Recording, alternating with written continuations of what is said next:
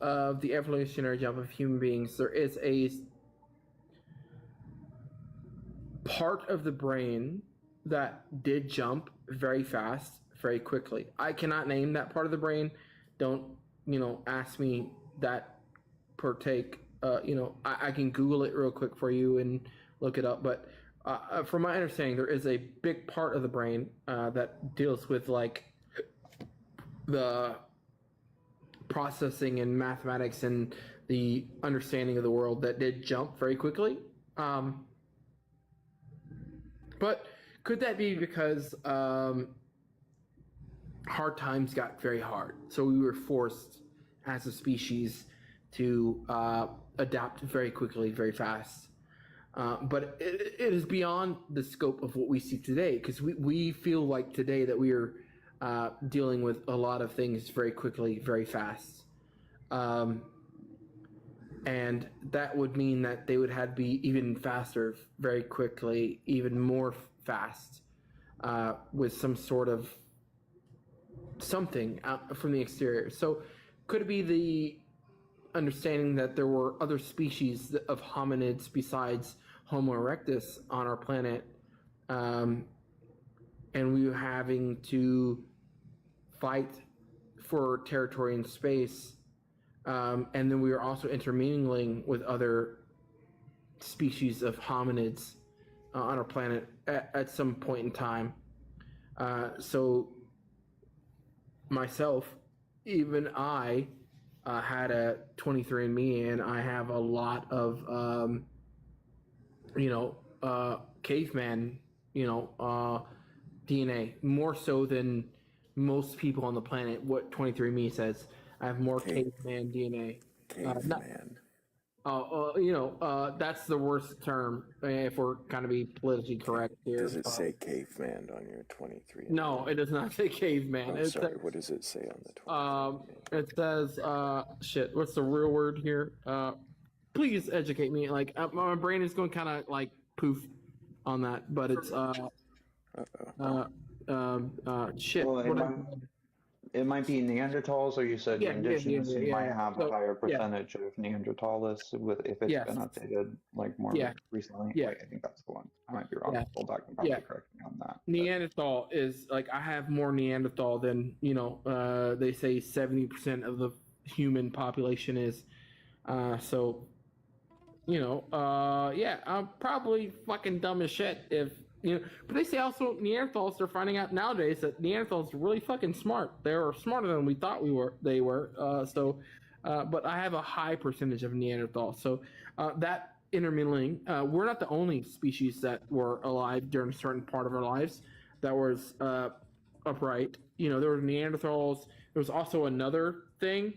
I think two other things that are also here. So there was Neanderthals, and there's two others. If anybody out there who's super smart about that part of human things, please educate me, because I'm pretty sure there were two other. Was it pygmy? No, that's a.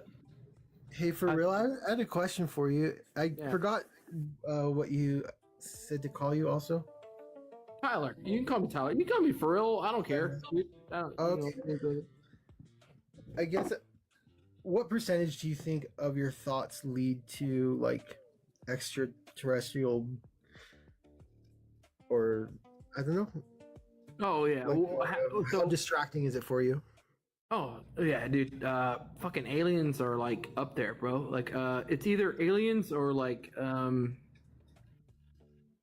shit, dude. We just did some shit inside our galaxy that is not replicated anywhere else within science's basis of evolution. But we also, as a species, have gone through a lot more than every other species, I think. Culturally, like, because of our intelligence, we create those problems systematically. So like evolution for us is kind of weird versus like a normal being on this planet. So because of our intellect, we have forced evolution, in certain ways.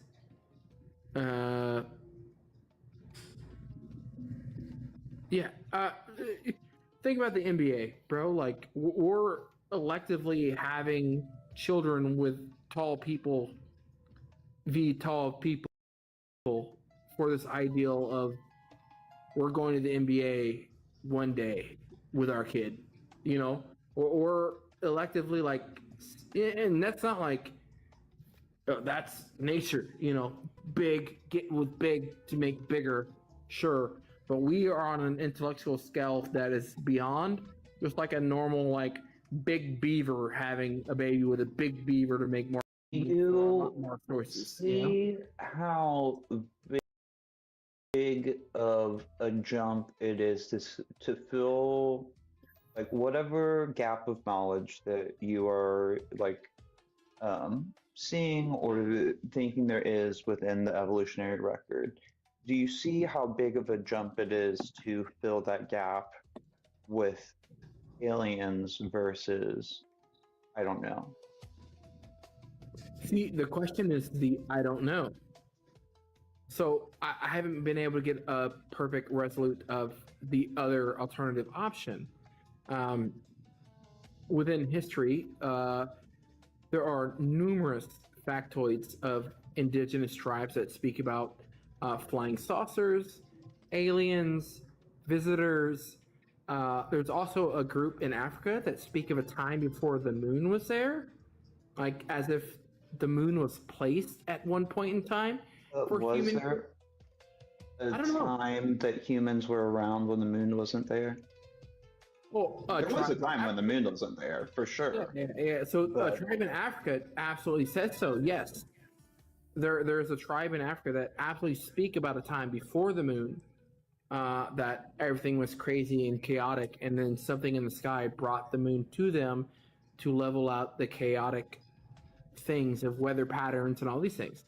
And you know how the moon was like created? Like, have you researched into the like theories of how the moon was created post early bombardment? Yeah, there's the impact understanding that we were hit with something so big that the state of the Earth temperatures grow so hot that it was spinning so fast that a drop flew out into space and it just stuck there.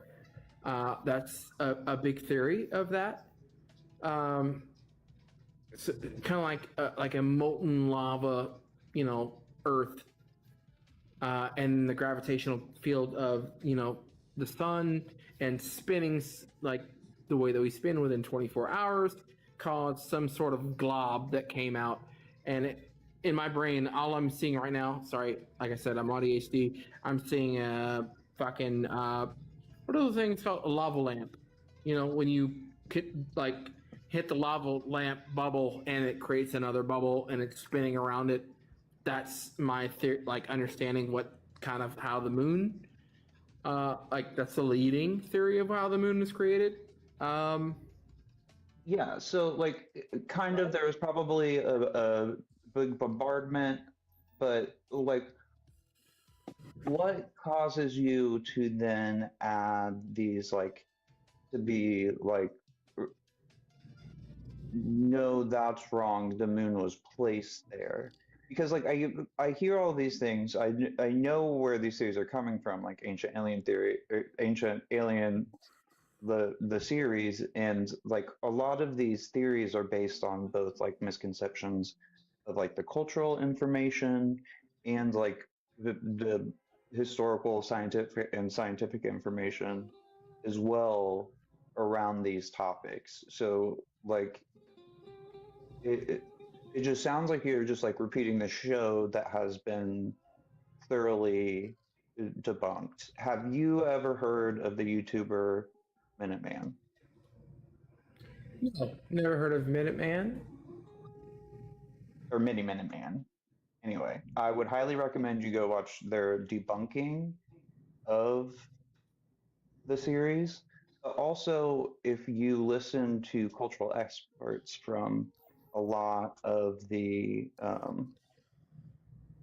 like different cultures that Ancient Aliens, these different areas goes into, it's based on a complete misunderstanding or like active misleadment of the cultural like stories or meaning behind the stories or even like understanding of the people of them being literal versus like not literal. Yeah.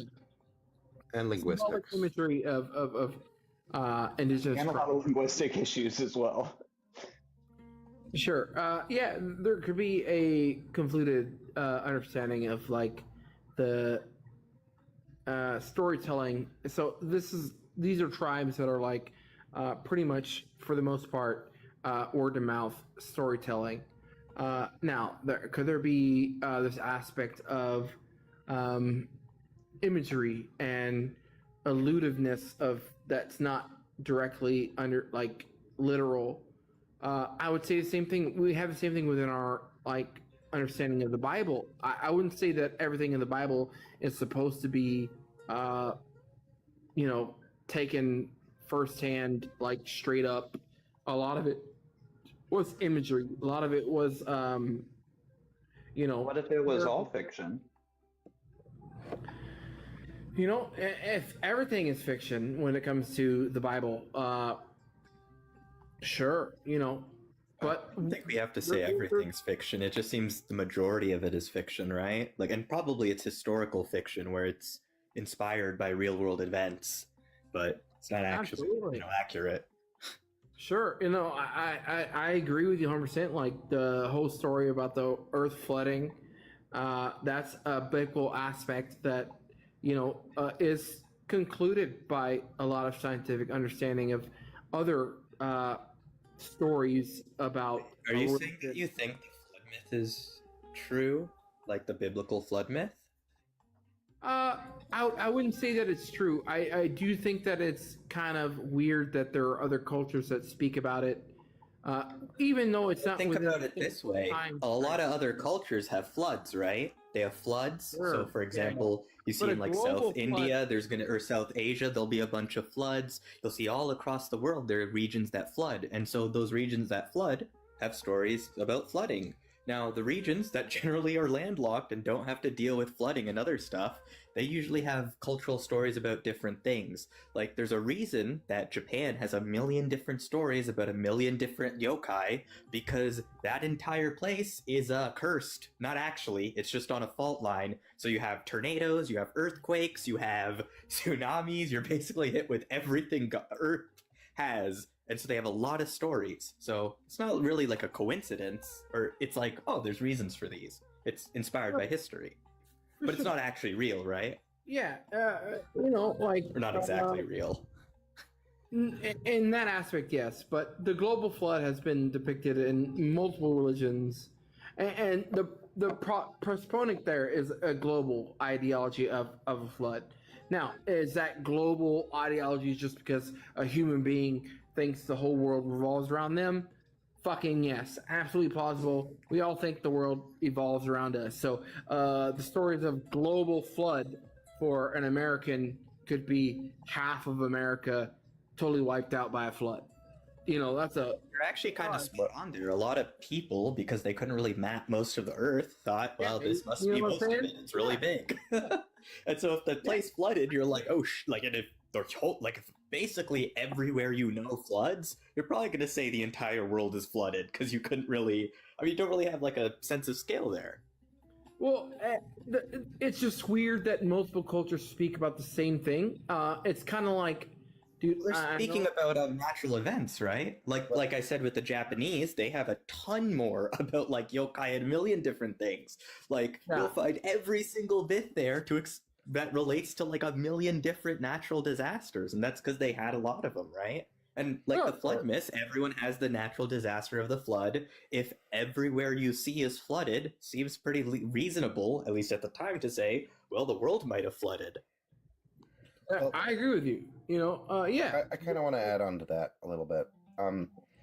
We look at like northern Germanic tribes and the stories of trolls that are like Conversely, used like the yokai stories in Japan. They live near mountains, so they create these stories to explain events. But something we need to consider here is humans tend to live near bodies of water because we need water, and water is a good and easy way to like transport things, right? When we have access to it. And the issue with this is big bodies of water or rivers have this habit of flooding. No, for sure. We're still trying to find out. I think that recently they found that there was a big body of water in the Middle East that was resonated from biblically that could have like expanded or de-expanded.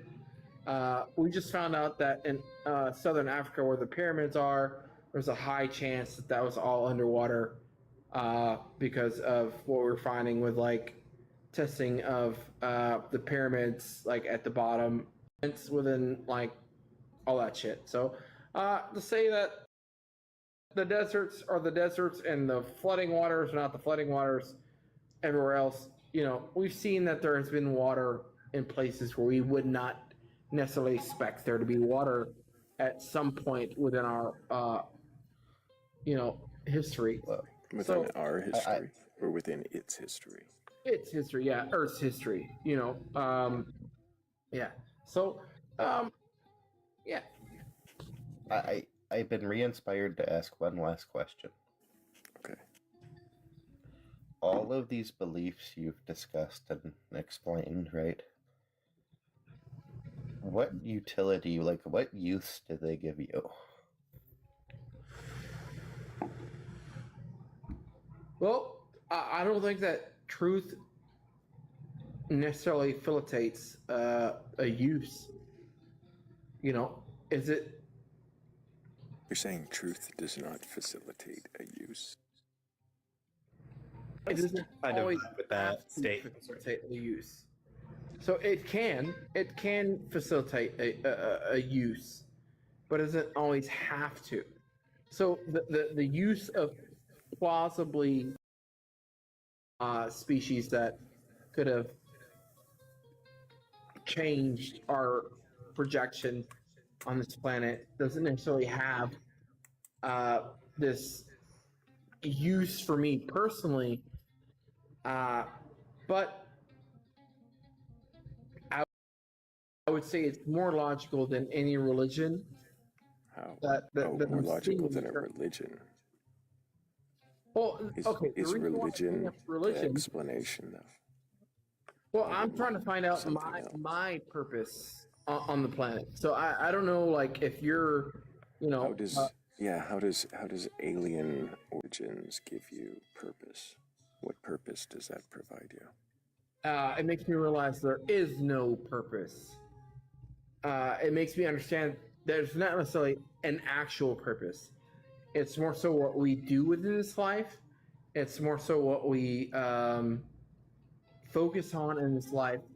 Our life is not demeaned by some significant being within the sky. It's what we propone on our own life. So I cannot blame the fact that I was raised in foster care from 7 to 19 because my mother tried to unalive me because of a father figure that wasn't there paranormally. I didn't have this God aspect saying that, okay, my mom was a piece of shit, she let me have me, and then she tried to unalive me. Me trying to question that was hard for me as a child. And yes, I'm giving a little bit more than you are asking of me by Do you remember the explaining question this. that was asked? But having that understanding to answer the question, Do you remember the question? yes, to answer the What question was the question? is what significance does the aliens give me in the aspect of everything? How do aliens give you a? Yeah. So the aliens give me a perspective of this ideal of I don't know shit.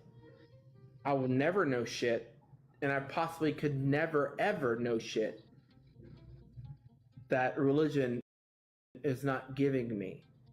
So if I want to like be upset with God because my mom tried to unalive me, I could do that for all of eternity. But if science kind of backs this ideal of the grays, science kind of is showing there's a jump between the understanding of a developmental part of the brain. Maybe, just maybe, there's this outside aspect of understanding that I can never grasp at this point in time, unless aliens come out here and say we created y'all. That it was not for a purpose.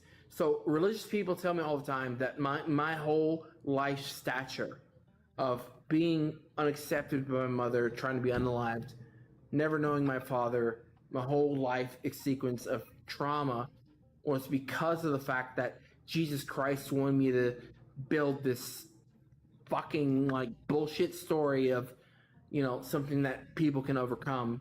I don't want to accept that. I'm just not proud of accepting. So you make up your own bullshit story or grasp onto other bullshit stories that you don't recognize the inherent racism in.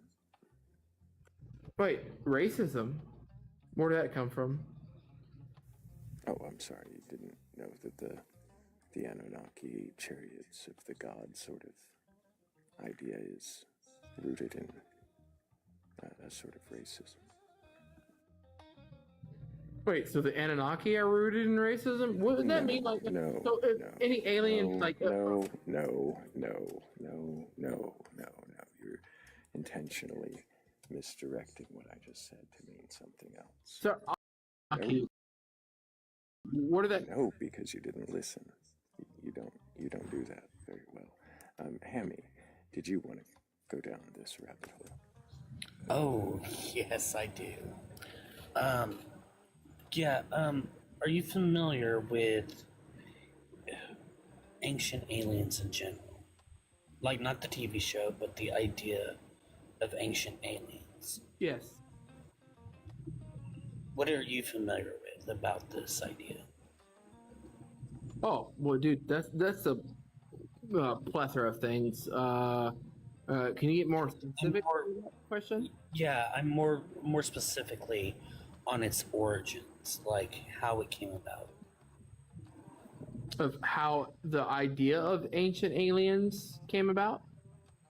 Yes, about how certain societies were had the product of higher beings that came to help them. Oh shit! If you put it in that light, you know, any instance of a higher being, sure, you can correlate that with racism. Yeah, sure. The white people are Well- like, more like highly over any other like Okay, culture. so no, the thing is, So, this one This is specifically. more so rooted in my indigenous Well, culture. So, like, yes, I don't for see a real, correlation. for real. Tyler, The thing is that this idea, Tyler, whatever. The thing is that the idea that there was an ancient, higher being that came down to help. It only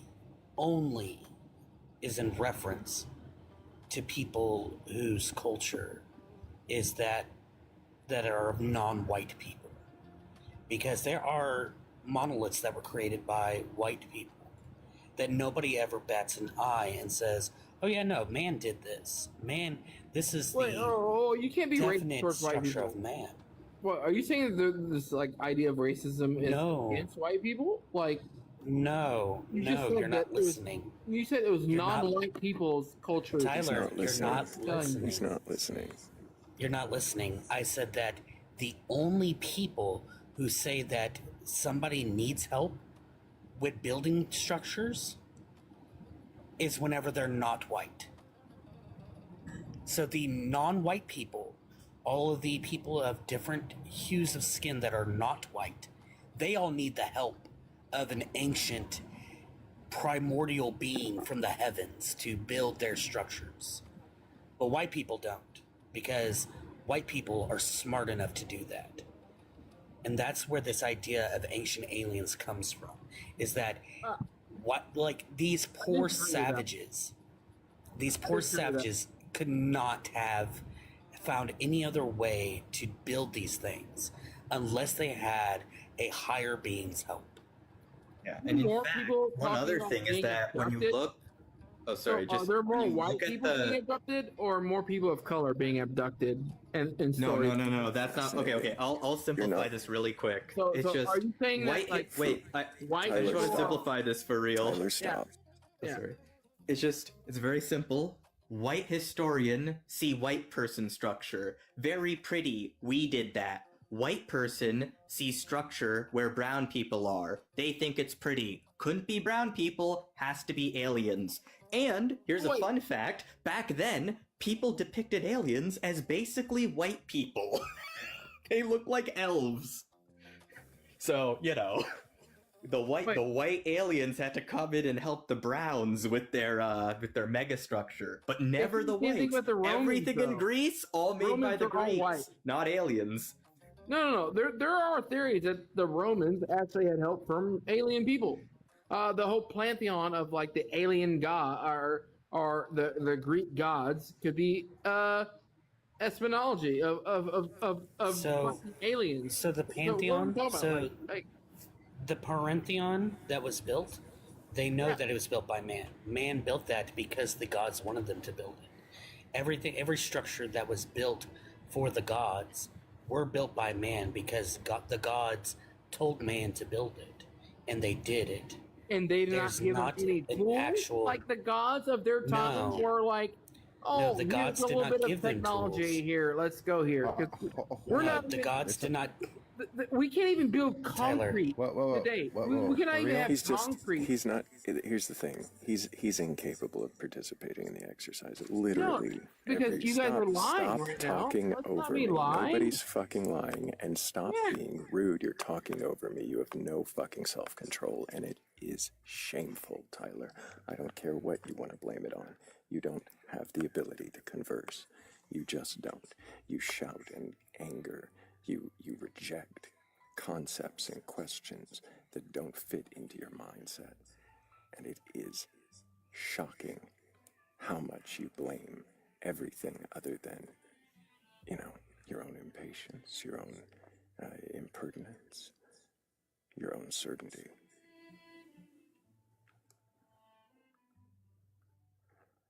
That was just too much.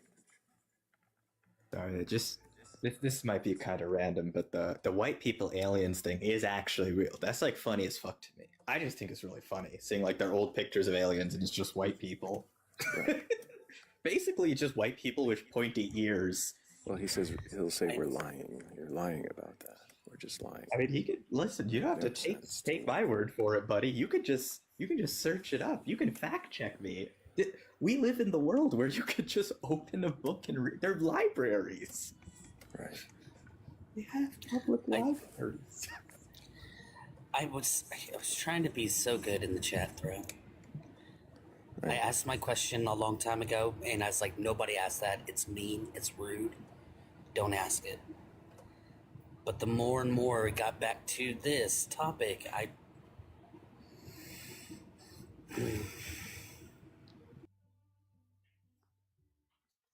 just And noticed. I asked my question that never got an answer, never got a response, and it was fairly simple about how you would feel knowing that idea was rooted in or promoted racism in any way, and that was the question he was bucking against and fighting against to the end. I hate that shit because it's like a lot of these other cultures have sick as fuck buildings, like the Mesoamericans, all of those different like pyramids and stuff, and that like isn't there like an entire like ruin that's like it's basically like an entire underground kind of like place you can live, and the Spaniards built a church on the top, and like and it sucks because it's like the ruins are so cool there. Why aren't people more? The Valley of the Dead the Valley of the Dead is freaking gorgeous. Is that what the ruins are called? I actually don't know. Well, the Valley of the Dead is in Egypt, and it's where the dead kings would be transported to, and it's like incredibly beautiful looking. And anywhere you go where there's these incredibly beautiful structures, it's amazing to me how someone can sit there and say, "Hey, look, there's this beautiful structure, but you know what? Because these people are brown, they definitely can't do it." And I'm like, are you fucking kidding me? What? Like, do you not know? No, I was just gonna say, do you not know the creativity of man? Like, why are you downplaying man so much to say that they couldn't possibly do this? I think what's even funny. Oh, sorry. There's just gonna be like a little funnier here, kind of a low blow, but you know, a lot of these ancient megastructures that were made by white people, thanks to things like colonialism and slavery, also brown people. True. Also, some of the brown people took their own slaves, okay? Some of those guys were really good at colonialism, okay? I'm just saying. White people aren't the only people who can take over other countries. Motherfuckers think they're the best at that shit. Get the fuck out of here. Hi, can you hear me, guys? Yes, we can. Can I get your age for Hi. TikTok TOS? 31. I'm from Ireland. Have a belief in a god or gods, higher powers, or anything like that? Yes. Countries. Ireland. Have a belief in a god or gods, higher powers, or anything like that? Yes. I Are you believe in currently the. driving a car? No, I'm on the bus shuttle. Okay. I You said believe you in do believe in a old god? Judaea and Draconia. You know places like old Judaea and Draconia, Rule Britannia, and all this stuff. I see. You believe I'll let in- people discuss that for a second. I'll go on mute. Fascinating. You let people discuss it. I had more questions for you. So you said you believe in old legends of Britannia. Like Hercules and Adonis, people of Greek mention. Was that heard? Yes, we heard you. I believe in So the shepherd of all shepherds, Joseph, the son of person of such Israel. Joseph. I see. And do you believe in Jesus Christ? Is that something else that you fit into your I believe grab in bag? Jesus Christ for his empathy, for his speaking of 12 people about the trick of the wine to save them. But not as a son of God, Savior. I believe my mom always tells me, always to remind me in study and living room, that Christians are the most persecuted for all time. We don't know why. Oh, are they? In the three denominational faiths of Abraham, yeah. What about Fascinating. more than the Jews? That's fascinating. It's Muslim, Jew, and Christian. They're all equal sons. They're all equal sons, or are they all equally persecuted? They were the last three to keep the secret according to Draconia, Old Judaea, and places such as Hercules. I have like a really specific question. Do you think Christians throughout history have been persecuted more than the Jews? You think? They called him God, Richard persecuted. Isaiah. Oh, sorry. Kingdom of Babylon, they called it. Wait, just quick question. He's You he's think- not wait. listening to questions. Okay, Big He's not Angel, hearing are you questions. here? I'm a half Muslim, half Jew, so I'm sorry, I'll let you speak. Sorry. I just think, like, do you think that Jewish people were persecuted more than Christians throughout history? I don't know how to say that to a number degree effect in generalization, because I wouldn't know. I'm only a human. Okay. Well, given what you know about history, such as stuff like the Holocaust and, other anti-Semitic things, do I you wasn't think in alive during the general... Holocaust. I wouldn't have known anything. I only watch it in movies. No, okay, but you know it existed, right? And it happened. I watched that at first hand. I know things. Wait. If you let me speak, I can describe what I mean. So there's a thing I know about Alcatraz where they were asked to walk up to be sent to their new homes, and it was a trick by Germany. They were actually very frail and weak, and they had people there in the queue as actual court, like their citizens, trying to bully them into subjection to psychological torture, because the actual people that were denoted to do such a test were Jews, and they were weak and frail, Okay, and their I side need you to were stop for able to hold just a the moment, briefcases. Angel. I'm really curious about something, and it's kind of important to this whole conversation. Why did you request up? I just want to say hello to my favorite person. I found your live 2 days ago or 3 weeks ago. I don't remember how much long ago. It was a few days ago or something. And Batcolyte, I think you're my biggest inspiration for learning these things. That's all I want to say. I enjoy your hosting. Thank you. I see. So you didn't come to question, but to thank me and heap praise. I wanted to join. I wanted to join because I like social engagement on the app. I just want to be able to be part of it. If you want me to mute, you can give me cues or give me a signal. I'll go on mute if you want to. I'm going to set you down for now. I find that, well, I mean, a lot of the things that you wanted to say could have been said from the comments. But if you are interested in participating and actually questioning your beliefs and actually engaging in a questioning to see if your beliefs are true or if they're worthy of considering as true, if they're held for the reasons that have meaning to you, that are worthy for you.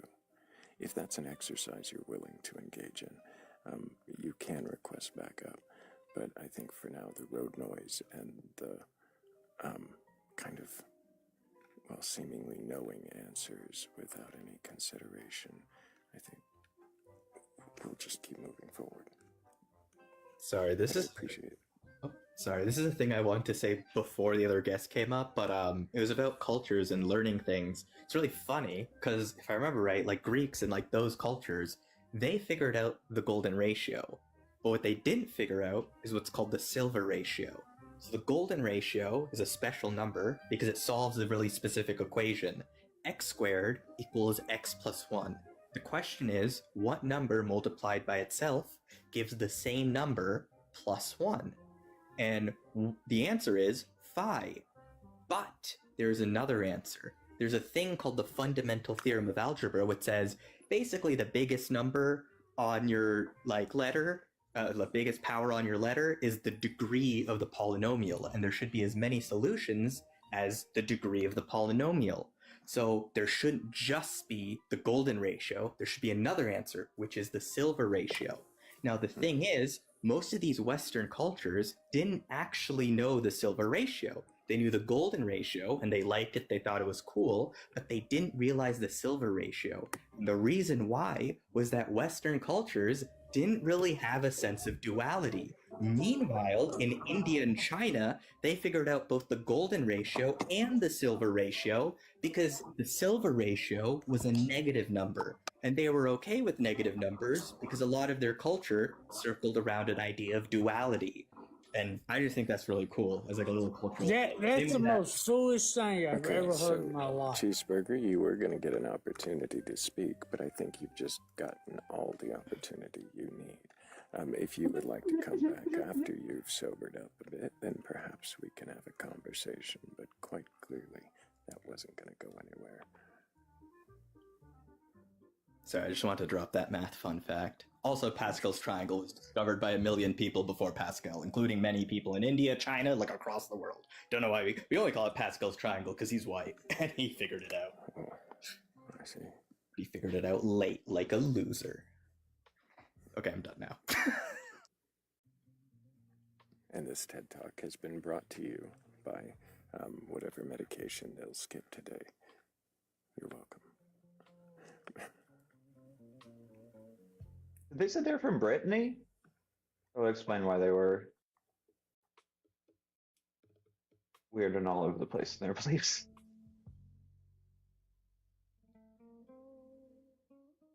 Yeah, but Dream, what about the platinum ratio? It's also a bronze ratio, but I actually don't know what those are solutions to. What is the platinum and bronze ratio? Is there a diamond ratio? I wouldn't be surprised. Fucking mathematicians will name things the most random shit. It's probably something to do with just geometry and like ray segments. Oh yeah, like always.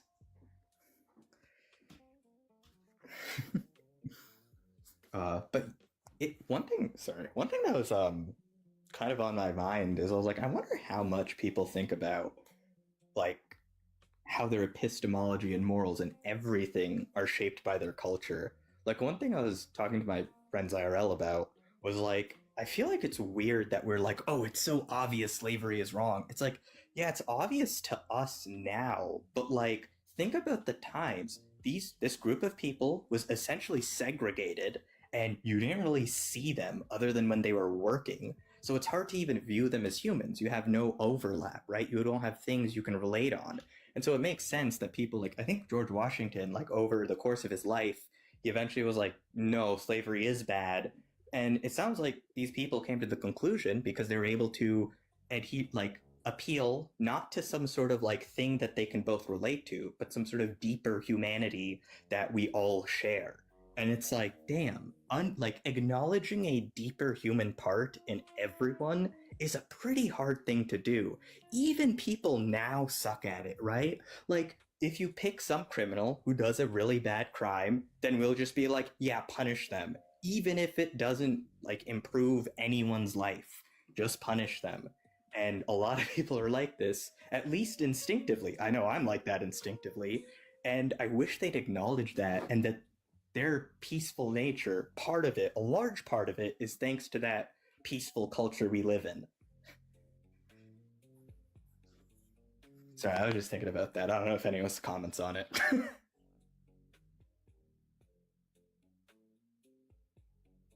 Damn, I'm just gonna we're sitting in silence, I guess. A Skeletor stares me down on the left. That's usually how it works. Mm-hmm. You often find that silence as you slip into slavery apology? It's not slavery is bad, 100% bad. It's just recognizing that, hey, you could also fall into that trap. The idea is, you've seen the Garfield meme, you are not immune to propaganda. It's an acknowledgement that, hey, these things that I believe are thanks to my culture, and our culture has evolved to be better over time, right? And it's just like an acknowledgement of that. Clarifying question. How do you feel about AI or robotic slavery? Honestly, I was thinking about that recently because me and my sister were talking about, she has a PhD in genetics. We were talking about how they are using little bits of like rat brain and like even bits of human brain to make like little brain cells, and they essentially attach them to like diodes or neuron or whatever, and then essentially the little bit of brain in the petri dish eventually grows in such a way that it learns how to literally like move little cars around, so that they'll hit a button and it'll give them dopamine. And now I'm like, oh shit, are we gonna start putting like brains in our technology? Is that slavery? If I make a brain and then use it for a computer, is that slavery? I mean, we're already there with like the organoid computers, so yeah, that's why. Like, well, is there a point where it's just like, okay, this is immoral. We can't have a brain this big because it's like, would it like? Could we construct a thing that's just neurons but doesn't have any conscious part? Also, yeah, robot slaves. What's a robot? I feel like at a certain point we're just gonna be like, no, robots are humans. That is. Also, sorry, Thrayle. To see you again, Nils. Hope you've been well. Yeah, I've been doing well. Lots of IRL stuff I had to do, but it's all done now. And it's like, holy shit, I have some free.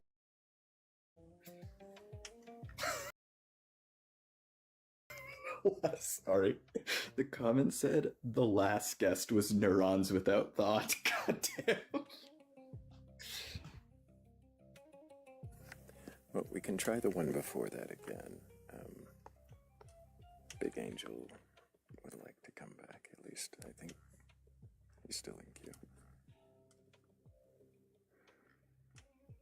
Hi. I think it's slightly different. It's more calming now. The sound external. There's still a little bit of road noise, but Give me 1 second. I'm just putting in my pods. Okay.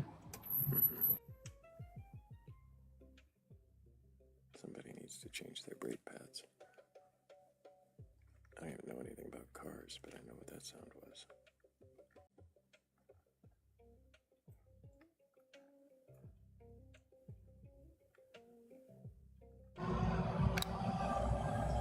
1 second. Now you're at the airport. That was a car taking off. I think if it's like that when you come back, we'll just wait until you're somewhere quiet. Way worse.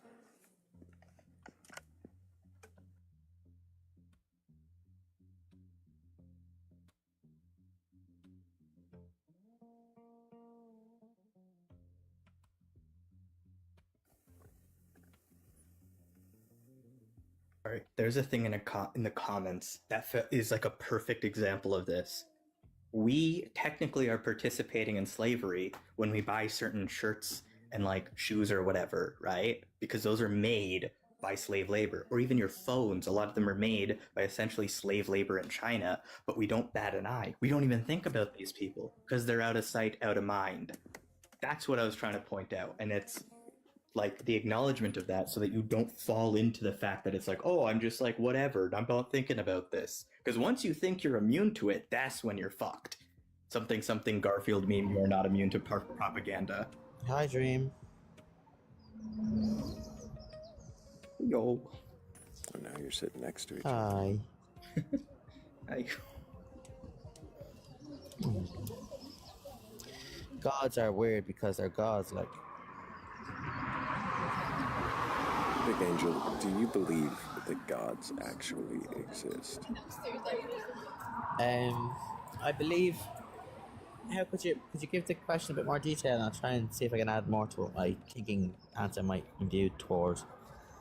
Like, you're asking me, do I believe gods exist? But do you mean like in all forms of such?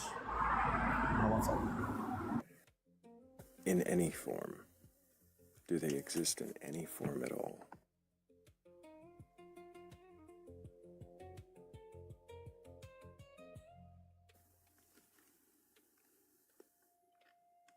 Yeah, we don't need your camera. That was not. Nope. Can you hear me? Yeah, if you want me, if you want camera on, you can ask me. Sorry. Yes, I believe in all forms in Mercurialis's theory. Yeah, all forms of matter. Yes, reverse gypsy material law. I believe on all this stuff. I'll speak. What? Okay, I already told you no camera. I said you do. From Brittany, it's going to be so much regionally specific jargon that it's going to be so hard to understand what they're talking about. I don't mind regionally specific jargon, and I can usually find my way into it. I would appreciate them, respecting consent, and I said no to the camera. Actually, I'm not going to say that because that would be really mean.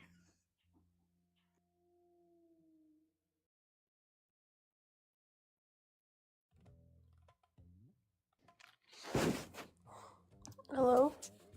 Hello, Marina. Can I get your age for TikTok TOS? I'm 23.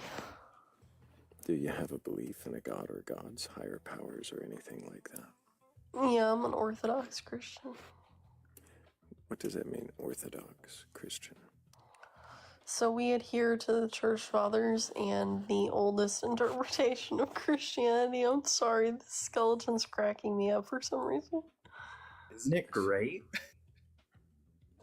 The oldest interpretation of Christianity. I see. So, the oldest. How do you know it's the oldest?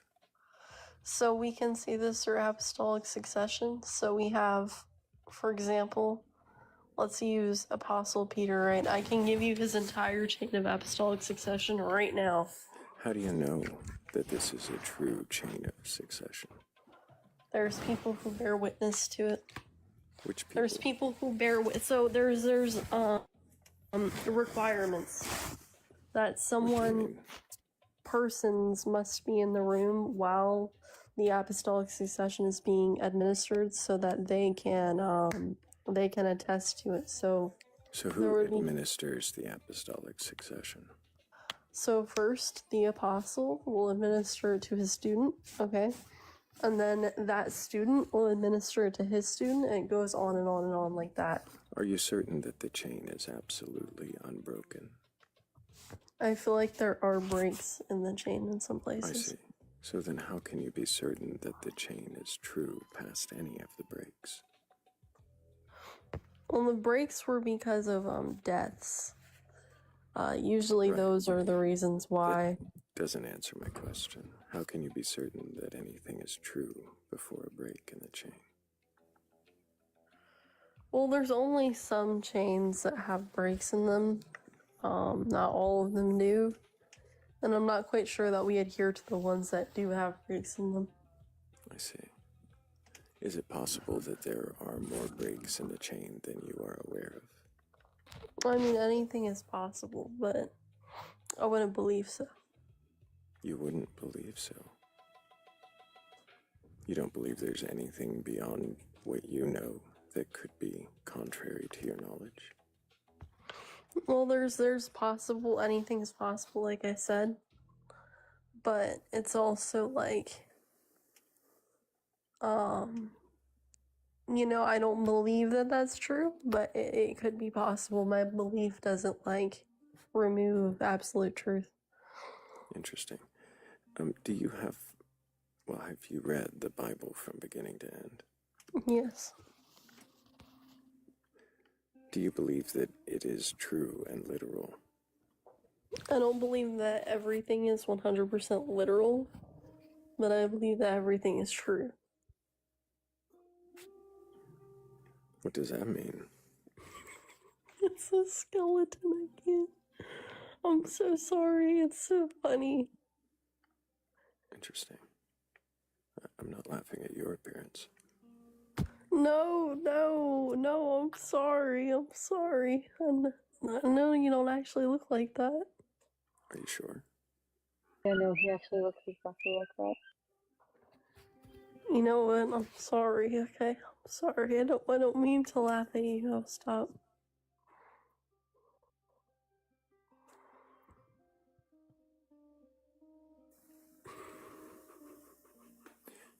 You said that you don't believe everything's literal, but you believe everything's true.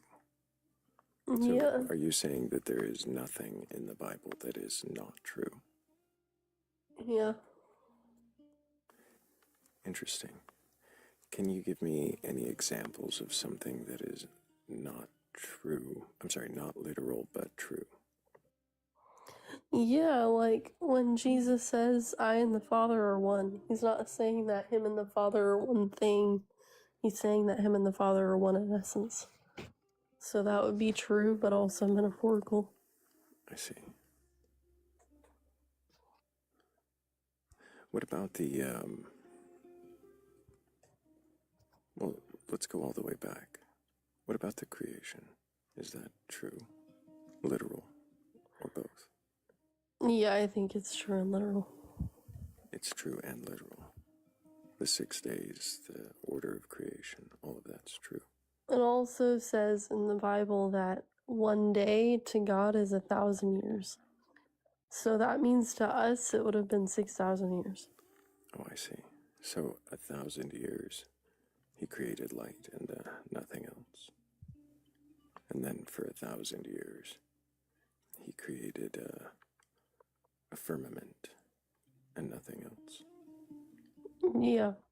And then for 1,000 years, he created plants. Yeah. Nothing else.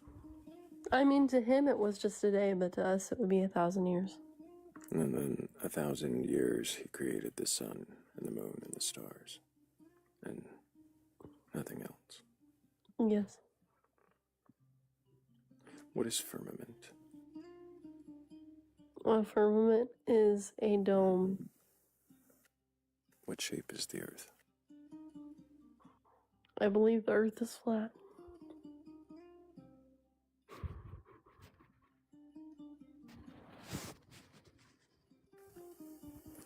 Does anybody else have any questions for this guest? What? Why do you think so many people think the Earth is round? It's indoctrination nation. Okay, so do you think it would be possible to indoctrinate the entire world about something, or like you indoctrinate the entire world about a fact that they can all check themselves, right? Like we could check ourselves if the Earth is round using a myriad of different methods. Do you believe that? No, the only method would be going out into space and beholding it. Funny, we actually already did that. Actually, we did So it did you do recently. it? So did you? No, but we saw it online, and So we then, know how the do you know that people. it's? How do you know that Well, we it's know not the dodgers? we know the astronauts. We know the organization that Okay. did it. We know their records. They But- actually had information that they gave back. We know the sources. We know they're trusted sources because they're often accurate about what they say. For example, you can go to NASA and you can look at a live stream of the Earth. They take a picture every hour. And if you want to, you can look at the cloud formations and try and predict the weather. It's actually really fun to do. So Okay, they give we're you not all these arguing about if the Earth resources. is They flat even or give not. you. Oh, sorry. Wait, what did you say? I didn't hear. I'm I sorry. said we're not arguing about whether or not the Earth is flat.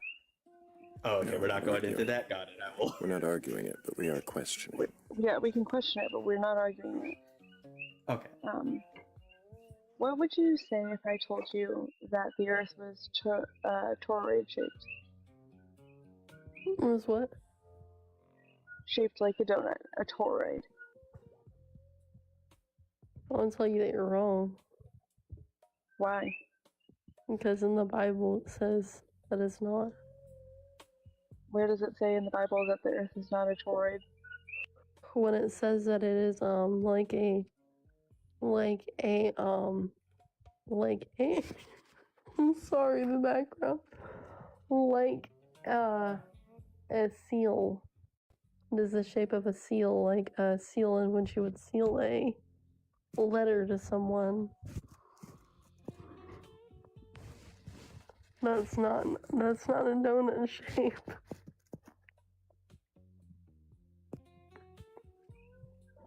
Do you really believe this? Of course.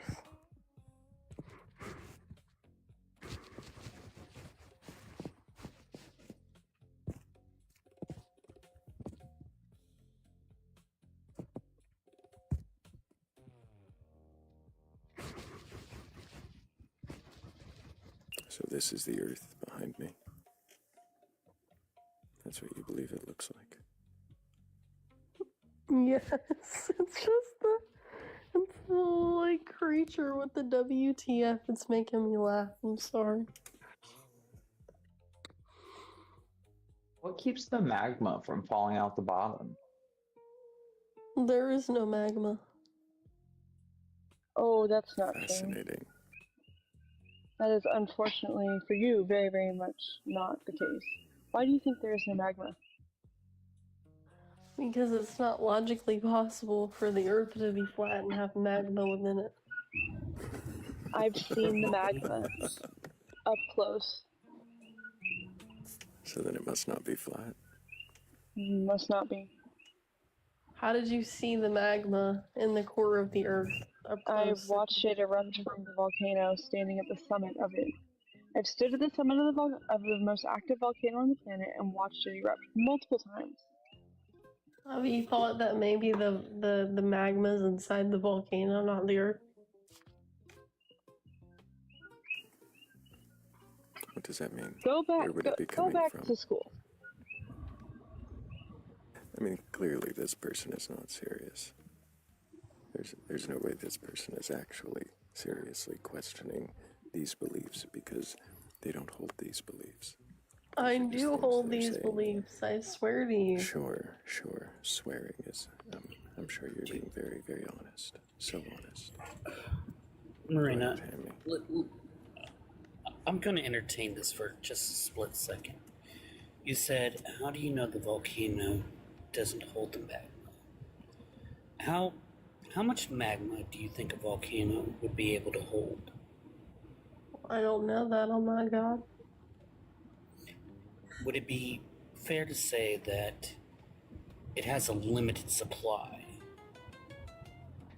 I mean, yes. Okay, and if a volcano erupts, say, I don't know, 6 times within a year, or well, 6 times within a year, that'd be a good hefty amount of that magma coming out. Yeah. Let's say that it does this several times a year, and it happens over a consecutive of, say, I don't know, 5 years. Would it be fair to say that that magma would eventually run out? Yes. Kat, how long has that volcano lived? This time, I mean, it erupted continuously for 35 years between 1985 and whatever, 1983 and whatever 35 years from then was. But this time it's been erupting about once a week since December of 2024. So, if the magma was contained within this mountain, and over that 35 years it didn't run out, and over this now, since December of 2024 up until now, it hasn't run out, would it be fair to say that it's not accurate to say that the volcano itself is holding the magma?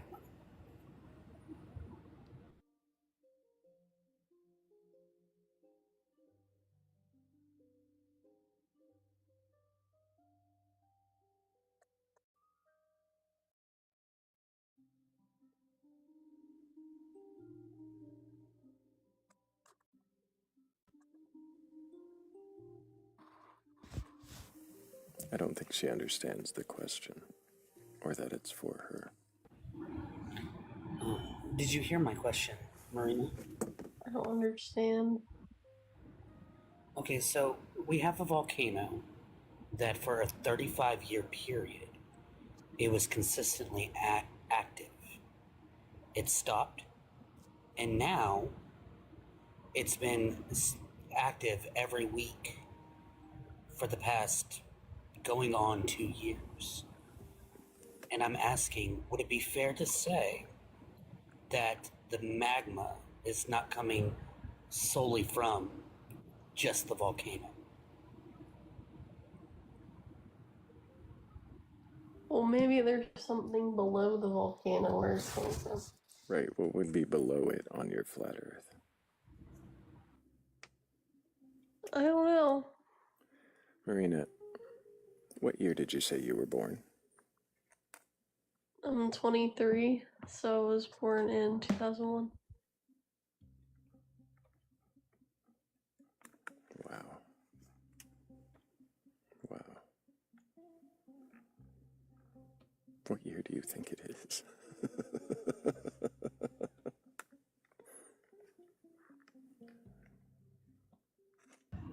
2001?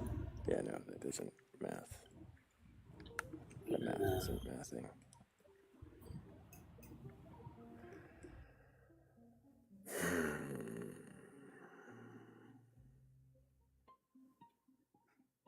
I have a guess at what this means. I have an inclination of where this will go. And I'll try not to prejudge. Yeah, unless they're just not even there anymore. It's probably for the best. If you've got a belief in a god or gods, higher powers, or anything like that, and you're curious enough or courageous enough to question your beliefs, go ahead and request up. We'll be more than likely taking a new guest fairly soon, but let's see who else is in queue. Hello? That's right. Hello, can I get your age for TikTok TOS? Yes, I'm 21. What year were you born? 2004. Do you have a belief in a god or gods, higher powers, or anything like that? Yes, I believe in the Christian God. And have you read your Bible from beginning to end? No, not from beginning to end, but I know enough about it to believe that it's 100% true and literal, and I believe in a 6,000-year-old Earth. 100% true and literal, and a 6,000-year-old Earth. And what shape is that 6,000-year-old Earth? I believe it's flat. You don't have to talk about that if you don't want to. but I can explain why I think it's flat.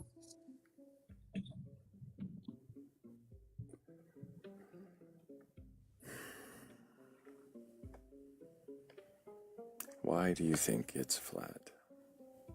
Because I believe Earth is the center of the universe. I believe that God's story, history, is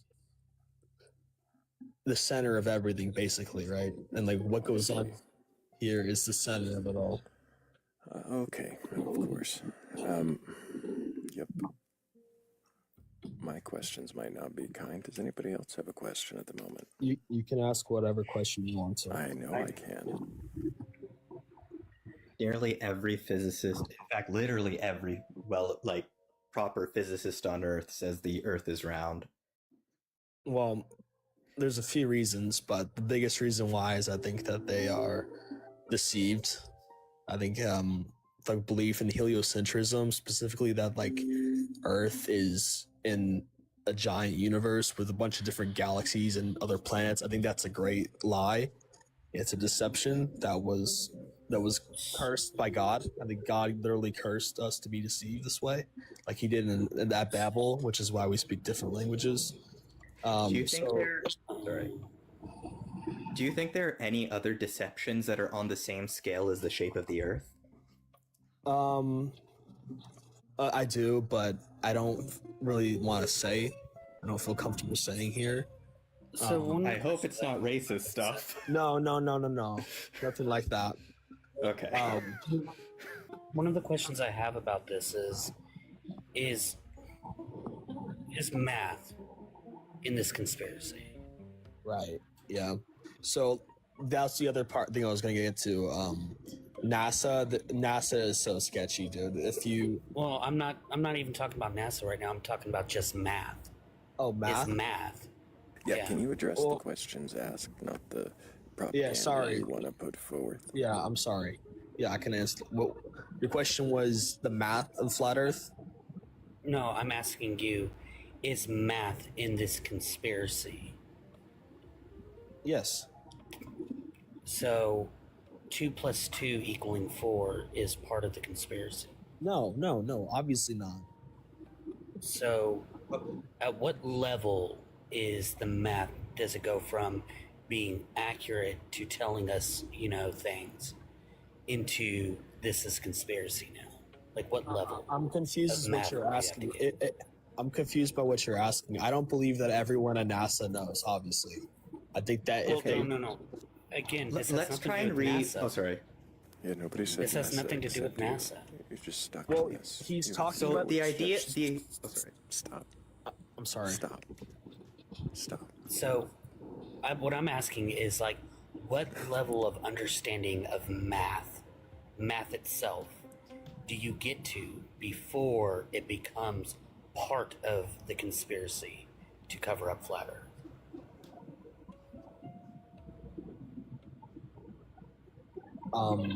I'm sorry. Could you just reframe it? Like, I really am trying to understand. So, could I try reframing it?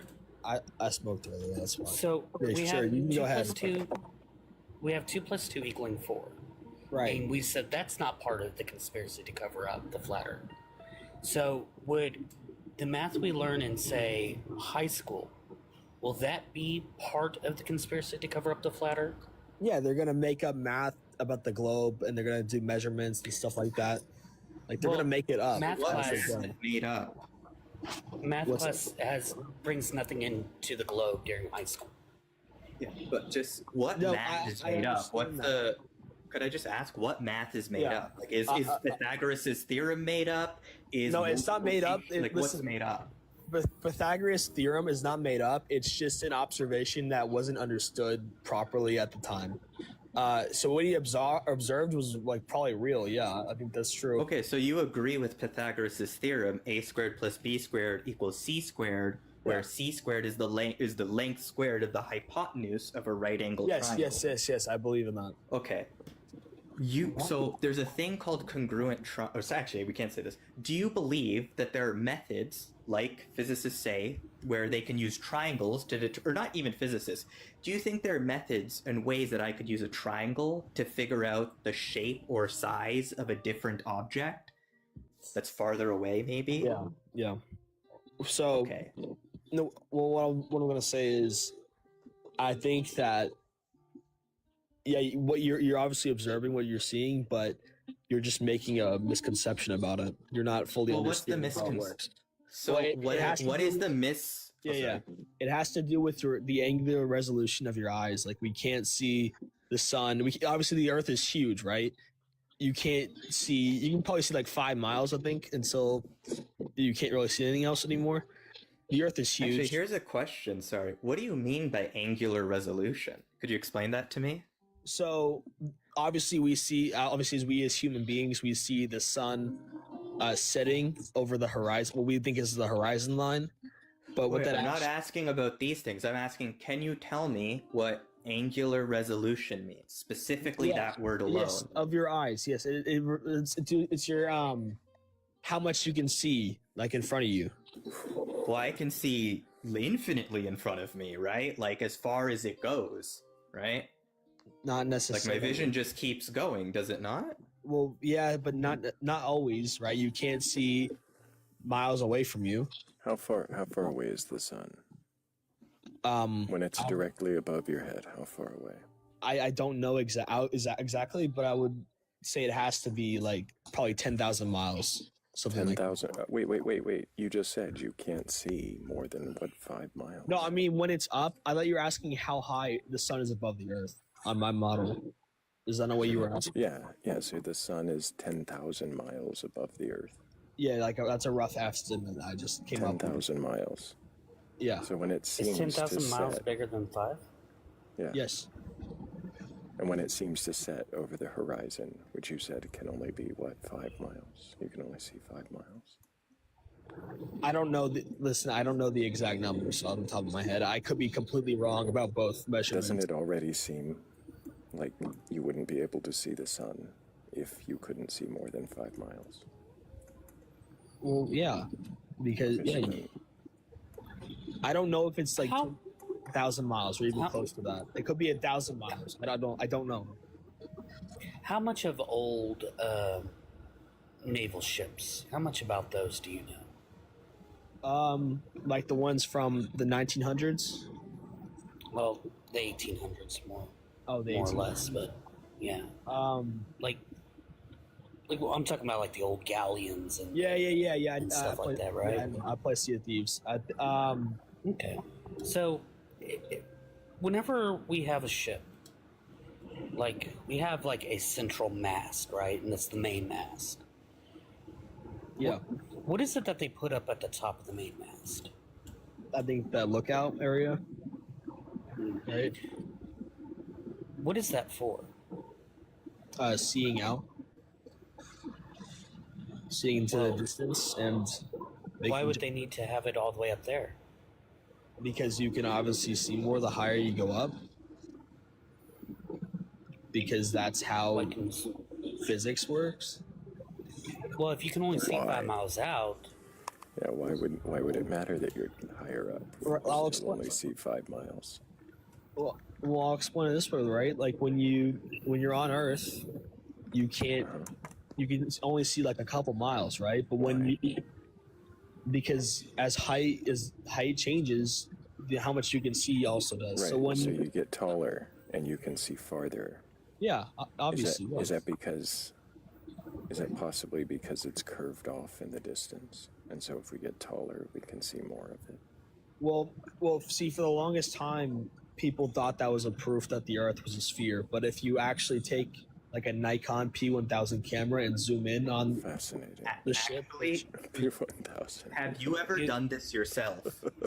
I've seen other people do it, and it's real. Okay, it's wait. real. So you've seen other people do it.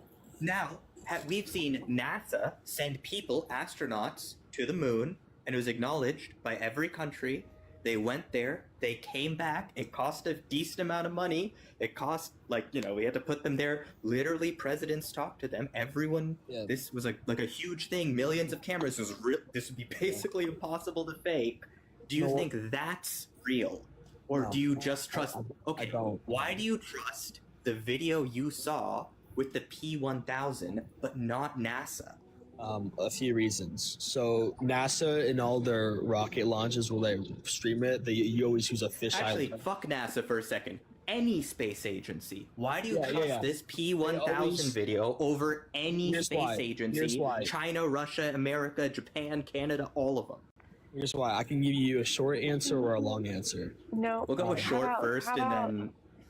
How about... Oh, sorry.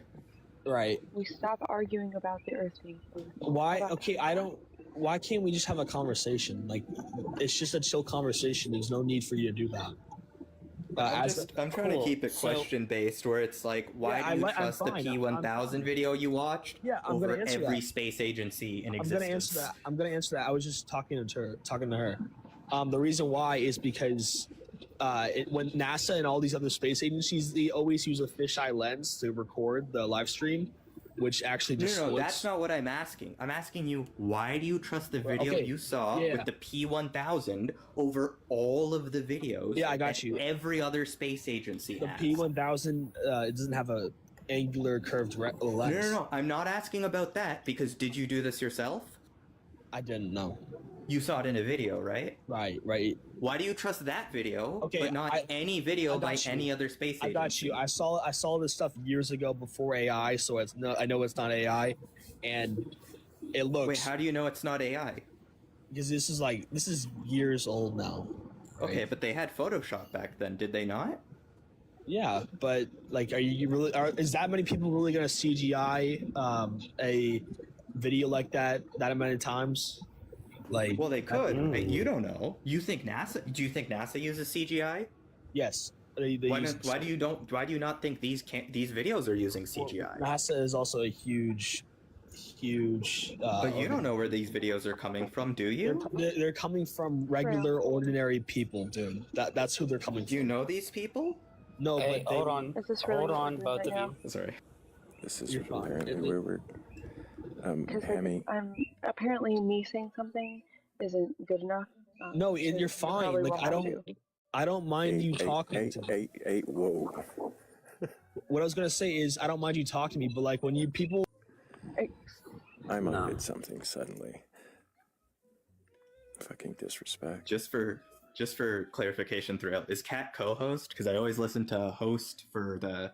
So if she's co-host, I will also just listen to her instructions. All the panelists. No, I didn't give any instructions. She just asked if, we could not make it an argument, a debate, which is, on the screen. Okay.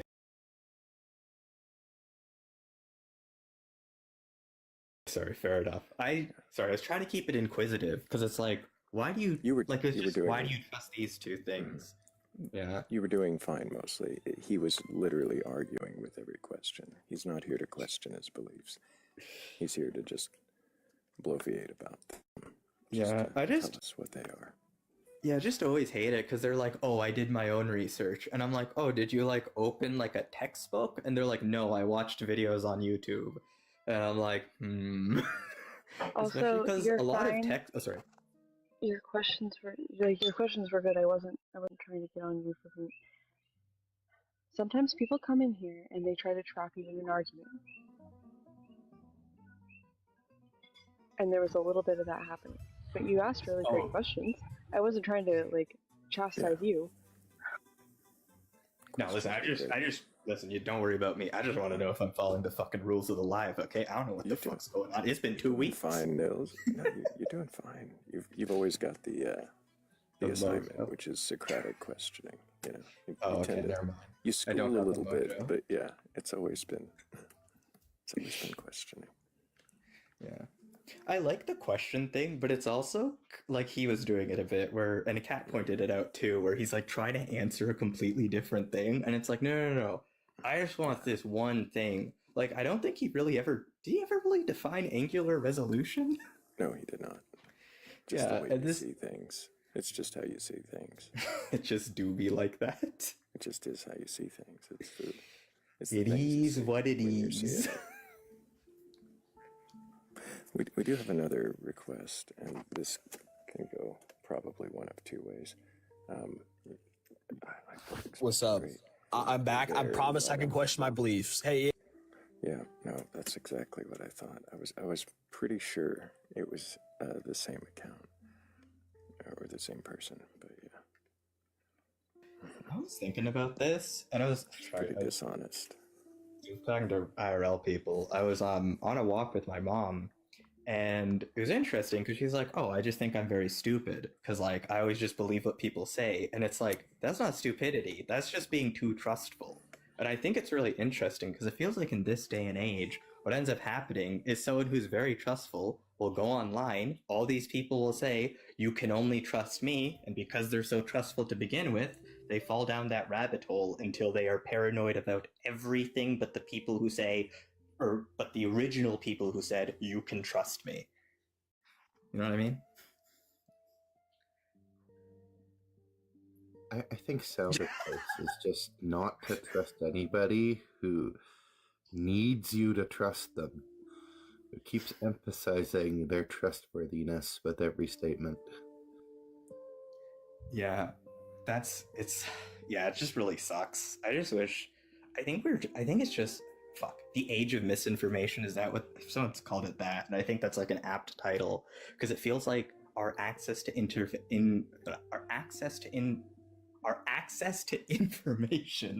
Oh my God, I can't speak. Our access to information has grown way faster than our ability to process it. I feel like most people are now like delving into like things that you to say you need like a higher reading level to actually comprehend. Like one of the things that messed with me the most was I remember in high school, this was grade 9, the teacher gave an assignment where essentially you read 2 different articles. One of them was actually just straight up propaganda. The other one was a science article. And for me, it was really easy to be like, oh, well, that's straight up propaganda because, you know, they're scientists in my family and stuff like that. But what surprised me was half the class thought that the propaganda article was the scientific paper because it was more assertive.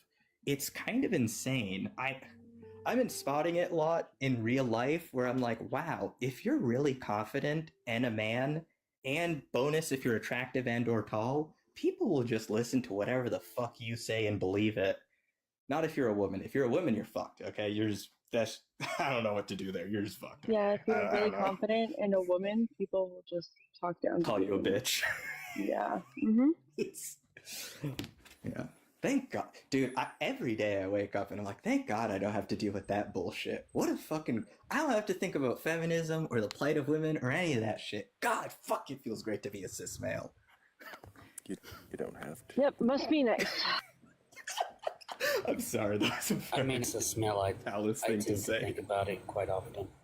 Yeah, I was gonna say you don't have to. I suppose. I think it would be good. It might be helpful if more of us did, right? Yeah. Like you probably should acknowledge and try and help with the like shitty things that like for example, if you have female friends, just acknowledging the shitty like stuff they have to deal with, and trying to help with stuff like that. But you know, that's too sappy for this. Also, I'm used to being a total asshole. Call it out. Also call it out when you see it happening. Right. That's pretty important. Yeah. Like when a woman's making a point and you interrupt her. She gets talked over. Yeah. That would be a thing to call out. Especially to do it and use a derogatory word. Though, as an example, there's a little there to call out, Hills. Oh no, I just popped in my head. I'm not gonna lie, I'm on like what is it called? Runaway consciousness? It's very late here. I'm just having trouble falling asleep. Also, for some more context, I was like joking around about it, but I just wanted to. I think that's the only way I really know how to tackle the issue because I can't tackle it from an actual interpersonal level. I'm gonna tackle it another way, with ears rather than a mouth. I think the way to think about it is when you're making a point about not having to to put up with the things that women put up with and a woman's voice rings in, it might be best to hear it till the end of what she's saying before jumping in and saying, you know, your interjection, which includes a derogatory word about women. Just a thought.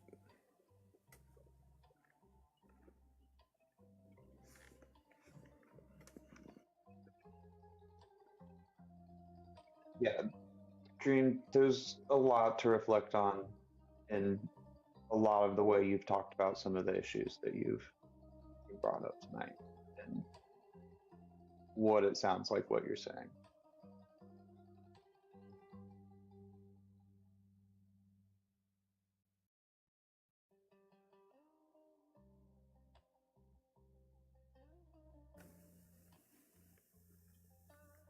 We should all work on deconstructing our internalized misogyny and sometimes our externalized misogyny. And that was a very kind of weird, awkward take, especially for the, what do you say, 4 men sitting here around me that respect the hell out of me. Yeah, it was weird. So I would like to apologize to Kat. I am sorry I invited you to my live, but we were having a normal, regular conversation and nobody was being crazy.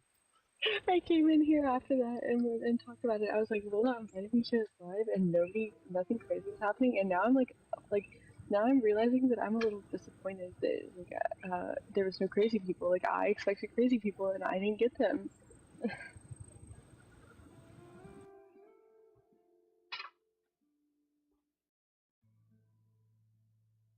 But thank you for inviting me when there was no crazy people. That was very considerate of you. I do appreciate it. Except next time, make sure there's crazy people. Okay. Thank Will you. do. We're not exactly looking for crazy people. We are looking, however, for someone who can question their beliefs in a god or gods, higher powers, or something like that. If you've got a belief and you can question it, then go ahead and request up. And it'd be great if you did it in a, respectful way. Also, yeah, no, well, that's the thing. I was like, well, if I didn't want crazy people, I would just go to the Batcolyte. But I wanted crazy. Yeah, you would go to the Batcolyte to question your beliefs, just like anybody in the audience can do. Yes, they can.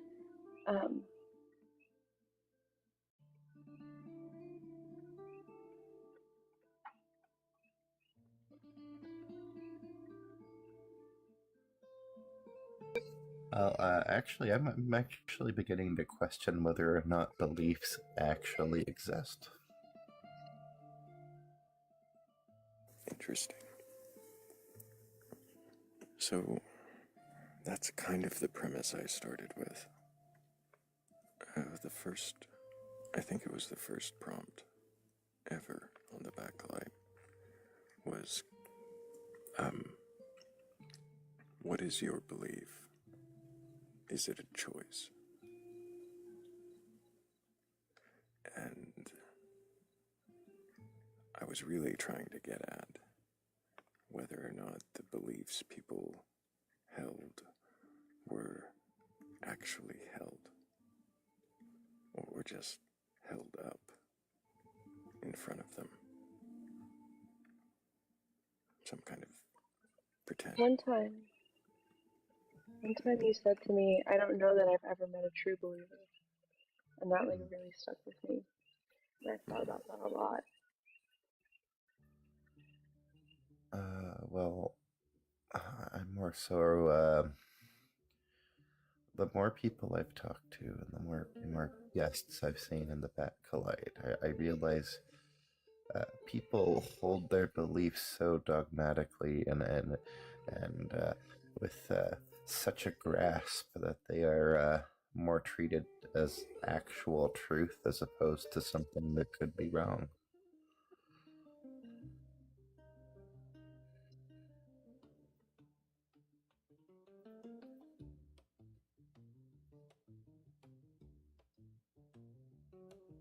Well, probably because it sucks to be wrong.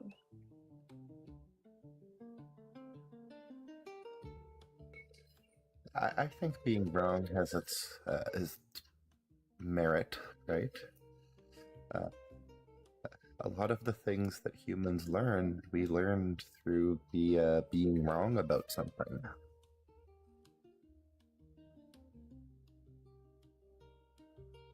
Right, I know being wrong is a good thing, but it doesn't always feel like a good thing. And I think that beliefs, especially, are very emotionally driven, right? Mhm. Well, I mean, I think my take has been pretty obvious that beliefs are simply answers to questions.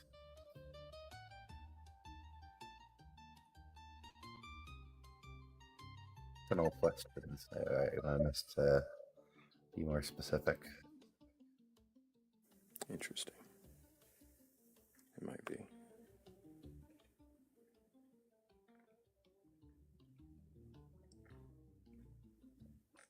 Sean, the only way to find out is to hit one of these boxes on the panel or the pink and blue people down there next to your chat. If you've got those options, click on them, see what happens.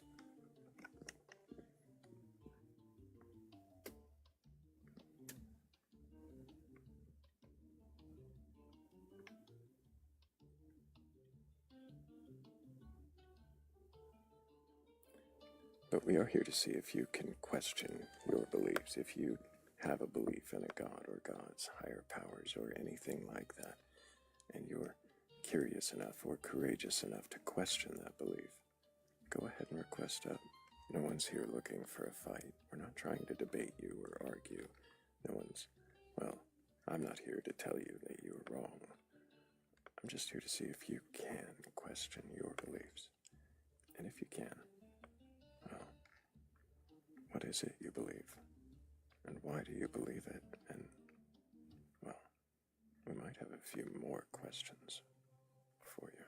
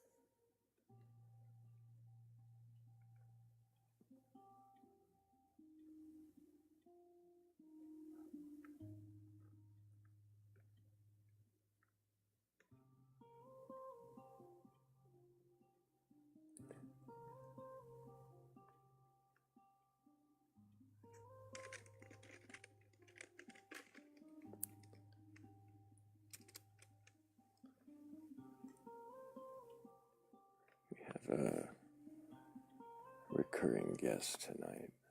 Well, seemingly one it be recurring. I'm not sure if we should go that direction again.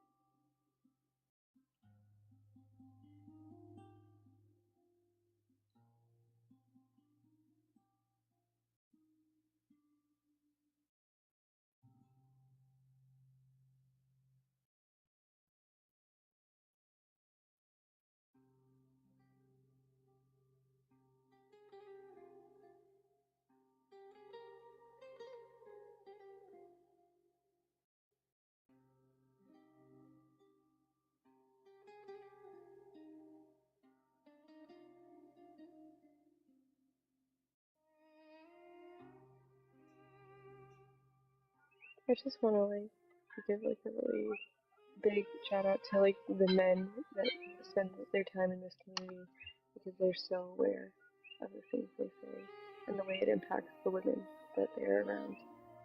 And they try so hard to make sure that we always feel heard. I appreciate that. Appreciate you, Kat. We can't always be right if we can ever be right, but we can certainly pay attention when others are wrong. And you guys always do. And I appreciate it so much. It's very unique.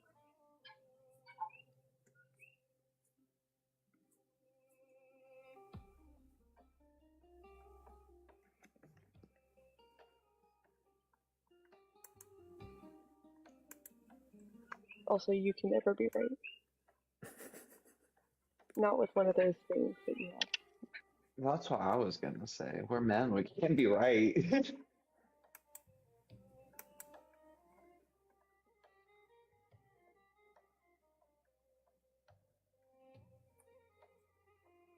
Well, you know what they say about being right.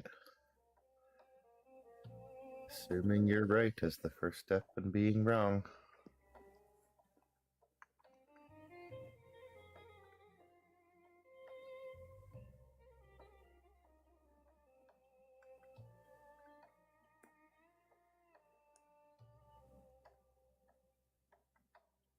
Also, thank you for always letting me tell you that you're wrong, even though we all know that you guys are all right more than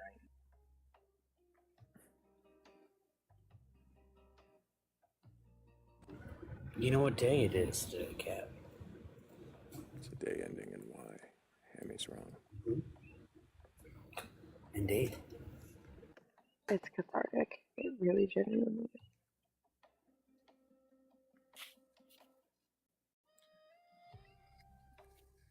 You know, Kat, you should drop me. Just to be right. You know what, Will Dot?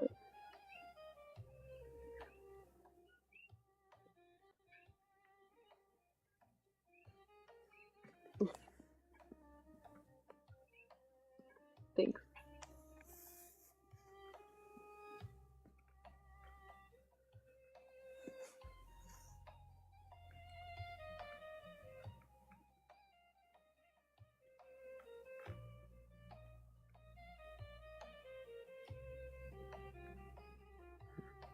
I don't know if this guest is going to load in.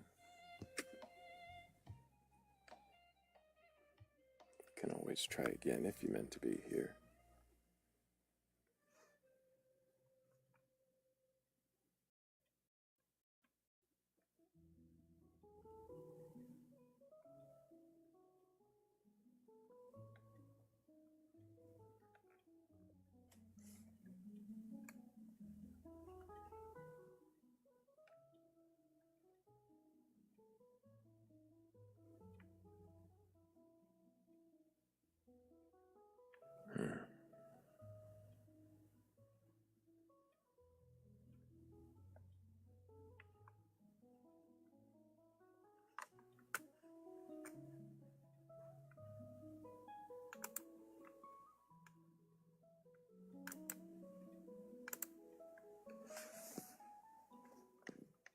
Nice poem, Hammy.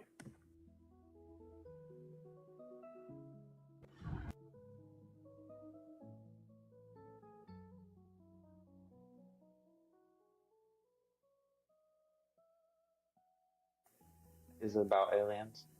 No. Was that a yeah or a no? No, it's about. I mean, maybe it's. I heard like a yeah. I could see how you could infer aliens if you wanted to, but no, it's more time and longing and absence and something. I don't know. People might have to go to the Discord, and you might want to go check out the link tree in my bio or the Batcolyte bio, or either one. And then you can go to the Discord and find out what the fuck we're talking about.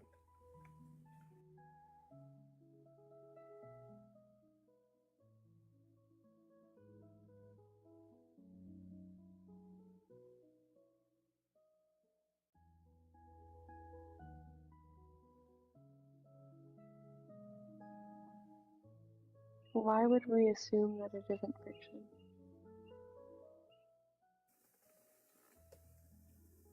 Why would you assume that it isn't?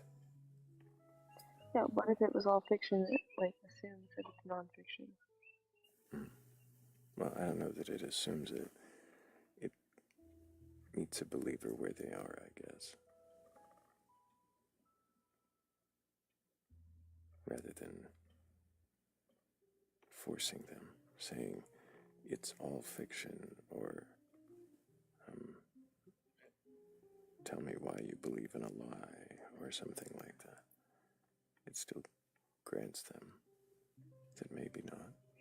I mean, I What if wouldn't it was? necessarily say it like that. I would probably ask them, like, why do you assume, or what leads you to believe that it isn't fiction? That's a good one. Why assume it's real? What leads you to believe that this is real? Because every bit of, like, everything we know about the nature of reality says the miracles didn't happen, right? Like, we don't see magic like that occurring. So why would it be anything other than fiction?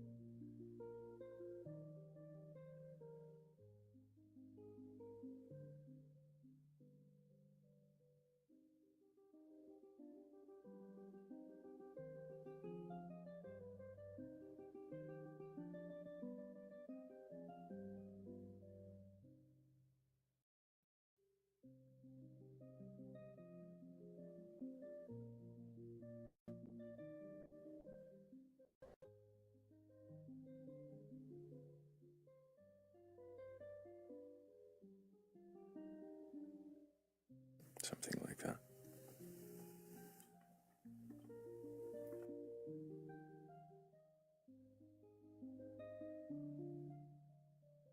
Yeah, something like that.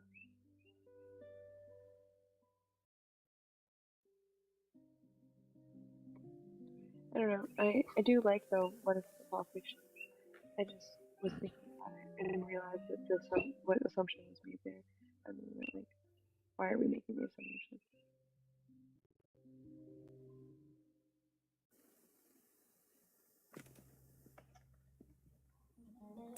A more externalized question, rather than from inside. That's fair.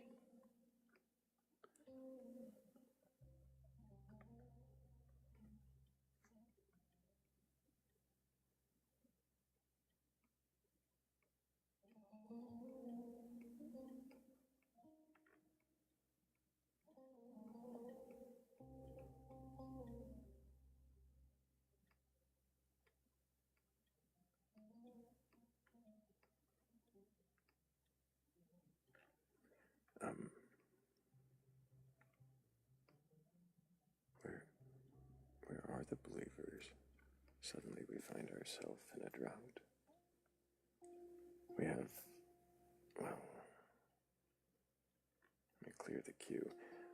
That might be an old request.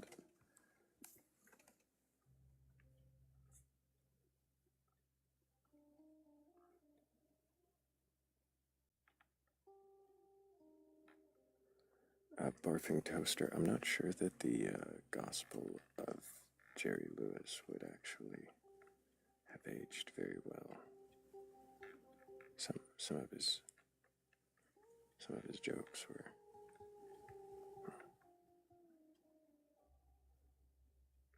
questionable. Well, is there anything that isn't questionable? Anything that isn't.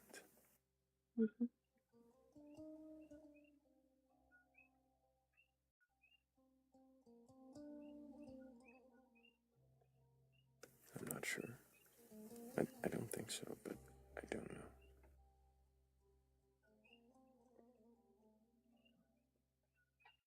know. What would be an example of something that might be unquestionable for you? Might be, not necessarily is.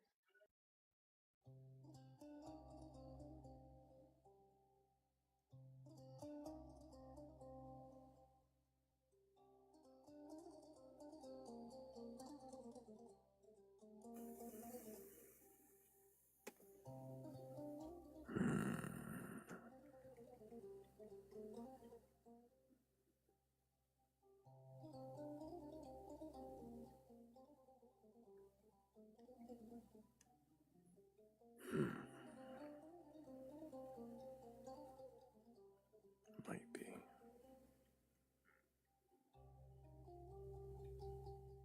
I'll accept that. Something that might be unquestionable.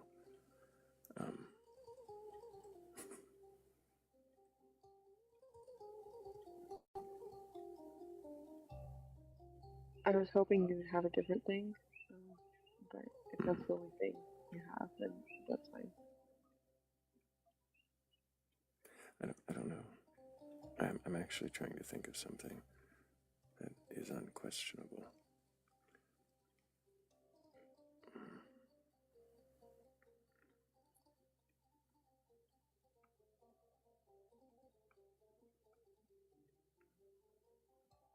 Because even the things that I think are the most stalwart stances that I hold should be questioned, should be examined, should be scrutinized. Otherwise, their stalwartness, the certainty or relative certainty that I hold wouldn't be, I don't know if worthy is the right word, but something. I don't think I'd be as firm in those stances if I couldn't question them. For me, that's how I find things to be relatively sure of, is by questioning them.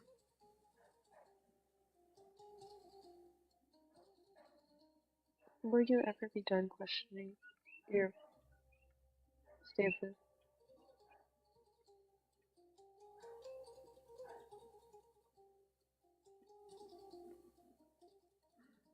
Perhaps some stances.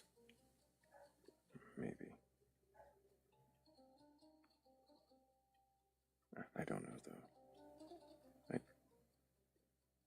I'm not sure that I want to stop questioning.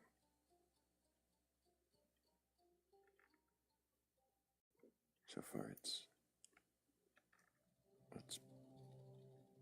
mostly only brought me good. And I think the things that it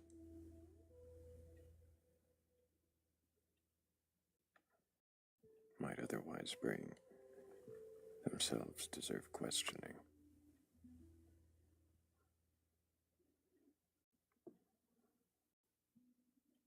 When you started this live, did you think that you would be here in a year and a half?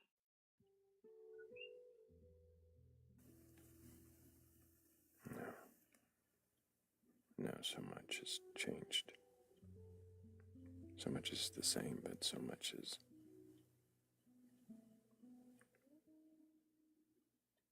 different.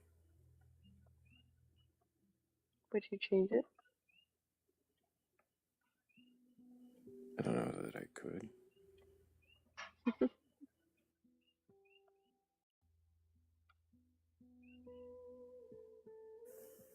And if I did, how could I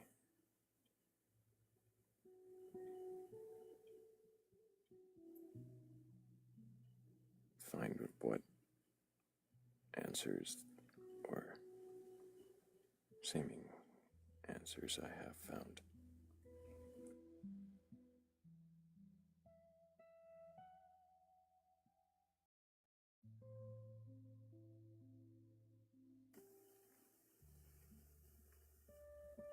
I'd have different answers. Maybe. Probably.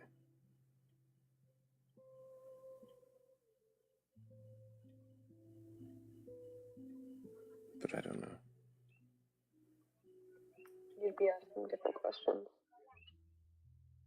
Probably.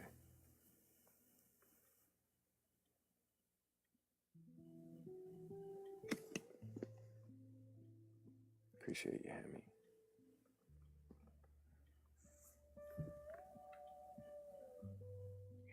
Do you have any questions for me? You've done so well.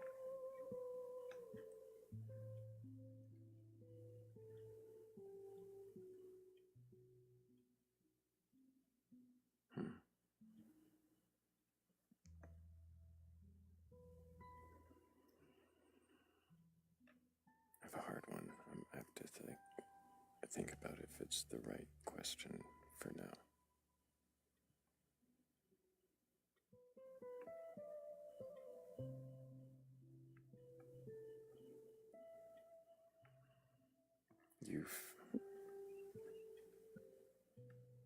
I don't know. I don't even think you should ask it. You don't? No, I do. Okay. I don't think it's gonna go the direction you hope. I don't have any expectation. Okay.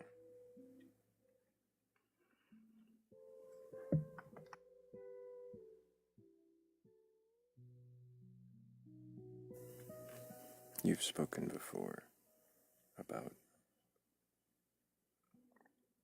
needing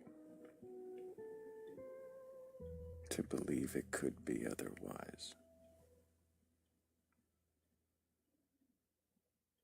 And your question just now kind of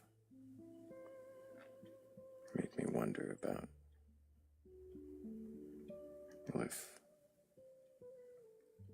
it could have been otherwise.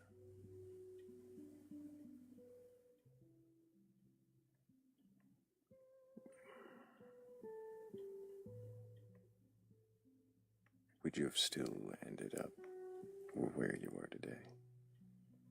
And is that what you would have wanted? I don't know.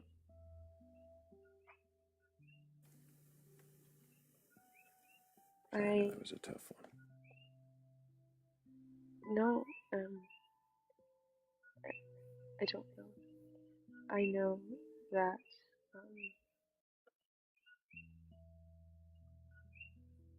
that I'm finally getting to the point where I don't spend all of my time wishing it was otherwise.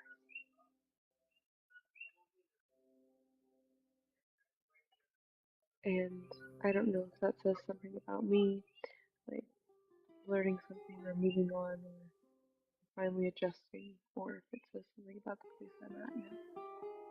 Maybe both.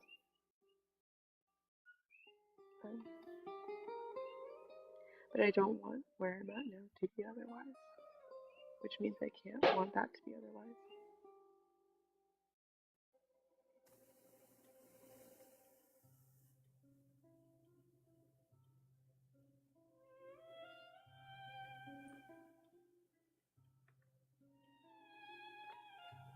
Yours was a really good question.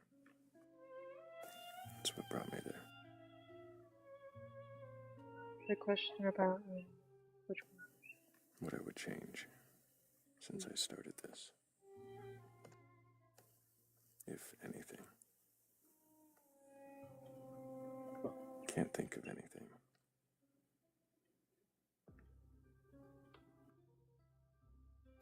Not that wouldn't have changed everything. It's funny how questioning other people's beliefs has such massive real life impacts on us, right? As individuals.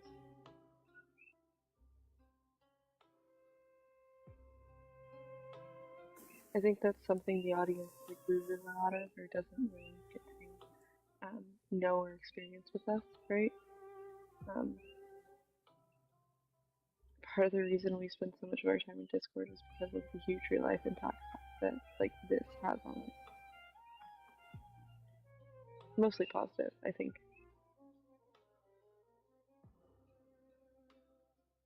I think so. We got 2 guests in queue.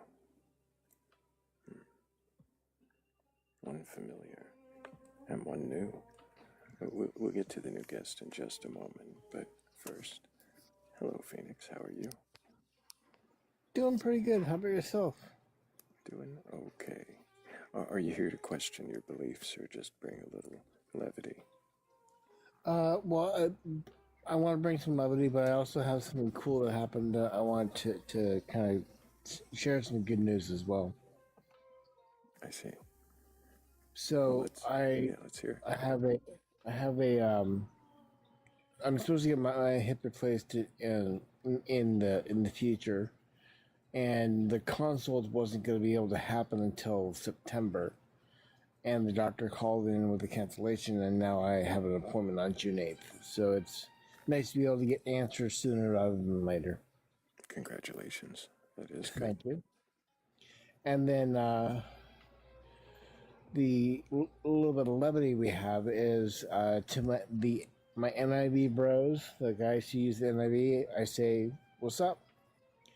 To the people who read the KGB, it's what upeth. And to people that have the Message Bible, it's what's up.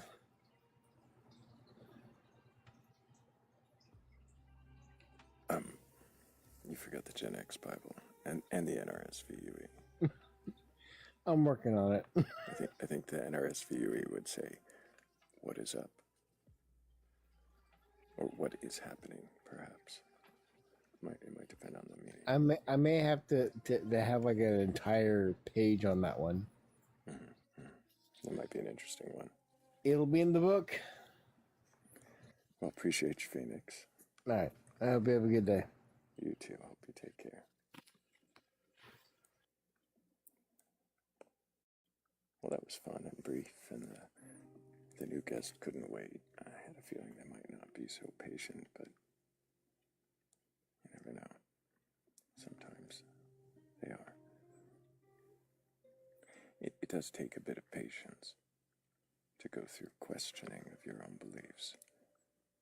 So, if you can't wait in the queue, then how will you do with the questions coming at you?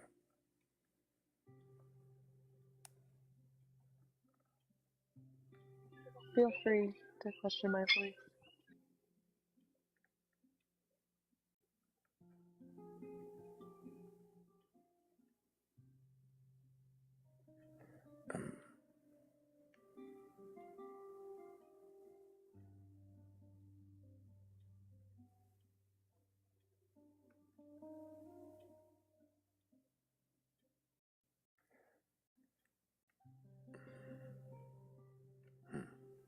I mean, you don't have to.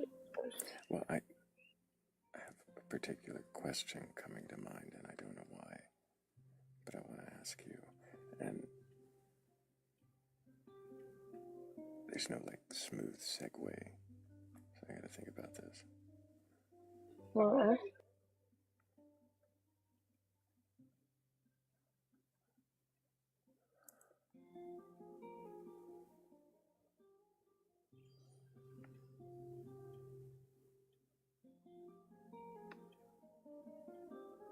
Let me see if there's a screen for this.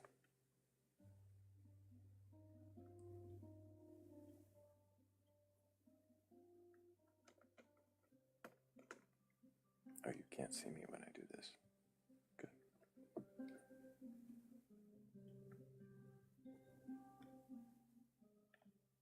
Can the audience still hear? Yeah, they can still hear. Okay.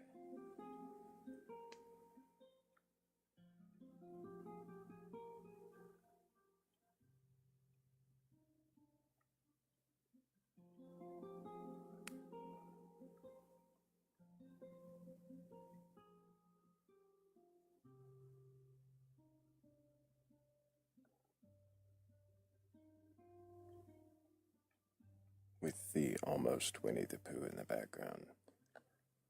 Cat, what is love?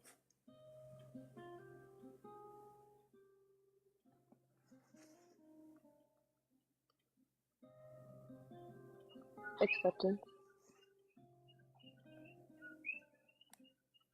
Acceptance. Support.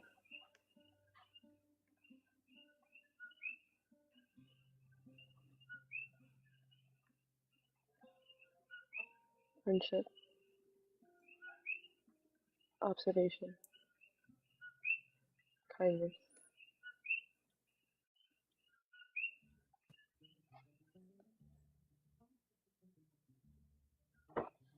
I could probably continue.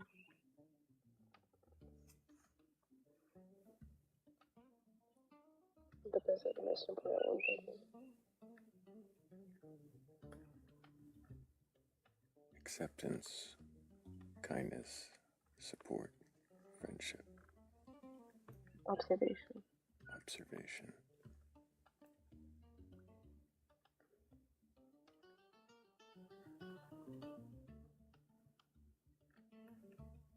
Are these the first words that come to mind?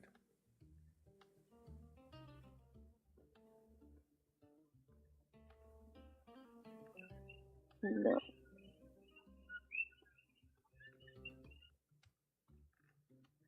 They are the things that I do to show that I love people and that I feel love when people do for me.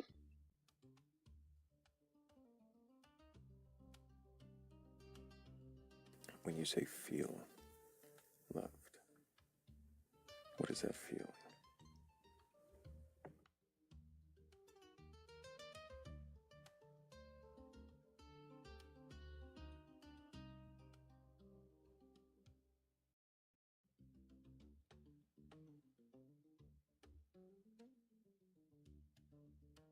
What do you mean? What does that feel?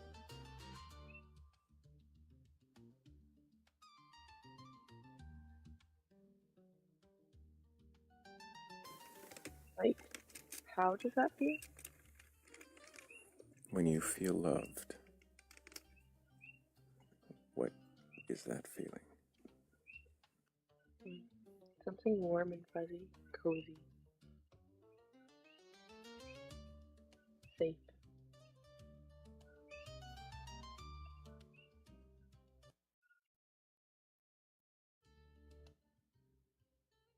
Comfortable. Without shame.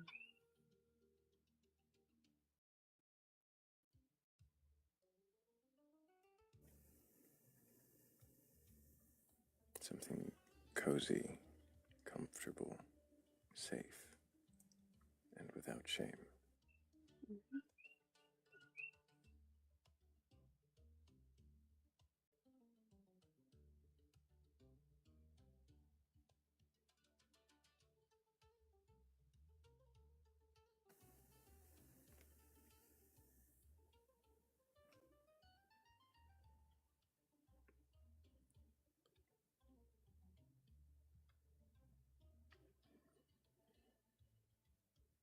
Sounds like Ushini Koiwa, which means to be real, genuine, and true. Mm-hmm.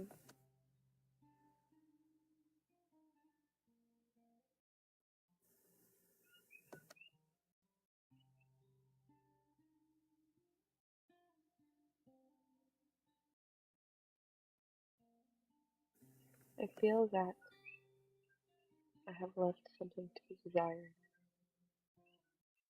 Do you have more questions?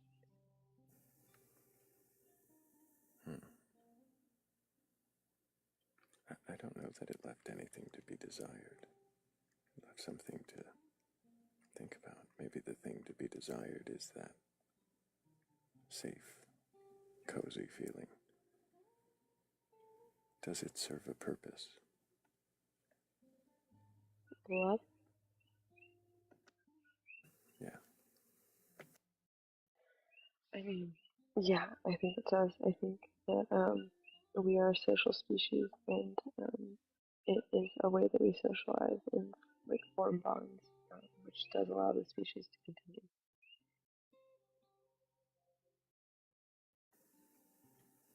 I also think there are probably a lot of like personal benefits, right?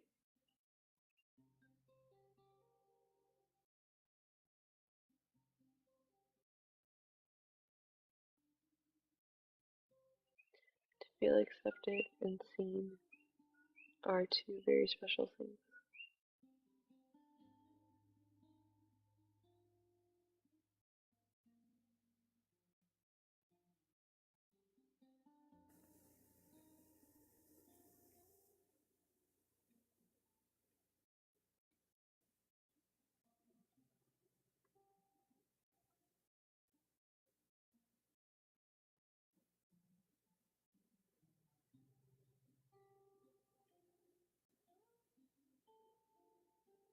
Is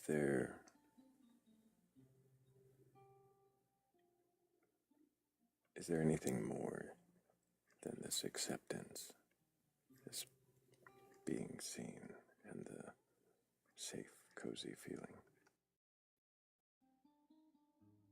What does that mean? What do you mean by that? Anything more?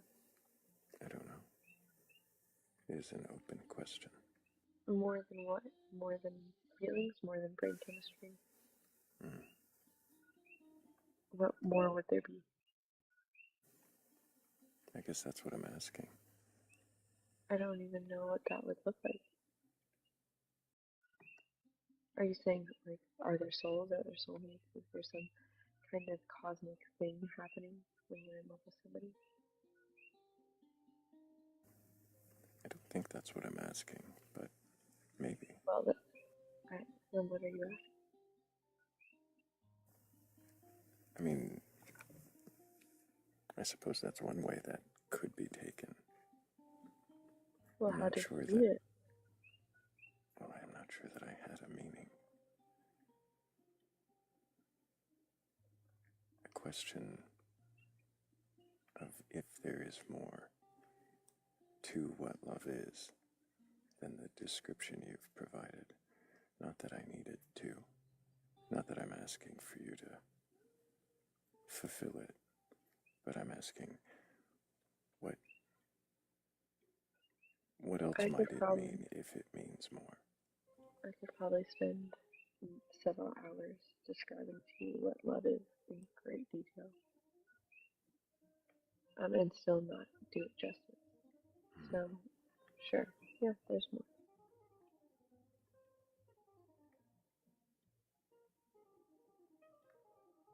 Now I might ask about the greater cosmic meaning, but I don't think I'm going to find that from a nihilist. Probably not.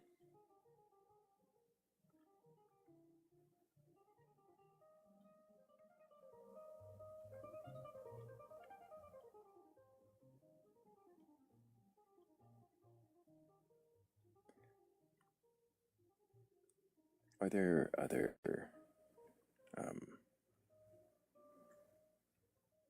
emotions or qualities of interaction that you place above love? Or is there any hierarchy to any of that? There is no order.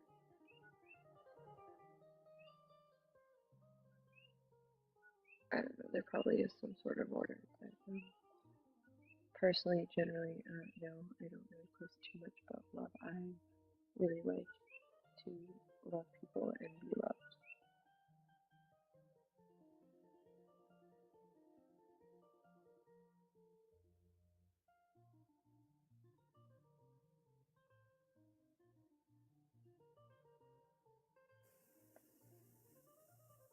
Do you have any questions for me? I just got done asking you questions. I see. Blake. Yes. It's your turn to ask some questions.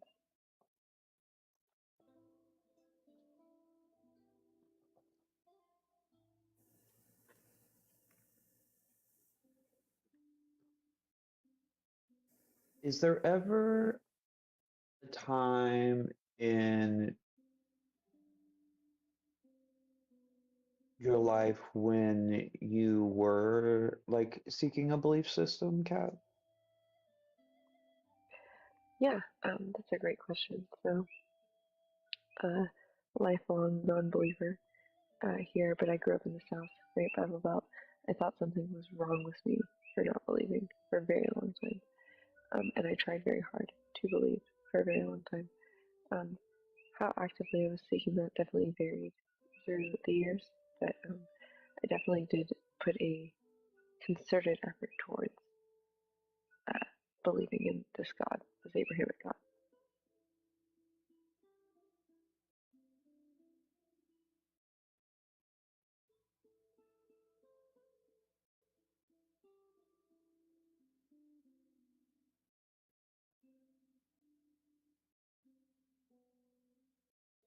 Did you grow up in the Southern Baptist community?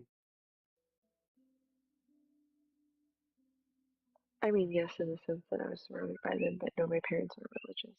So. Same, but my parents are Catholic, so it's a very specific vibe. It is. I spent a lot. I've been to many masses, many, probably more than any other type of church.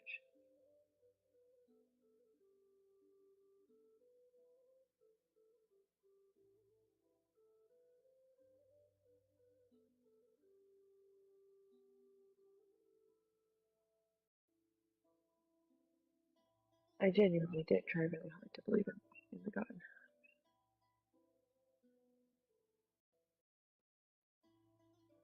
Was there ever a moment where like the music was moving you, or there was like a particularly good um like interpretation being said where you were like, oh, is this kind of it? And then you're like, oh no, never mind, that was just like a temporary feeling. So church was kind of working, like I was kind of working against church from the beginning. Not working against it necessarily, but like it was kind of doomed before I ever went because of the large Southern Baptist community and the scare tactics and the rhetoric displayed on the billboards outside that I learned how to read very young, and decided that it was wrong to use scare tactics and that kind of rhetoric to try to make people align themselves with your belief system. And so I was very skeptical of it from the first time I ever went. So no, to answer your question.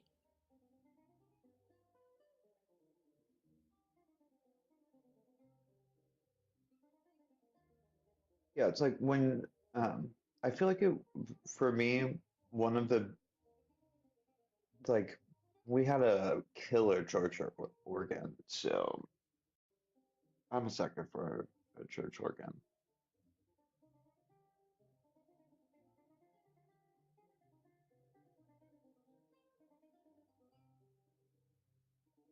My great grandmother played the organ.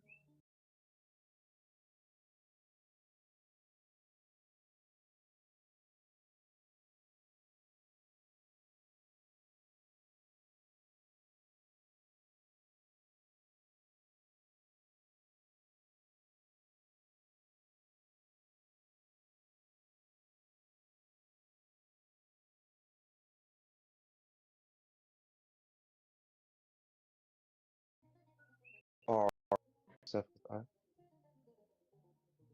She loved playing those things.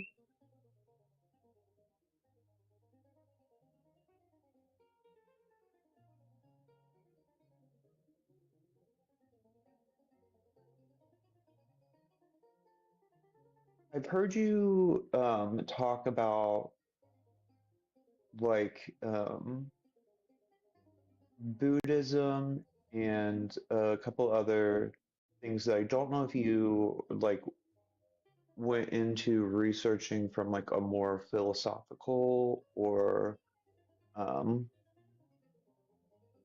looking into like the belief of it of those systems. Could you elaborate on that? I get mistaken for Buddhist sometimes because I say a lot of things that are very in alignment with Buddhism. Some of that is by accident, some of that is because I have done some independent research, right? Yes, my ideas are all kind of more philosophically based than like spiritually. I think that if it is a useful idea or belief or uh, thing, right, then there's no issue with applying that and using it as part of your personal like philosophy or philosophical conclusions or what have you. Really, it's more things that I've just picked up on my little wandering that I've been doing for the last 30 years through life, and that people have told me or that I've read somewhere or whatever, and really internalized and spent some time with and come to some sort of conclusion that then just so happens to be enlightened Buddhism or whatever it is.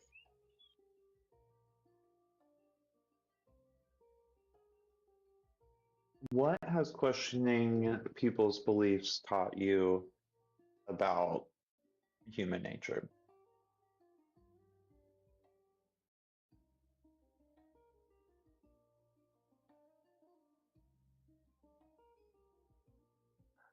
Taught me about human nature.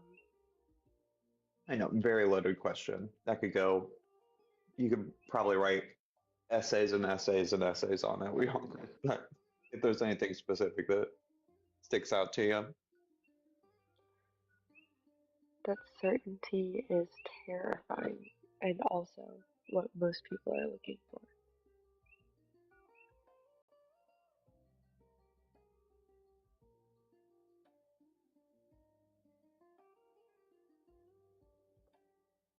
Do you mean that you find certainty terrifying, or the degree to which people can express The degree to anything? which people hold to things that Gotcha. they couldn't possibly know for sure with such like high degrees of certainty. It's terrifying.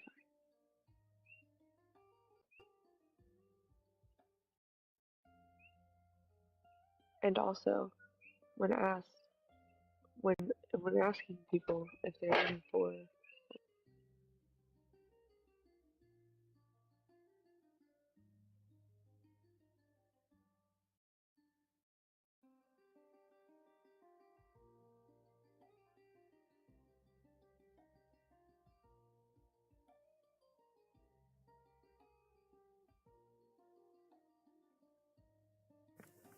Kat, what is terrifying about people being so certain? the inability to think that they might be wrong.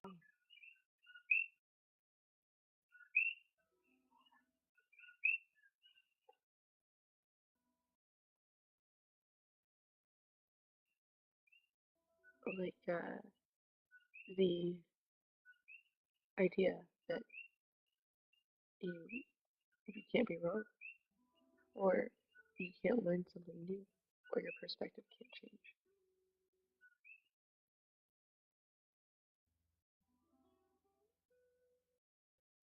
Do you hold any certainty?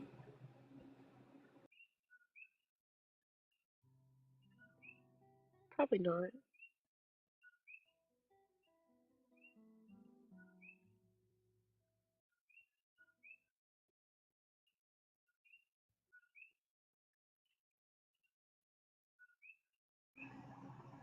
Is that just as terrifying, or I don't think does so. that feel freeing? Free. Free is a good word. It is free. It's open. It is willing to learn.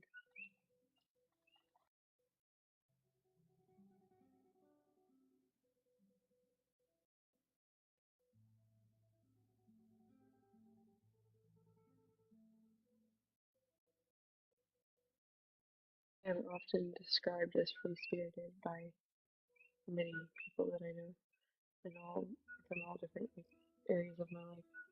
And so maybe it is free.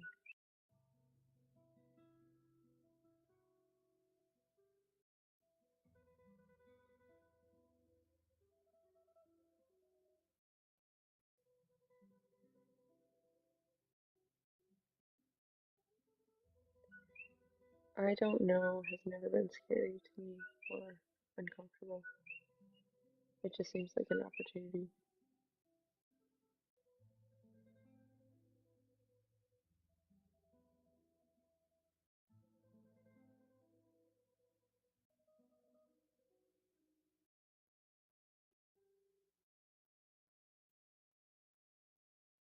Thrayle, I have a question about patience. What a great night for it. I'm very patient.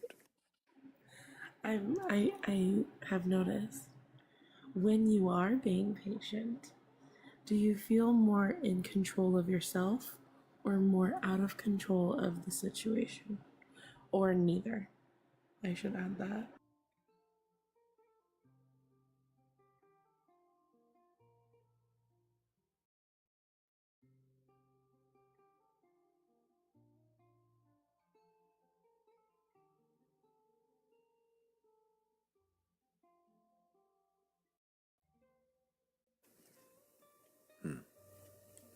I'd like to say it doesn't have so much to do with control, but I think it does. How wouldn't patience have to do with control? I feel like it has to. Right. I don't know that it's me out of control or having less control.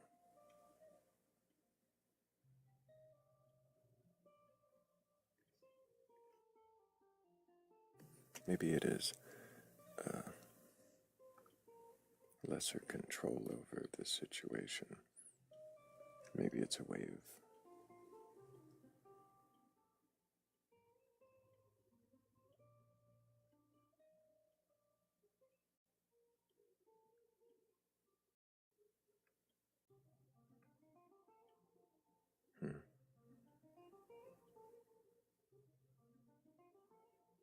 controlling something.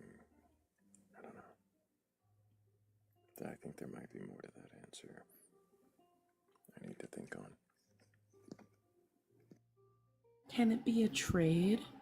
Like in controlling yourself, are you losing some control over what you were without patience?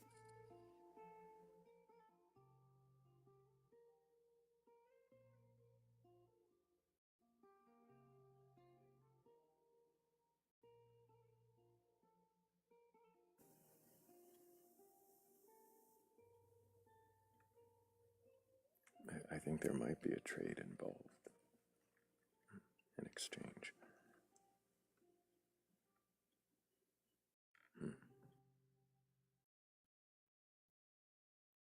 How do you usually recognize the difference between being patient or just waiting because you feel like you have to?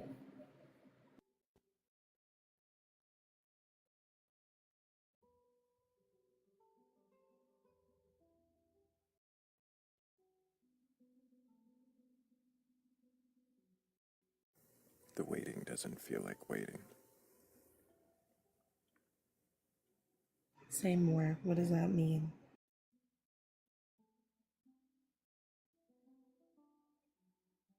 Maybe that's not patience.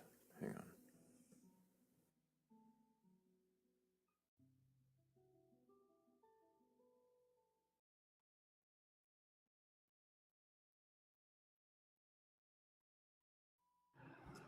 Do you feel like you're often waiting or do you feel like you're often patient?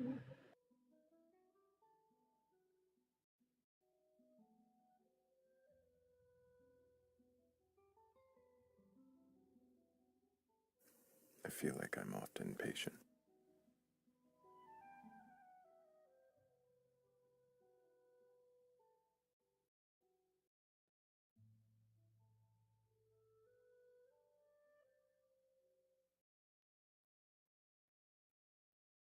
That's good.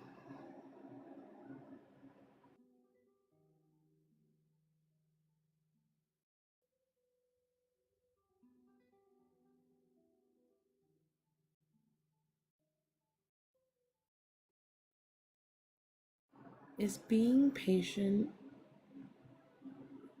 active? Like an active choice?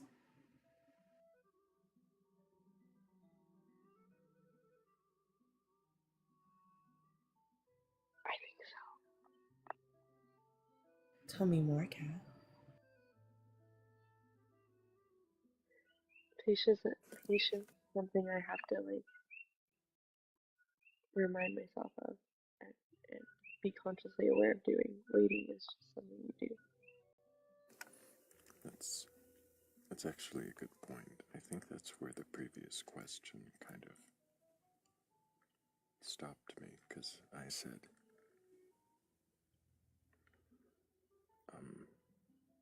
the thing about waiting, that it doesn't feel like waiting, but I think that's not patience. That's engagement. Is more difficult. Something you do have to try. Otherwise, it's just presence.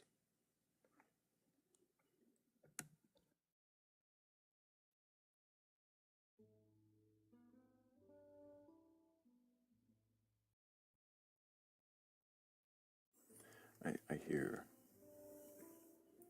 and I'm seeing a few of them. Patience is a virtue. Patience is eternal. Patience is its own reward. Patience is patience.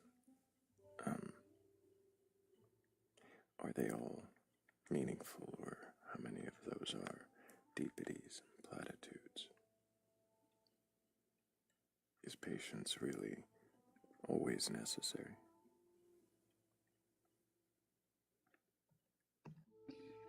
What do you think it takes, or what do you think people misunderstand about what it takes to be patient?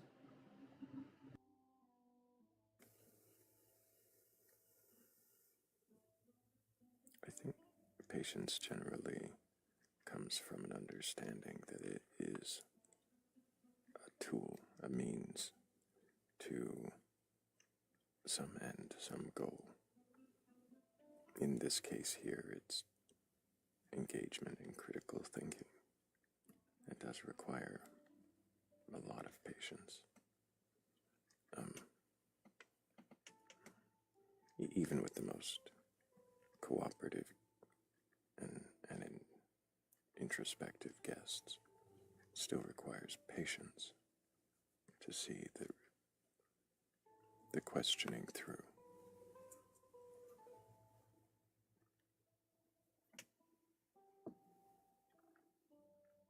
Whether it's from us or them.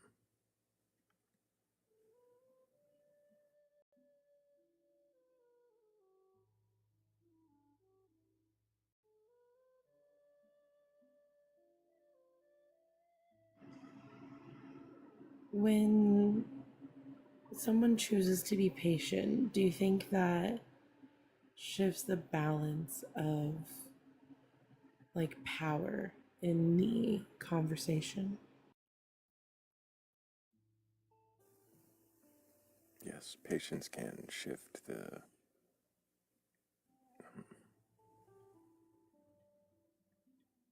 balance might be the right word. The dynamic.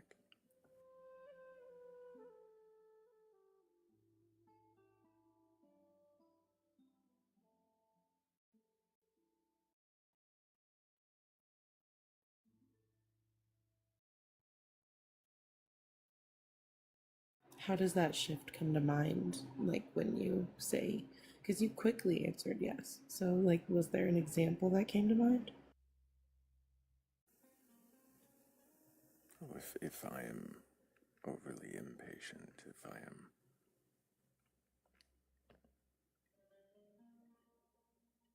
too eager to get to a point, and a guest is more patient, it can make it seem like I'm interrogating or badgering.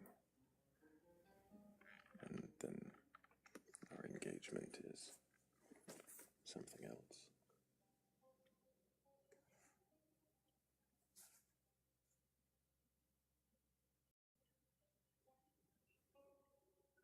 Interest. Interesting. Say more. No. I want you to say more too. I was gonna say the same thing. Please say more. Interesting. How? Do you have a differing opinion? Eager to get to a point was an interesting choice of words.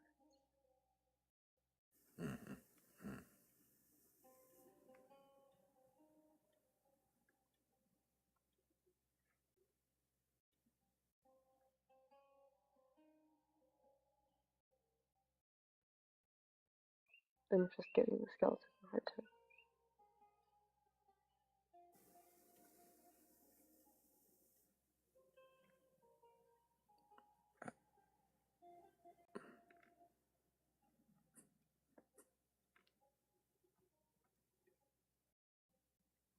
Does it feel different if someone with less power is patient? Less power. In a dynamic or in a balance of the conversation? Interest.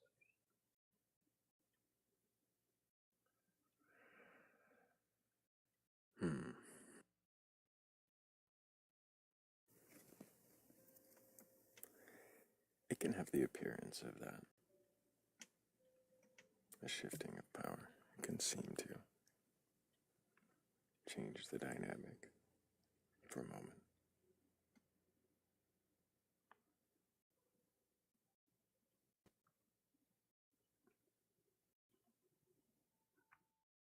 Do you respect guests that come up with more patience than those that do not? Yes.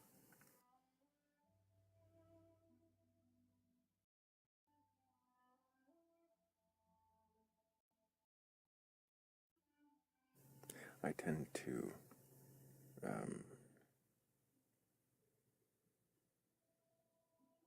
whether intentionally or not, have more patience than the guest, even when I am short. Well, shorter on patience. I think you should question that belief. I would.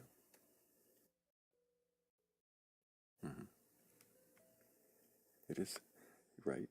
Where is my heart? Or where my heart is, yeah, humble brag. It is something I should question, that I would say something like that.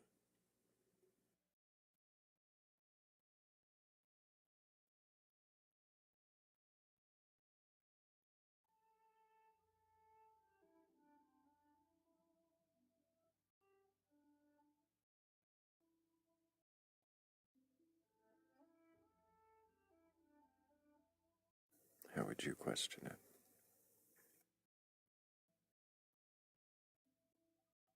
Why do you think that? It's what I strive for. Whether I achieve it or not, it is something I definitely want to.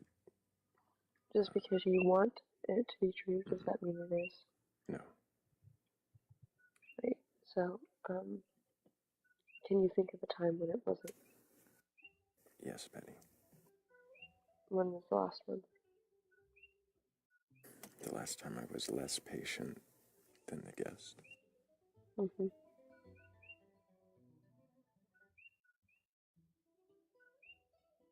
There may have been an example in this live today. I'm not sure. I might have to watch back to see. But if I gave that at least one today, well, yesterday, Still today for me. right. Right. So, if that is the case, then do you think you achieve this more often than not? Yes. Really? Yes. With a majority of guests, I think I do. I think it really depends on the day. I think that might be true. What would be a marker of patience? Because I do have a literal data that says you kick more people than you don't. Does kicking them mean that I'm not patient? I don't know. I really don't know. Could there be other reasons than a lack of patience? There definitely would be other reasons for them to be kicked, but maybe I should start collecting that data. Was Thrayle patient? But then that's subjective. So we need markers like Kat asked. What would a marker for patience be? The language that you use. I think it would have to be self-analyzed. Sorry, Kat. I don't know. I think there might be obvious markers of when I am less patient. The language that is used. Do you think that I am more sarcastic or hyperbolic? Yeah, or just rude. Or just rude? Fair.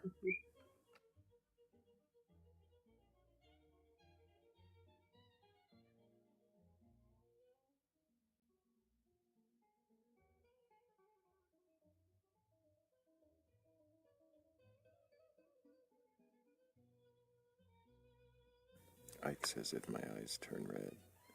I think the funny thing is, I only really remember bored or ready to move on. Or when Echo's angry at me. Or then, yeah. Do you think you're able to notice your impatience more than others? Like generally? I'm sure there's a select few who could, but generally.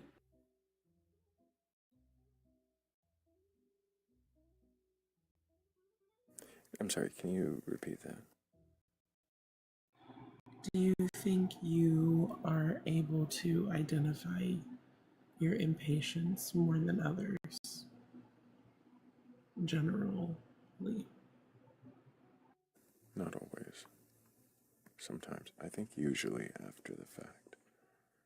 After I've displayed it, I usually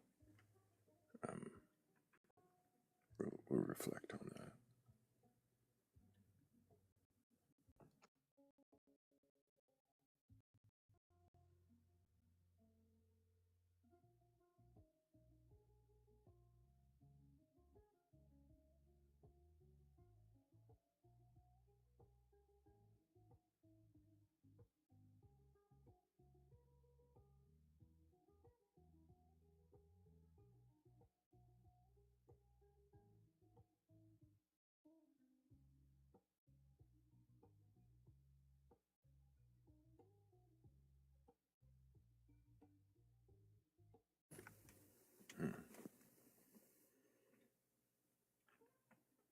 Kat, do you ever struggle with patience? Oh, sorry, Thrayle. Go ahead. No, go ahead. I'm more interested in your question now. Literally every day.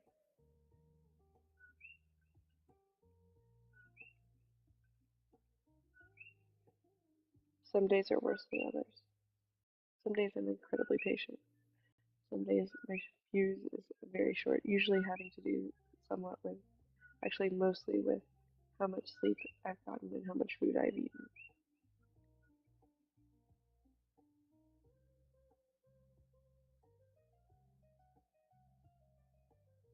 That's so valid. Being hangry is never a good thing for patience. And I get real hangry.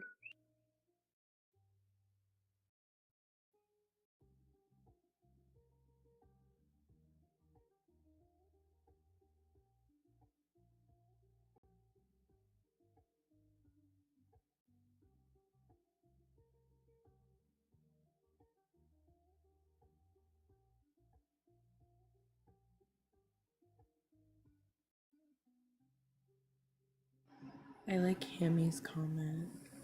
Patience isn't an on and off switch, it's a dimmer switch. The real question is, when does it transition? That is a good question.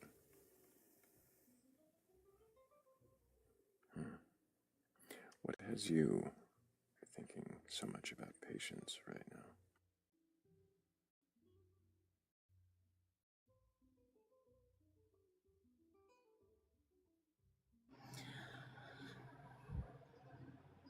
I feel like patience is an important part of a lot of people's lives, and I am an impatient person at times, and we talk about it a lot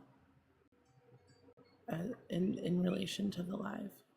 And I always like to pick a topic to think about my questions. It helps me focus. I may have scolded her pretty harshly for being mean to a certain somebody the other night. Impatient with that somebody. I didn't even relate it to that. That makes a lot more sense too. Yeah. Really? Because I thought that's why you were asking the questions, because I had said something about your impatience. No, maybe subconsciously. So I was like, no, I completely forgot we had that conversation. This has nothing to do with that. Have you been nicer to her?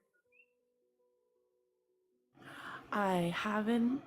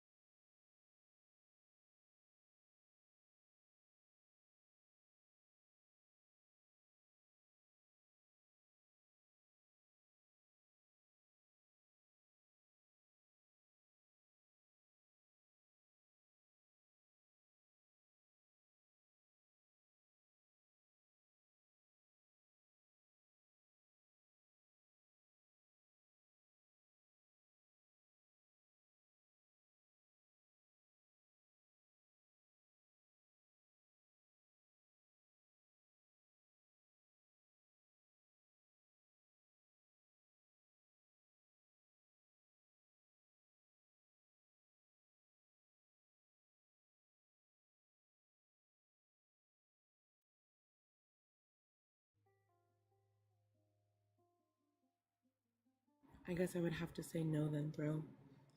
Patience is not a virtue, because I don't know what a virtue is. Is it important to be patient?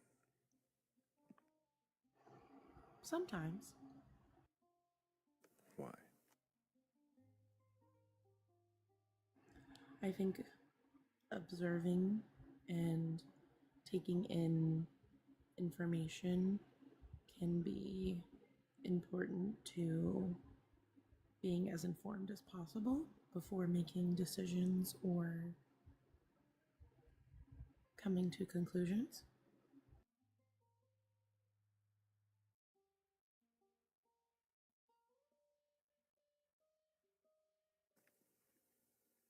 So once you've come to conclusions, then you can be impatient. I don't know if I ever come to conclusions. Maybe. I don't know if I would ever be less patient, probably. But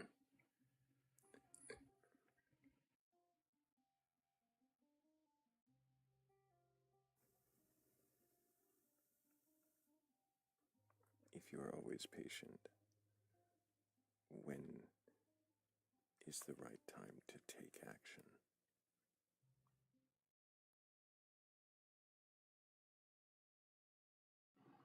Is action the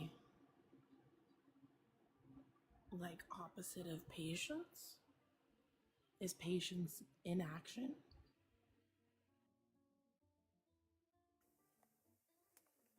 I don't know. I don't think so. I think the right time to take action. So what would in be a regards to marker of patience. impatience? Other than interrupting you just then. I wouldn't say that's impatience. I think that's just It, technology. it was misogyny. You're right. Yeah, When I it interrupt was men, is it still misogynist. misogyny? No. Okay. Oh, no. Yeah. Only when Say I the interrupt question women. again, because I'm going to forget in 2 seconds. Please. I think I already forgot. Oh, no. Sorry, I saw an opportunity to make fun of Seraph being misogynist, and I No, it's took okay. it. It was Every something about opportunity. patience. Yeah, Thrayle is not a misogynist. Disclaimer. That's why it's funny to say it. Well, Yes, I Thrill's not a still need misogynist to as much as I address. am. Sorry. Like that. I still My need to goodness. address my own internal misogynies, apparently. From time to time, it is important.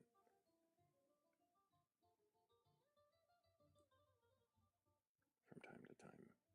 Every time.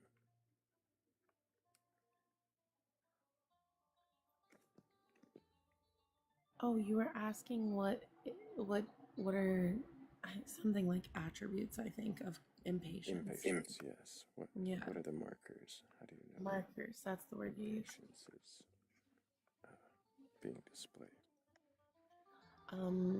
Quick to frustration, inability to contribute to conversation productively, waiting to talk,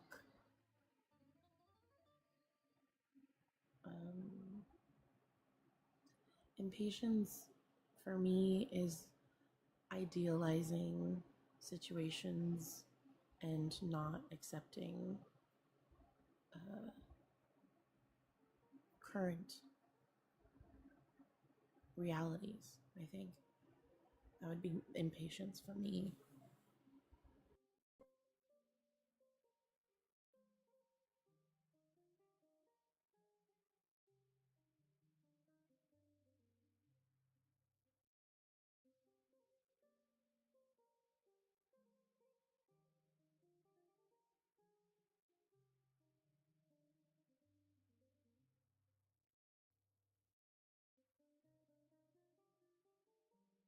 Are those unrealistic?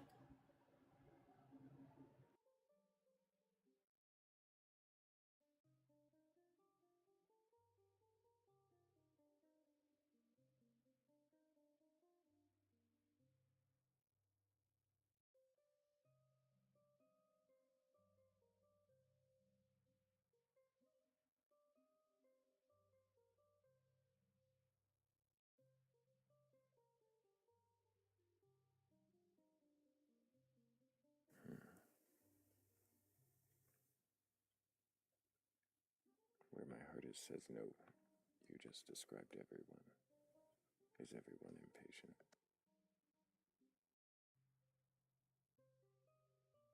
I think it's normal to be impatient. I think it's a side effect of wanting things. What is patience?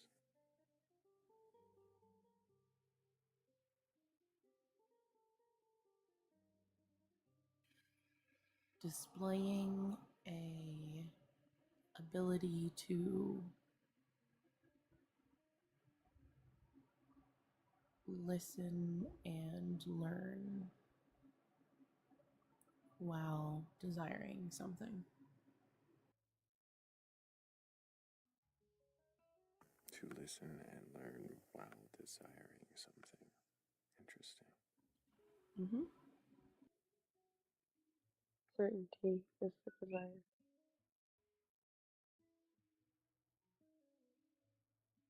Like desiring certainty. Is that what you meant?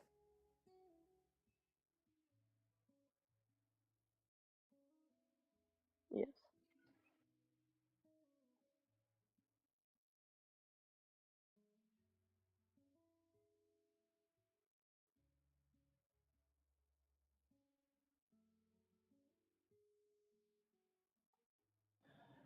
What do you desire when you are patient?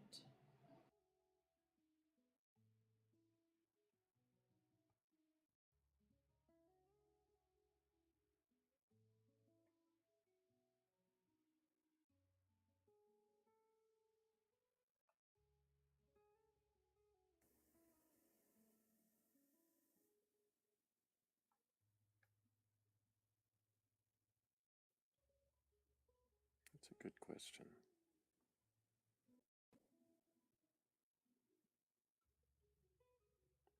I'm not sure how to answer.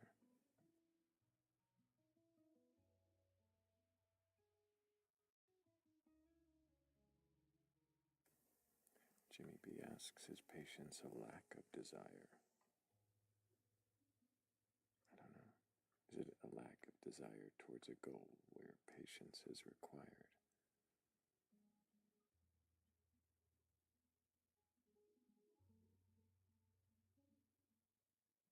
I don't think patience is a lack of desire. I would I don't think so.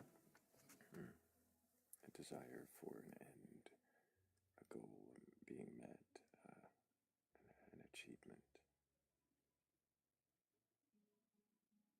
target. Does patience require a target, I guess? Somewhat. It must, I think.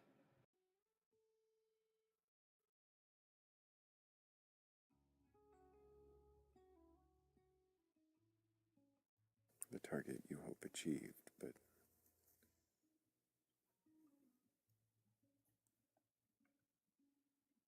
are waiting for.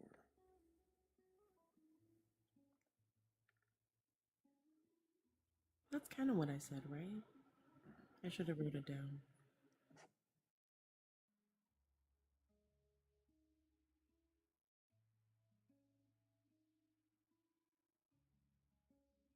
I can think of things that I am being patient for, things that I want to achieve.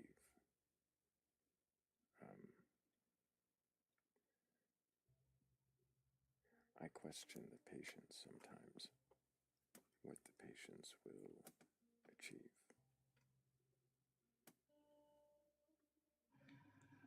Does the patience make the achieving the goal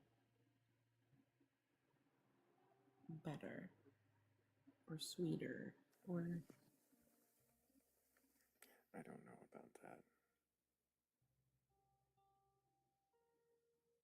I don't know that it necessarily would be better with the patience than absent it.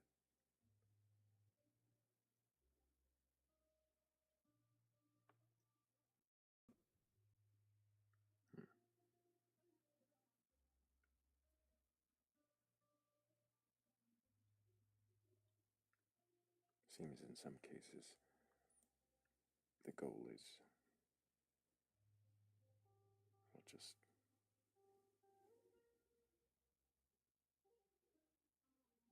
waiting.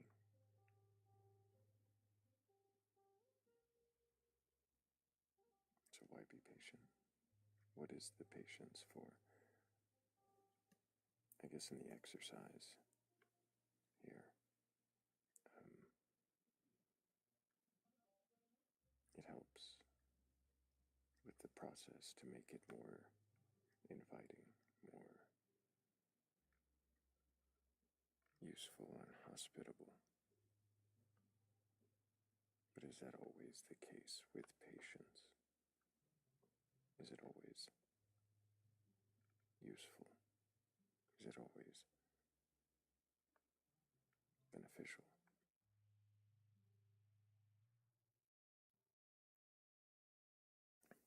Can impatience fuel innovation or creativity in order to achieve a goal sooner?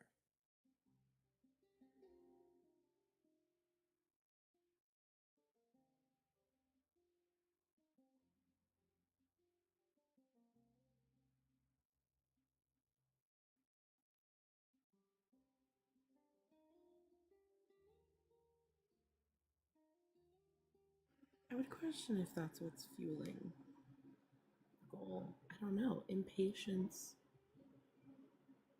Maybe. That's interesting. Impatience can fuel things for sure, just as much as patience could. I don't know if it's voluntary.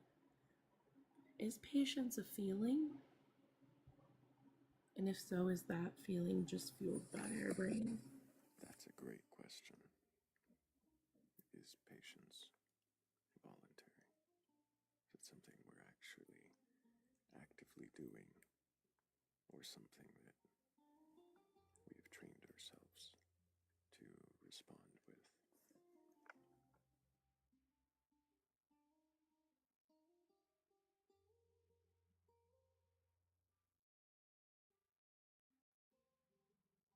I often hear people like identify with patience or not. Like, I'm an impatient person or I'm a patient person. Do you think that identification can be from the self? Or is that something that needs to be with an external influence?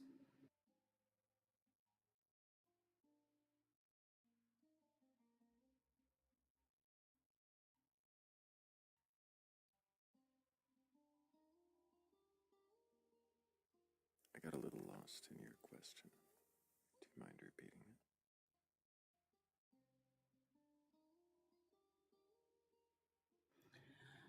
it? If people identify as impatient or patient, does that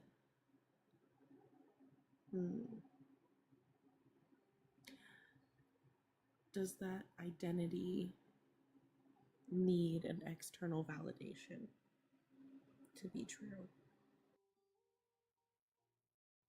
I don't know. I don't know why you wouldn't want it. Why you wouldn't at least try to find some way of validating that your assumption of your own perception is accurate.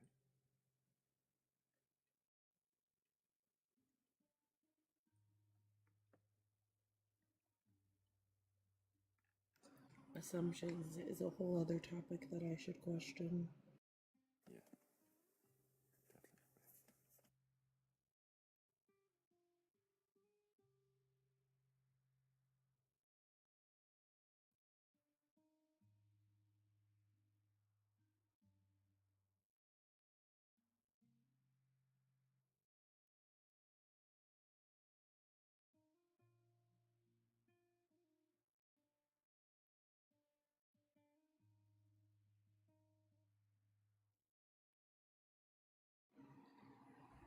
Am I silly or is there no music also? I turned it low, but it might be too low. I'll check.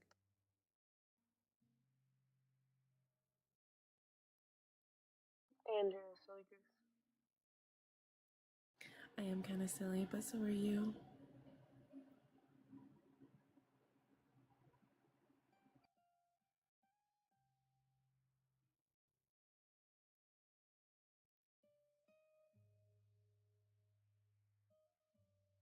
I think you're both silly, and I wouldn't have you any other way. Blake, are you silly? Always.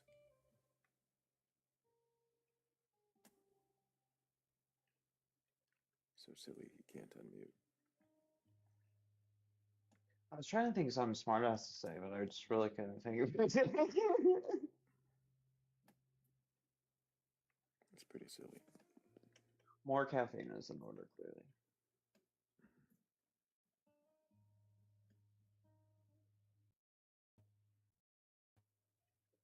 I definitely want to take a moment really quickly to thank everybody for helping with the gift goal. Thank you, Glamscum Poetry, Ketchup, Shell, Nina, Hazelnut, Everlasting Godstopper.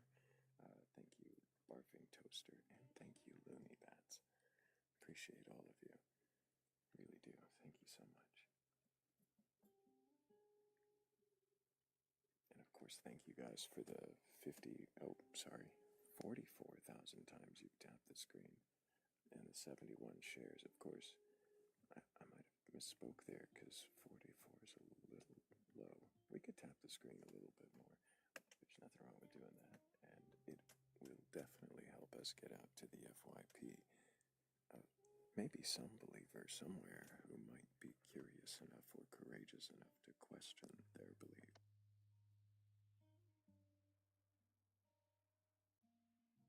$44 is actually fucking abysmal. I wasn't quite gonna say it like that. I'm kind of surprised you hadn't already.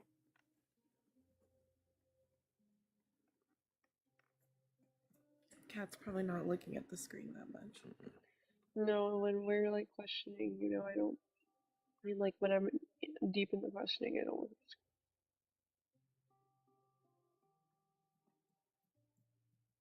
I have a question about assumptions now. What? No. Okay. Do you think most assumptions come from experience or from gaps in information? I'm going to assume, based on a gap in my information, that it's gaps in information. But I could be wrong.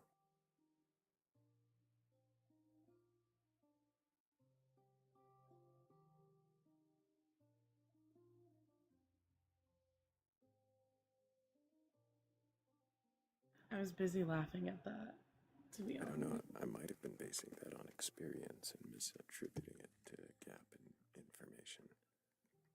That's a bigger question, though. How would I know the difference? Depends on the assumption. That's true.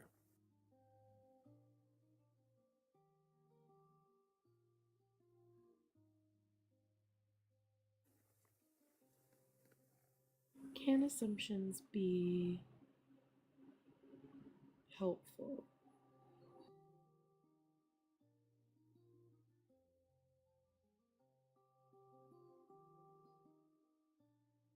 I mean, assuming that we exist is useful.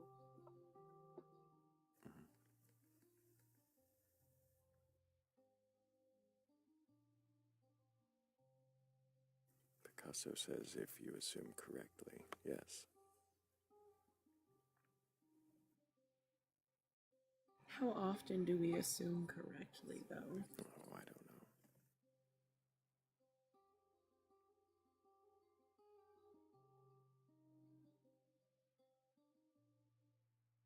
I like to guess correctly and assume incorrectly, I think.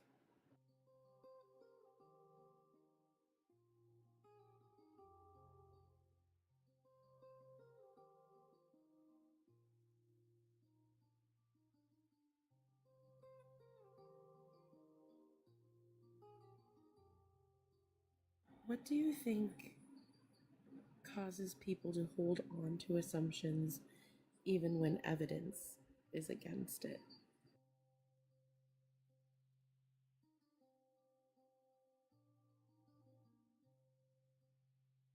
Comfort.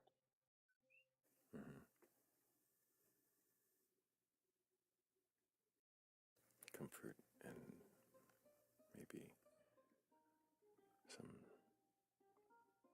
sense of ego needing to be correct. But that's still going to fall back on comfort.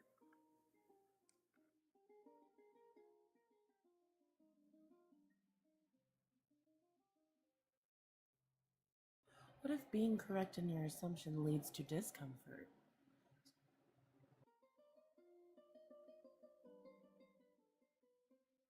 Does it still seem to be comfort then? I don't know. Probably not. But that might be a very different kind of assumption.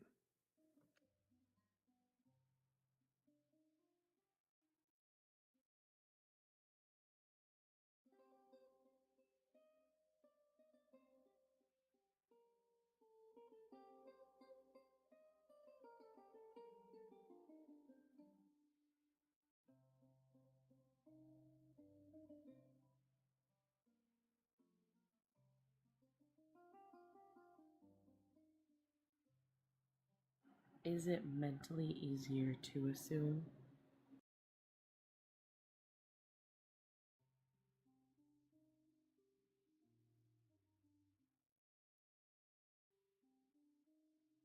Maybe at first, but once you're confronted with the reality that contradicts your assumptions, how easy is that mentally?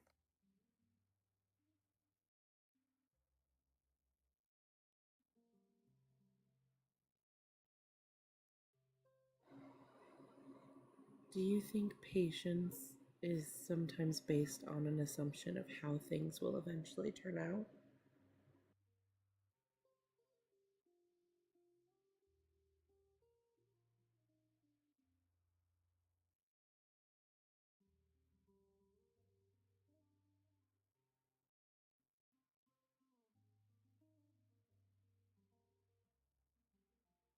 Yes, I think sometimes it is. If not an assumption, then a hope.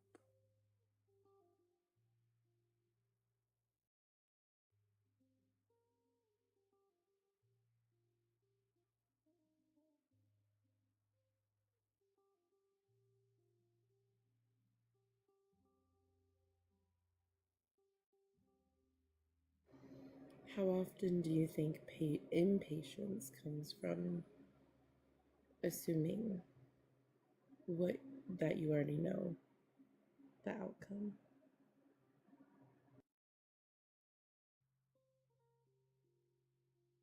Probably a fair amount.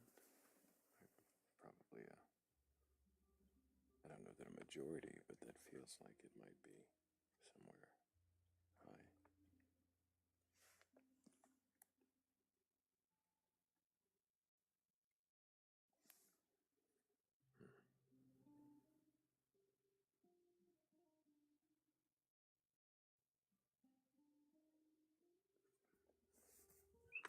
I was patient tonight, and now I have a new tire that isn't going to explode. You were patient, and now you have a tire that won't explode. Right, and it didn't cost me anything, except some patience. Some patience.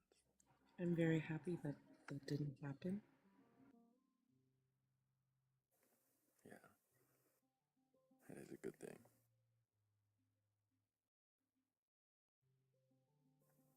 Could impatience equally have fueled you to have the tire repaired or replaced?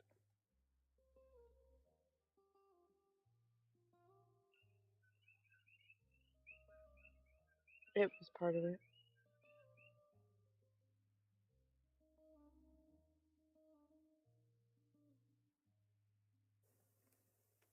I wonder how much our impatience is a tool that can be utilized. A motivating factor. Mm-hmm. Oh. I still wonder if it's a feeling. Is patience a feeling, an emotion? Maybe. People do say, I feel patient. I'm feeling patient. I'm feeling impatient.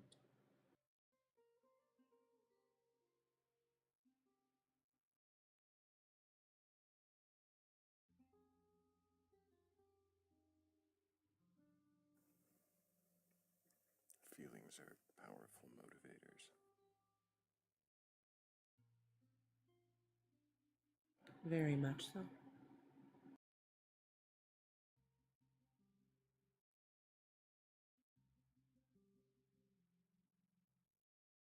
Do you think most people's beliefs are motivated by some sort of feeling? I think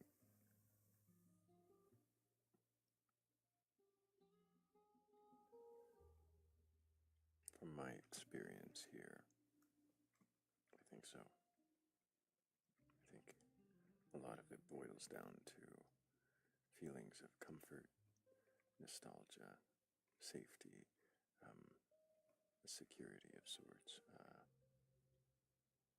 feeling of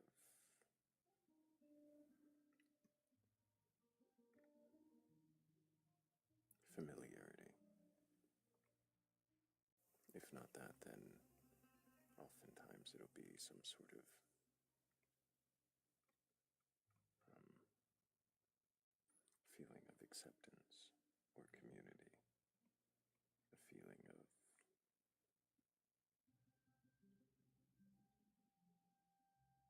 um, forgiveness, being forgiven. So many feelings that motivate beliefs.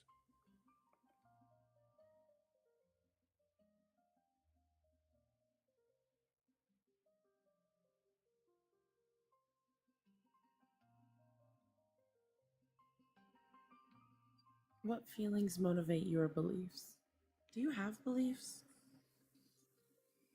Any solid beliefs? That's a good question. I don't know. What's a solid belief?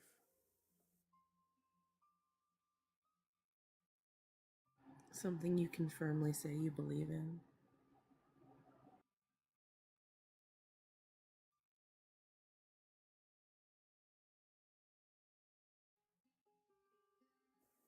There might be a few things.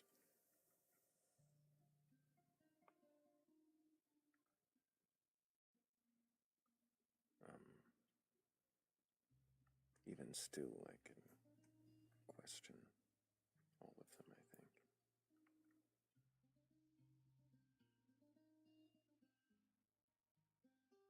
That's not surprising.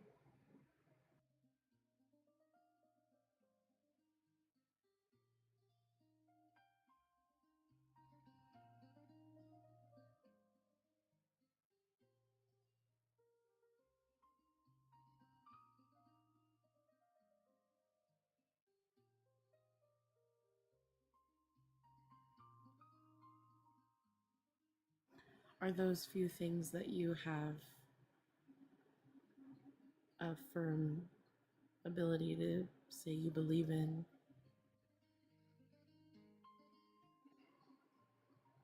based on feelings in some ways? I think so. I think the firmest things that I believe, other than that I exist, that my senses can be, in some way, reliable, and the recognition of their fallibility. Those things I feel fairly certain about without needing a feeling, an emotion attached. But I think nearly anything else, I might find something emotional or feeling based.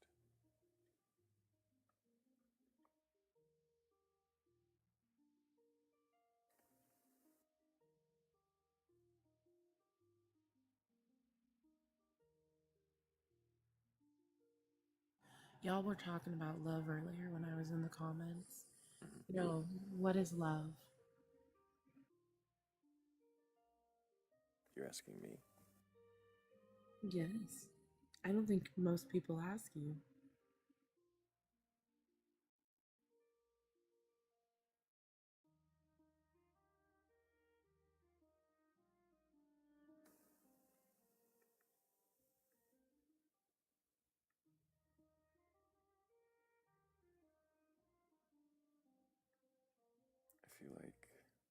I don't know the right answer.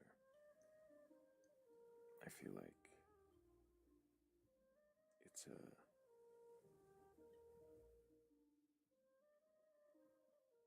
it might be a chemical drive. It might be a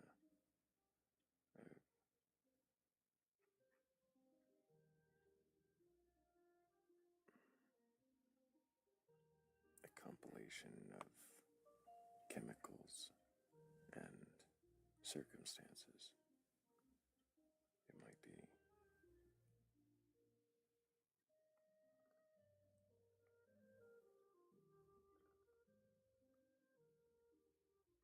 be something unexplainable. It might be something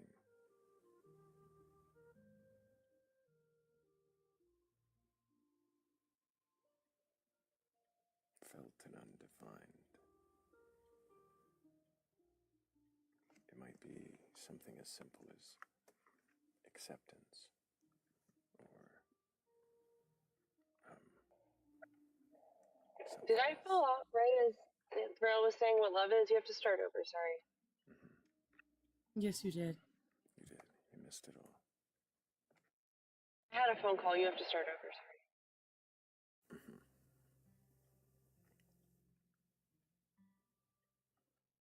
Love is starting over because somebody missed everything you said. Love is starting over. I said it might be something chemical. It might be just a compilation of neural processes, of circumstances and brain chemistry. It might be something more than that. It might be something you choose if it's something that you, I don't know, if choice is a thing, if it might be something you can't choose. It might be something that happens to you. I have a lot of might be's. I know I felt it in different ways, at different points. It's something that doesn't seem to stop when it's real.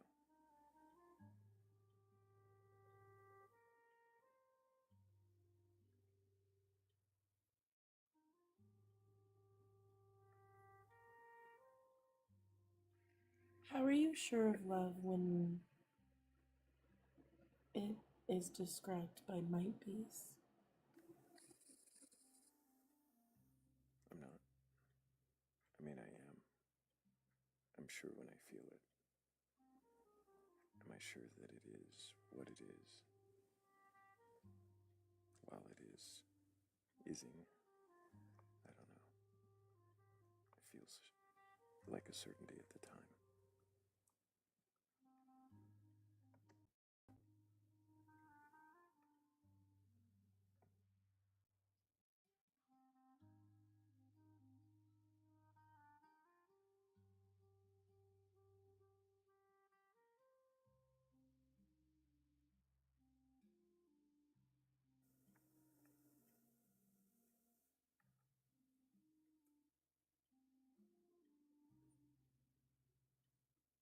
I've experienced love at different points in my life in different ways. Romantically, platonically, familially.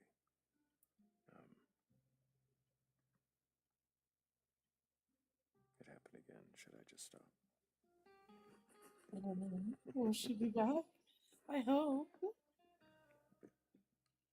You can clip it.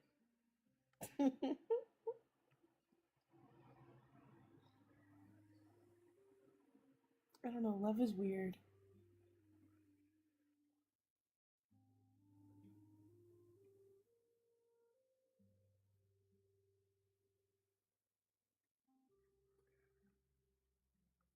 Kat said earlier that it's being accepted, being seen. It's warm and it's cozy, it's safe.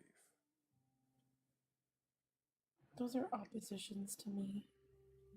As I think most of you know, being seen is not being cozy.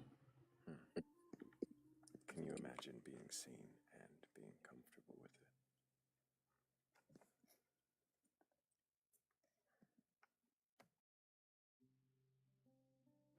No, not really, but maybe eventually.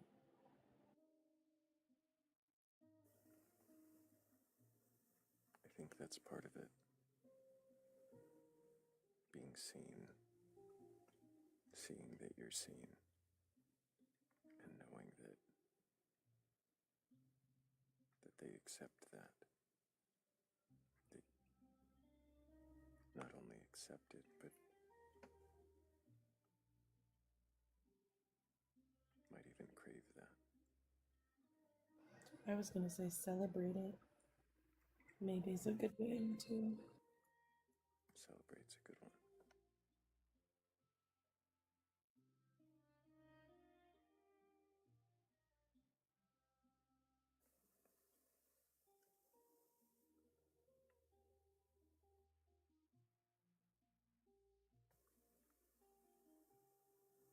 What is love is the first conversation that me, you, and Kat had on this panel.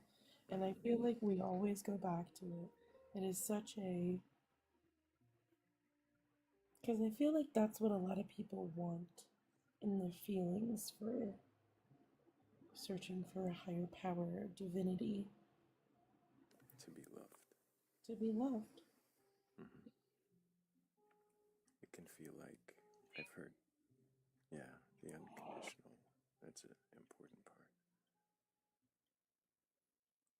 It can feel like to many who are deconstructing, like a breakup, like there's someone who was there, who loved you, and then they stopped.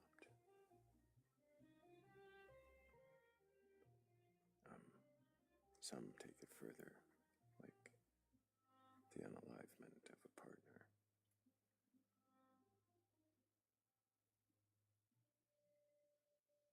It can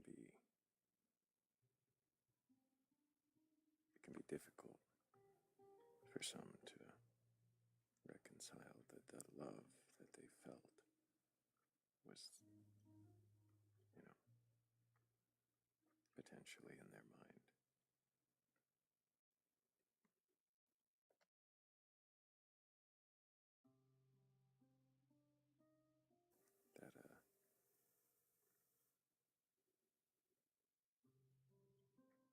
That, I imagine that's true in a lot of aspects of life and love.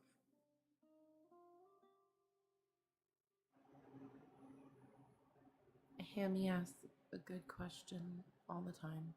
What if there are parts of you that shouldn't be craved? Should people still love that part of you? It's a good question. I don't know. That is.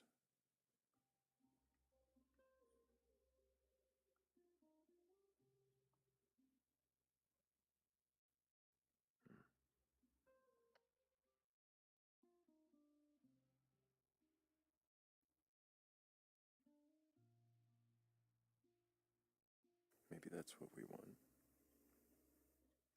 Maybe that's the promise of a God, to love even those parts. To love you in spite of or because of.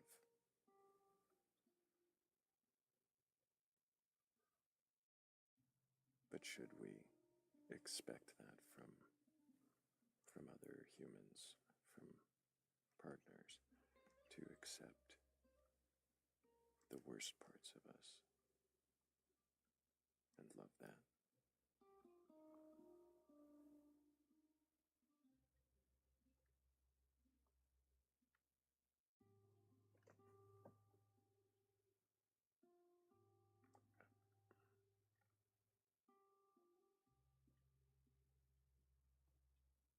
I don't know if we should expect that.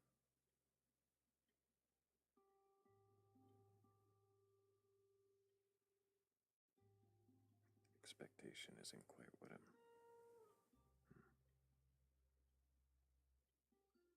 Is it fair to have expectations for love? What does fair mean? That's a good question. I'd have to think about that for a What's fair while. about love? Nothing.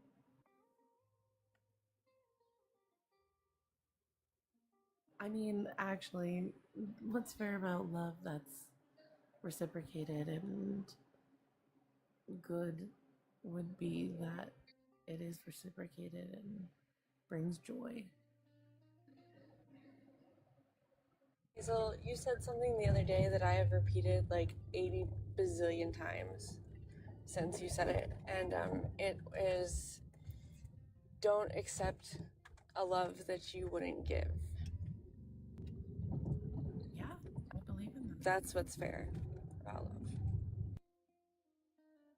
Very true. And I am smart. I should say that more.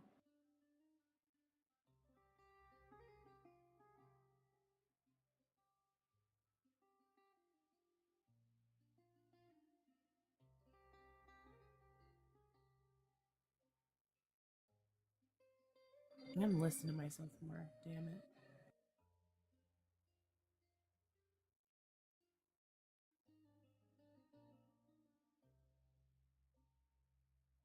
Next time you decide to call Noah, say to yourself, don't accept a love that you wouldn't give. Thank you. For everybody in the comments, we don't need to talk about him.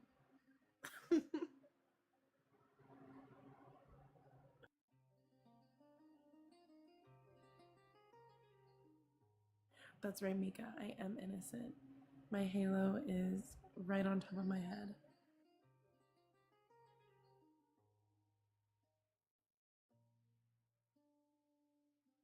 Picasso says to expect love from someone else is setting yourself up for failure.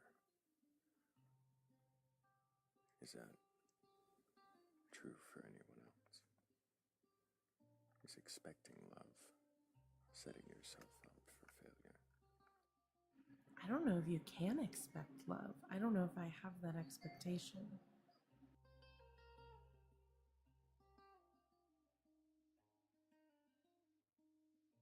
I think you can desire that, want it, but to expect it, I think ruins it. So maybe I do agree in some ways.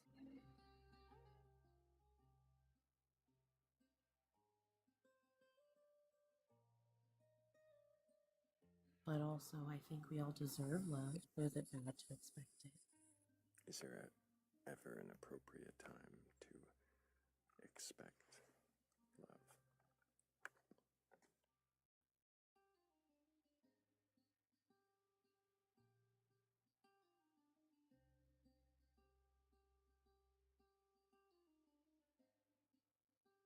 I think that can be determined by the individual, and that's more so falling in the definition of love for me that is action. So, what you define as okay to accept through the action of love.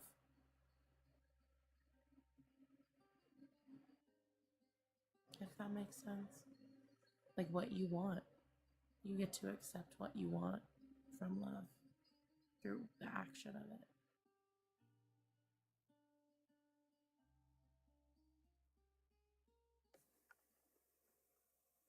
Do you have expectations of love?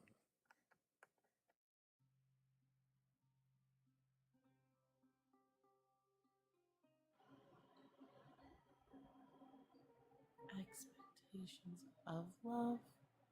No, I don't think so.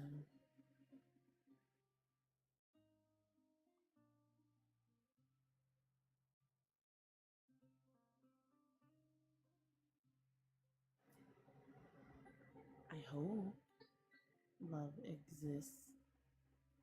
And like I feel love platonically for my friends and my family, like you were saying. But I don't have expectations of what that love looks like necessarily. I think it varies per person.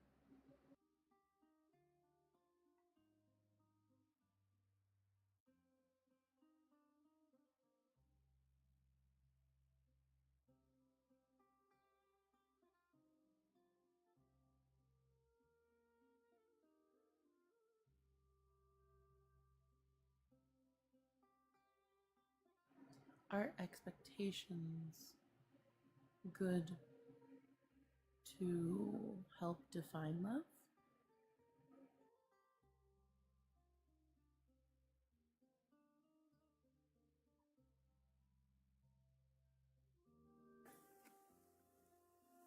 I don't know that they define anything other than themselves.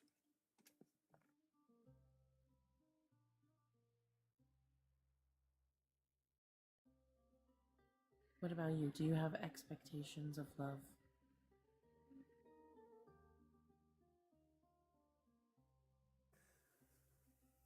I don't know if expectation is the right word. There might be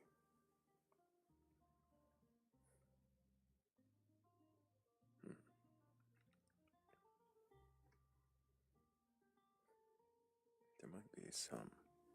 It's going to depend on the type of love, doesn't it? I think so. And do I have an expectation of the love that I feel, or is it the expectation of the love that I am told that is felt for me? Which love would I have expectations of? I feel like if it's an expectation of love that is told, that is more an expectation of truth rather than love. You're expecting that they're being honest with you and that they love you.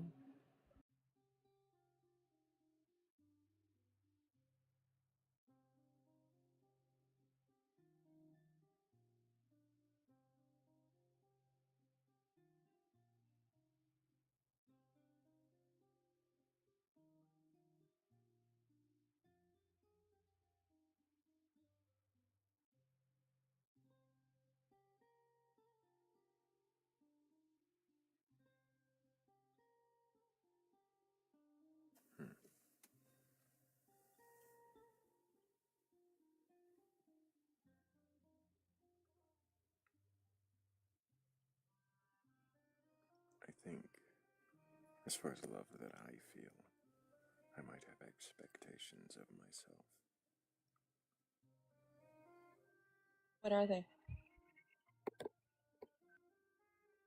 Well, certain behaviors, certain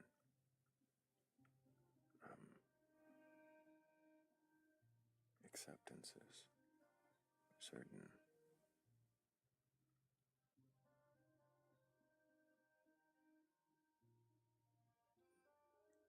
judgments, even, or the lack thereof in some cases. I think that I would have markers that I would expect of myself, or I might question what the nature of the love is.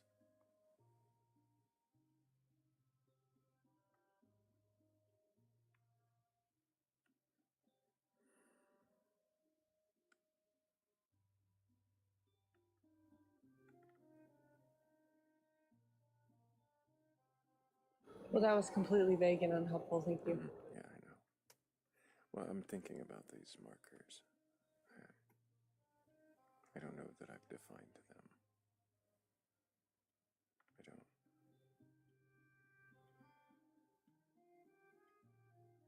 I'm not sure that they.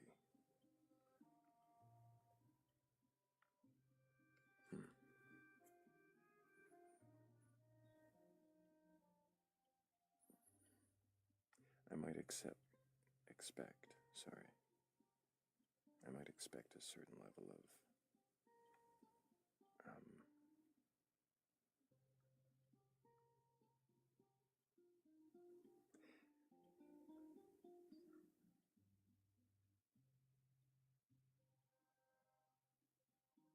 I don't know about radical, but acceptance of some kind of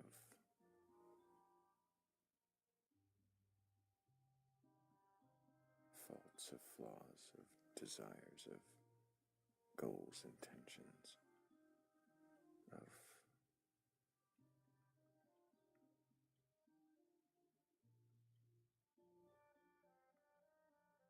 needs.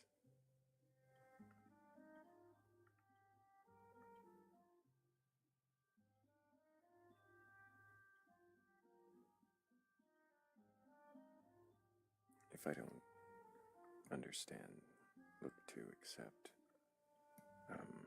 try to want to meet and understand. I said understand twice. Fulfill those expectations, then I might question, I don't know, maybe not the feeling, but well,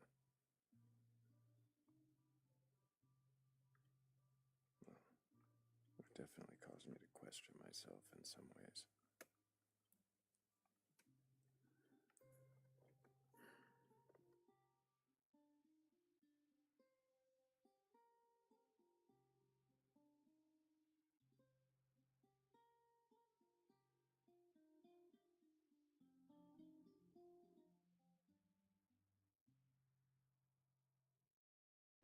Even though love can feel certain, but also be questioned, does that mean it can't be persistent?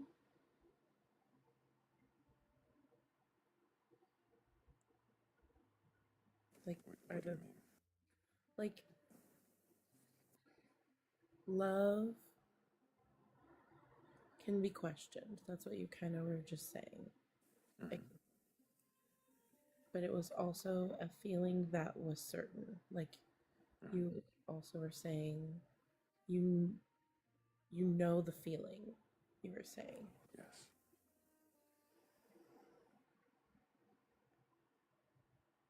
Is that a dichotomy that, like, Is I the feel fact like that I am certain that I know the feeling and that it can be questioned a dichotomy or a contradiction? no, not a contradiction. No. Like, I'm more so pointing out, like, isn't that just like everything else? Like, isn't that a belief that you just continue to question, but also can believe in, regardless of questioning? Yeah. Yeah, you can believe it and continue to question it. Most people continue to believe their beliefs through questioning, and many of them find that belief strengthened through the questioning. So why wouldn't love or any other emotion?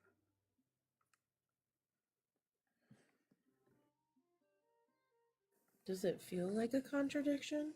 Or did I just sound like I was going to say that or somehow? I thought that might be what you were trying to ask. No, contradictions are your thing. I don't the Bible stuff, you know. I don't know that stuff that much.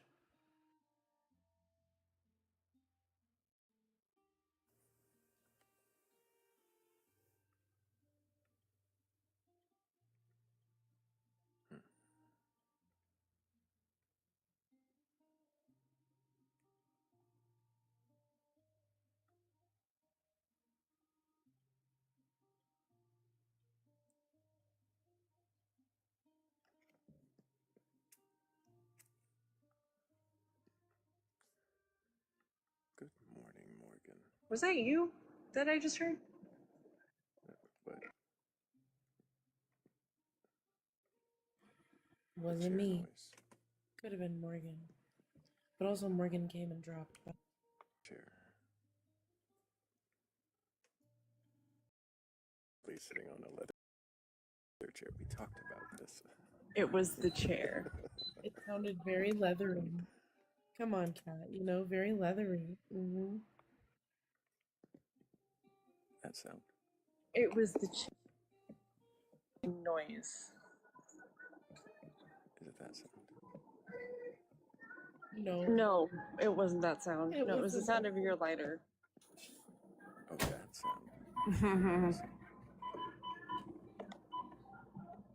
don't think it was that sound either, but It was the chair. I really think it was that sound. No, I promise you it wasn't. How dumb do you think I am? I don't know what sound it was. I could give you an example, but I don't think you need it. Okay. Morgan's dog hit the button, and I think that's hilarious. It might have been like He was trying to gaslight us, cat. He was trying to gaslight us. He's literally trying to gaslight us about the sound of a lighter. Was it that sound? That one was closer, yeah. Was it that sound? Yes. Okay. It might have been that sound. I don't know. I can tell you it was that sound. He was literally gaslighting us about the sound of gaslighting. Yeah, he literally picked the lighter and showed it to us. Ridiculous. Absolutely ridiculous. The chair does make some obscene noises. I really did think that's what Yeah, it's the chair. Yeah. Should have just said it was the bones. Next, it'll be the dog. Love when Blake just comes up and says something snappy out of nowhere. It's so funny.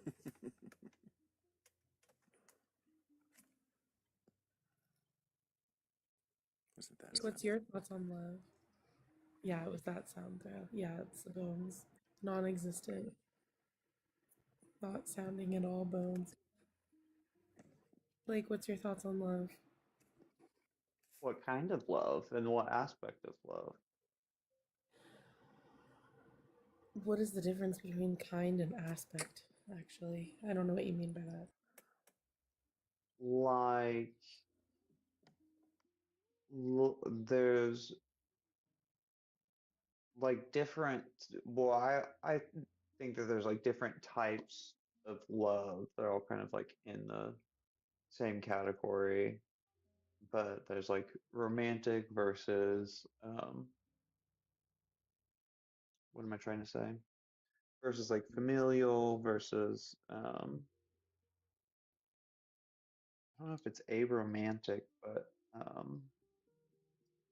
forget what the like love between friends is called. Basically, like all of the like Greek variations, but in like psychological jargon. Do all of the types of love have something in common?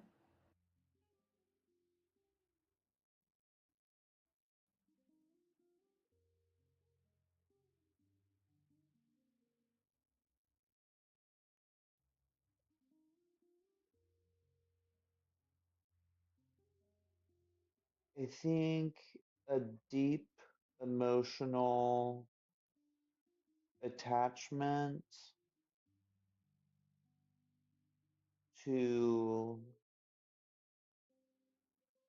um, those individuals, maybe. I'm feeling this out as we go. I don't have a lot of hard stances on these answers I'm giving. That's valid. I changed the big question. And also, hello, SP. How are you doing this morning? I am well. How are you, Thrayle? Doing pretty good. Good morning. Good morning, Lesby. Good morning. We were talking about love, and honestly, SP is the perfect person to add to this panel because they love talking about feelings. Ew, they're so strange to me. Feelings are so weird. Do you have a standing definition of love?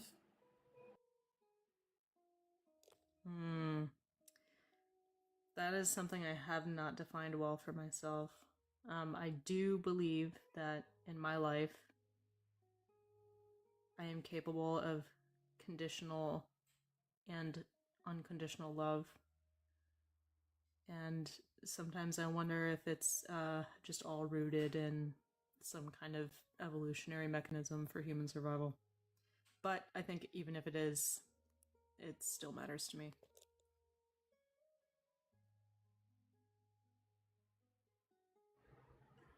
If it is a part of a mechanism for evolutionary survival and an emotional response, how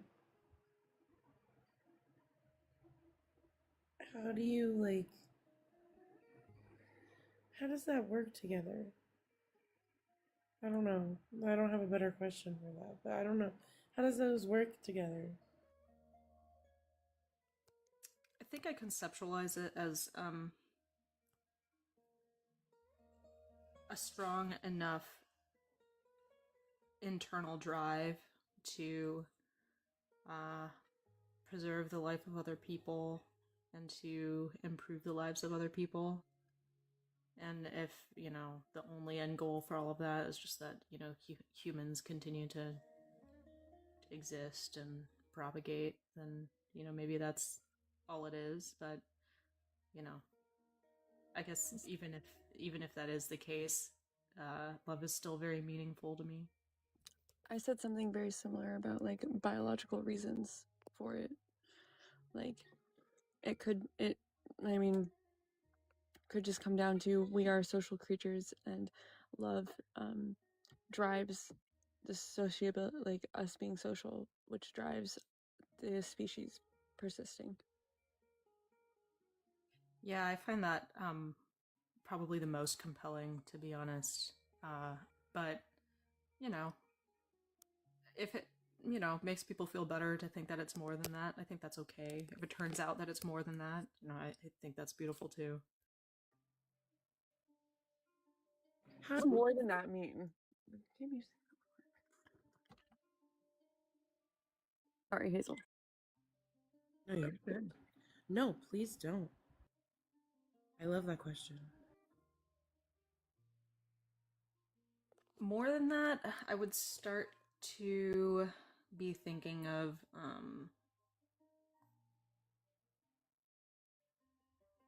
I would be getting into the realm of like love that we can't exactly fathom, like truly unconditional, all-knowing, all-seeing love. I know that concept, I think, is talked about a lot in some religions, and I think that that's appealing to a lot of people for a reason, especially if you feel like you do not have that kind of love in your life. But I'm not convinced that kind of that Do you kind of think love exists. Okay, that was going to be my next question. Do you think two humans, do you think a deity would be necessary for that kind of love? Do you think two humans could give each other that kind of love?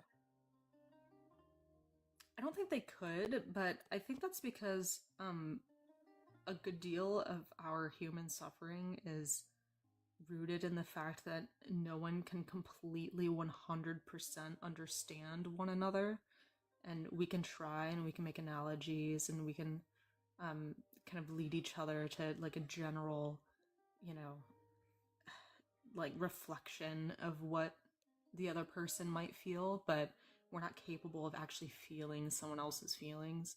So I feel like that's why we are I mean, I guess that's maybe like one piece of why I don't think we're capable of that kind of like, broad, supernatural, all-knowing, unconditional kind of love.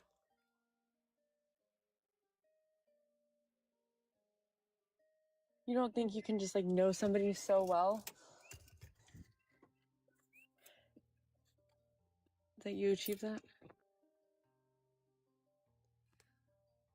I think that I can know one. I think that I can know somebody well enough to understand that my love for them is not based on conditions that I'm aware of. I guess, if that makes sense. But I do think that you can know someone really well, you still can't know what it's like to be that person. And you also might not know well the subconscious aspects of that person. I think when you live with someone for a long time, or you're in a relationship with someone for a long time, you can start to pick up on those things, but you'll never really like truly know what it's like in their head.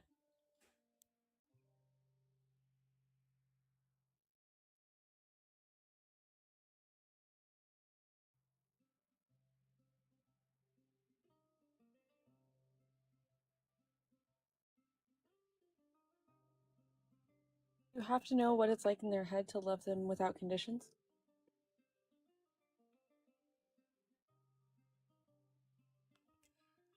I find it maybe a little bit unreasonable or hard to believe that you can claim to love someone without conditions if you can't conceptualize what some of those conditions might be for that person. So I think that maybe you can think that you have like a generally close representation of unconditional love, which I do think I'm capable of. But I don't know if I can have truly unconditional love for someone if I am unable to understand exactly what they think and feel.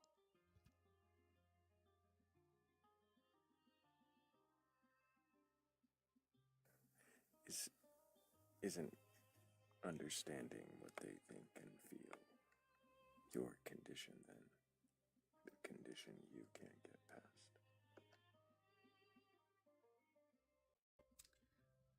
I think that's possible. I think I also might be limiting myself with a definition, because I think that the unconditional piece for me feels very yes, no, all or nothing. And then I do wonder if I can like really trust myself to say I have unconditional love for this person if I can't conceptualize all of the conditions that might keep me from doing that. I don't know. Is unconditional love the same as unconditional boundaries? Good point. I think I'm having a hard time conceptualizing what you mean by that. So I have a great example.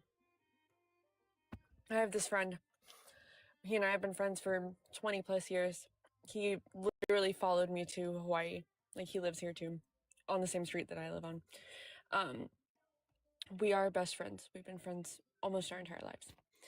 Last year, he did something that really upset me. For good reason. And we didn't speak to each other at all. We didn't speak to each other. We didn't see each other. We didn't like have any contact with each other for 6 months. I loved him that whole time, and he loved me that whole time.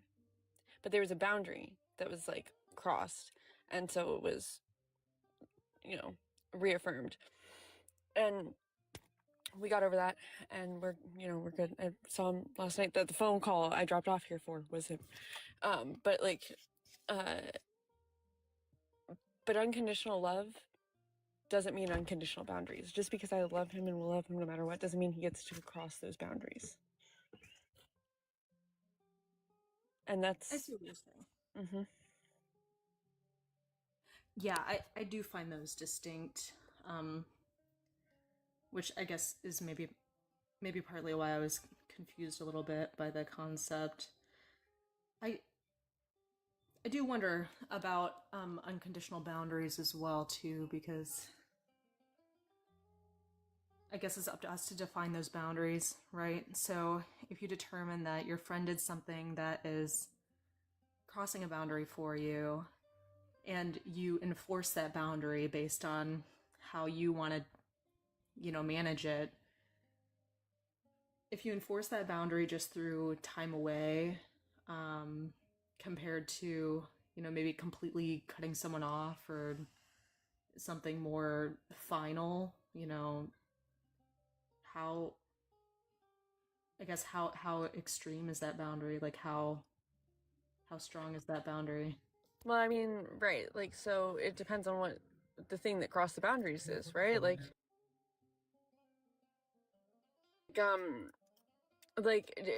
For a more extreme boundary cross, there's more extreme consequences, right? I also want to know what is unconditional love then to me, because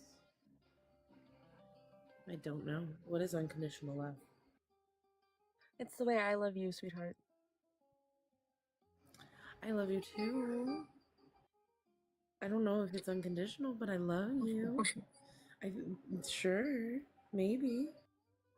Just means Yes. love without having any conditions for it. Like, I will love you regardless. I might not like you. I might have a boundary that's crossed. And so there might be consequences for that. But it doesn't mean I don't love you. Sure. Is love that doesn't involve you interacting with that person meaningful? Yes.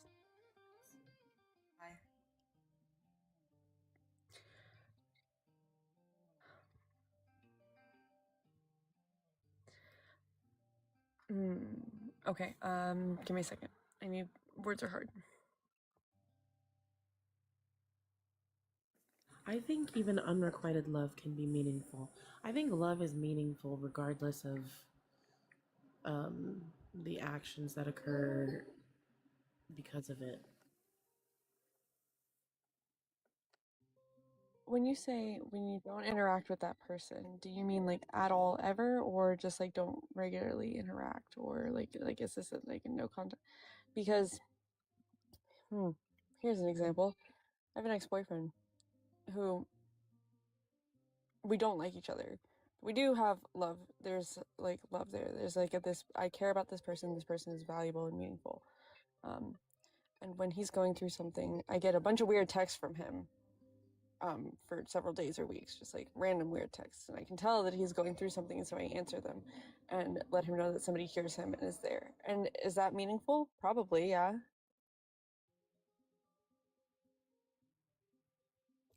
I guess I mean more on the extreme end, like love where you don't interact with that person at all.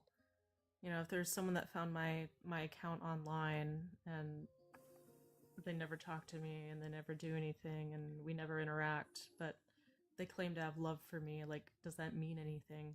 Is that love, or is that lust, or is that obsession? That's obsession.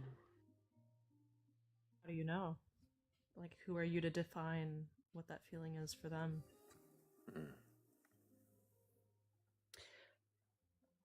Is it possible that they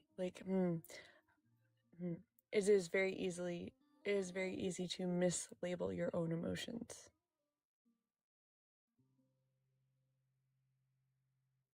So would you say that so let's give a different example where maybe you and your ex, there was love there, the relationship ends, and then you never ever interact with him again, but you still feel you have love for him. Is that love meaningful? Yeah, I think so. To her, it is. It doesn't matter if it's meaningful to him or anybody else. Why is it meaningful to you? Because I think that there is a lot of value in these experiences with other people, and loving somebody and being loved, and even if it ends, that experience was still unique and meaningful and gave me something at the time.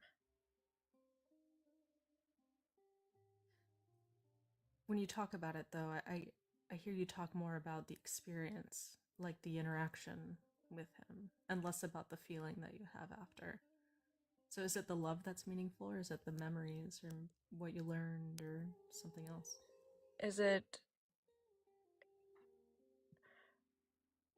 Isn't that the reason I love him? It's because of the experience that he gave me. And isn't this the experience what's meaningful? Or is it the love that's meaningful? I think they're like married in a way that they can't be divorced.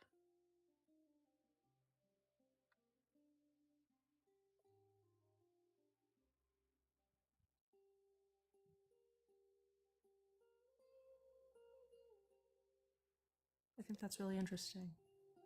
I think that in my mind I can see those things as separate. Like for instance, my ex, no contact anymore. I would say no love anymore either. But I do still value the experience and still value what I've learned from it.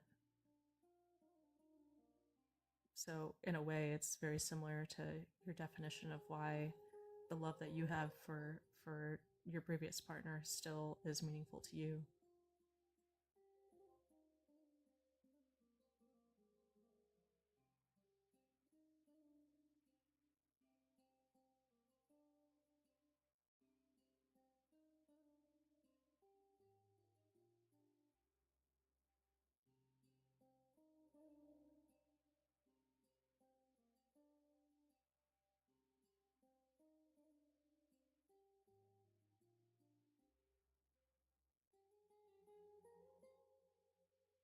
Kat, do you think we're capable of loving someone that we don't really know?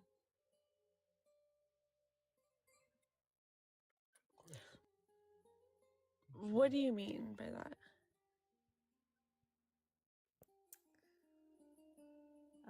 If you maybe meet somebody and you get along for an hour, and that's your only interaction with them, and then you go home thinking that you love them, do you think that's possible, that you can love someone with very minimal interaction, very minimal understanding of who they are? I don't know. I don't know. Be. Sometimes I think yes. And other times I think not. I don't know. My sister's love story follows that experience where she met her husband and they met at like a lake and they both fell in love with each other. And then years passed, they were friends. And eventually they ran into each other again and fell in love in one night. And then they were discussing marriage 2 weeks in and moved in 2 weeks in and got married, and they're still married. So I think it's possible. I think that's an interesting example. So maybe we're just coming down to getting into the definitions and semantics and such, but I think their reconnection, could be love because they did know each other from their previous friendship. But the first time they met, I wonder if that is love or just connection. The difference. I think love includes some choices. I also think that love includes like an assessment of the conditions or lack of in that love. Like I think that I can show appreciation for somebody, or I can show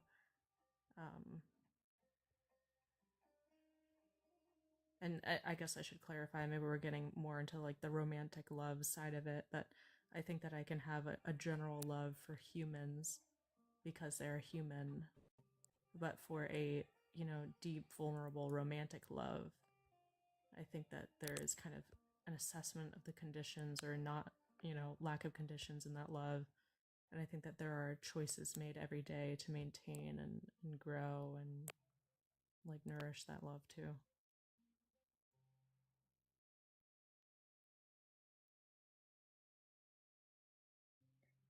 If hmm. Oh. Hmm.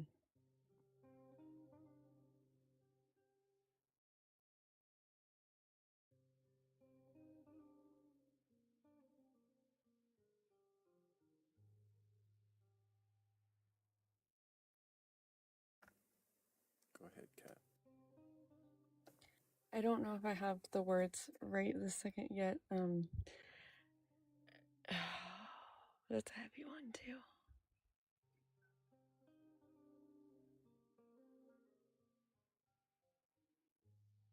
You have to make choices to learn and grow, and you have to, it becomes a task or a routine or a to think about.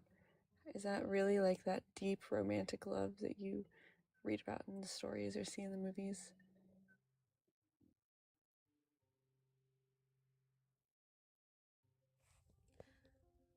I think that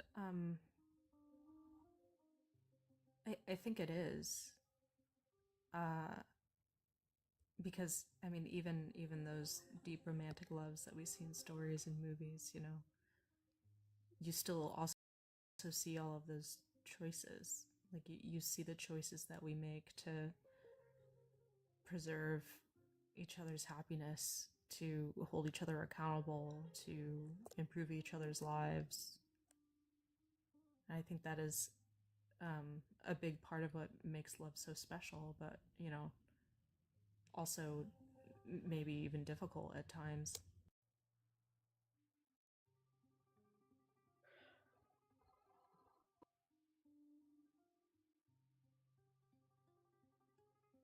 Is a choice.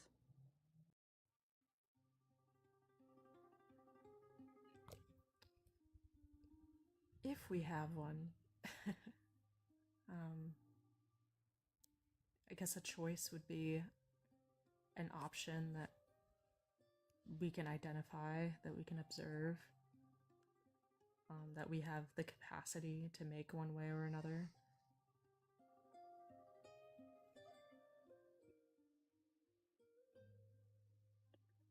How do you know we have that? I don't.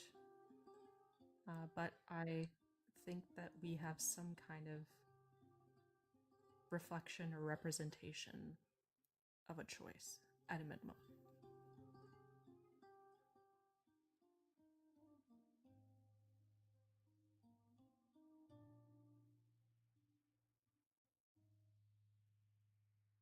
You know what I've noticed about deep romantic love?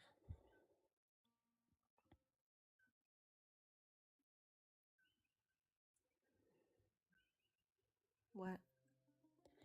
I don't think that choices exist in that. I think that there are things you do and things you do not do. It's not really about a choice or making a choice. It's just what action you're going to take. I love that love. Don't even say it. She's talking to me, not you. You please repeat your question. Oh, I'm sorry. I was actually talking to Kat. No, I what do you didn't. think about Kat? I was talking to Hazel. When I said don't say it, I was talking to Hazel. Because I knew what Hazel was going to say, and I didn't want her to say it. We're all turned around now.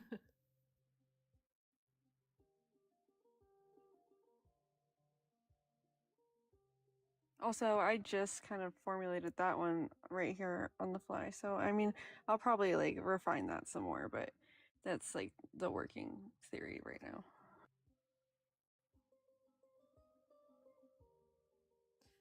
think there are a lot of maybe examples of people who claim to have that deep, unconditional romantic love for somebody, but then they make choices in a way that doesn't reflect that love. And are we sufficient with the answer that, oh, I guess I just didn't love that person?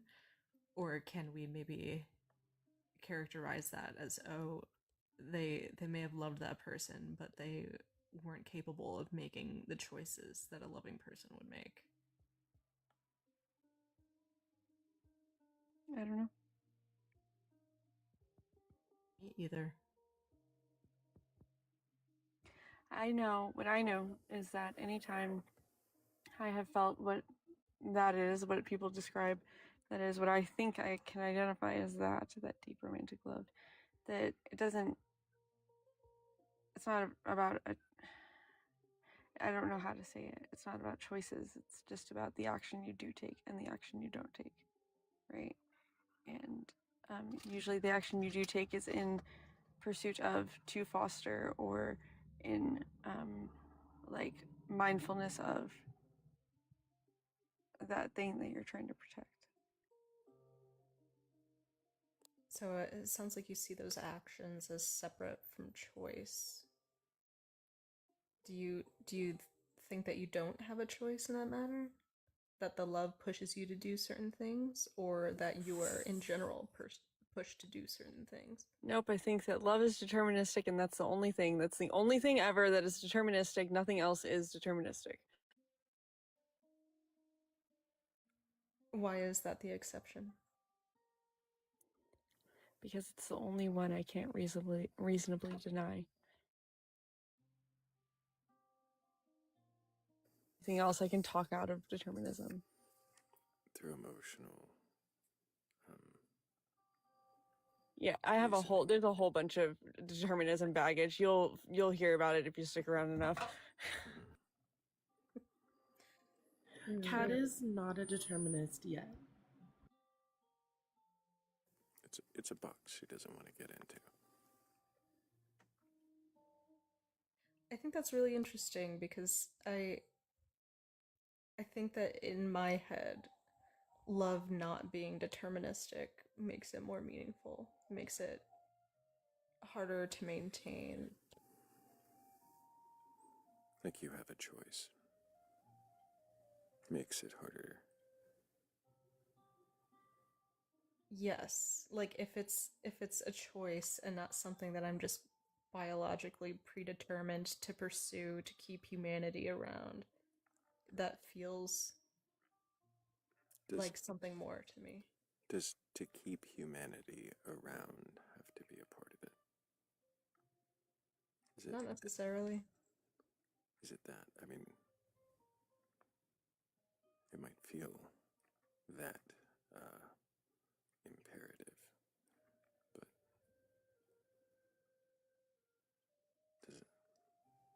does that need to be there? I don't think it needs to be there, but it does seem reasonable.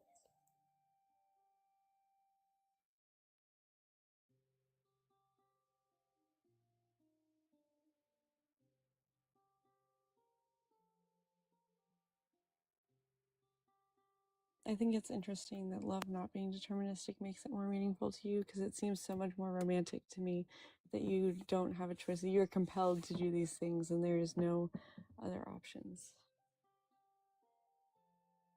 It is so interesting to me for the exact same reason.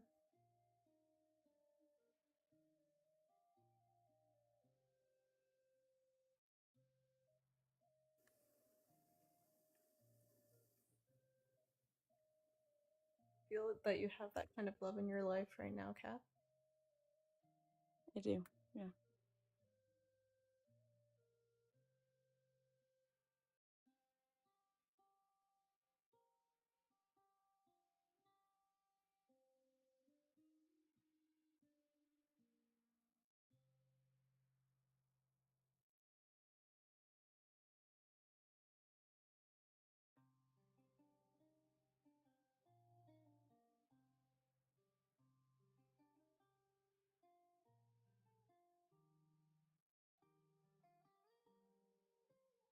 DJ, can we change the music to What Is Love by Hadaway? We probably need a Batcolyte equivalent, though. We'll get our best Okay.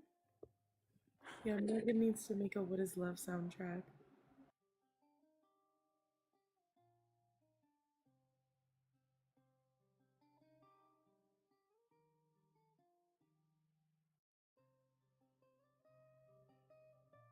Quit giggling over there. Get to work.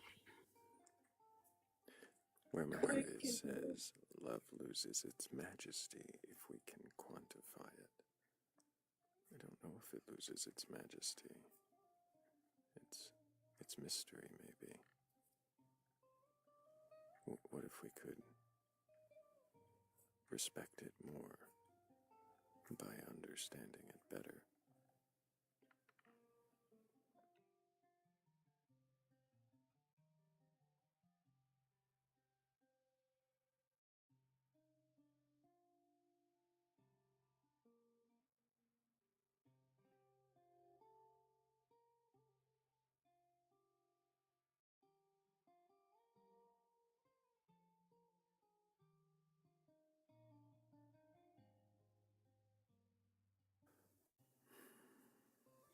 Yes, girl, now.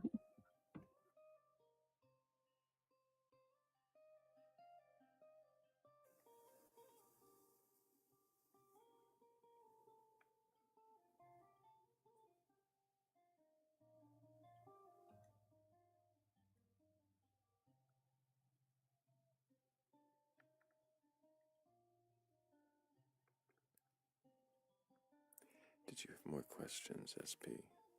Or Hazelnut? My cat. Did you? I'm Still says what the fuck is love at the top.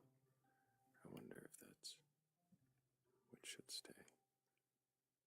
Is starting over because somebody missed everything you said. That was great. I like that one.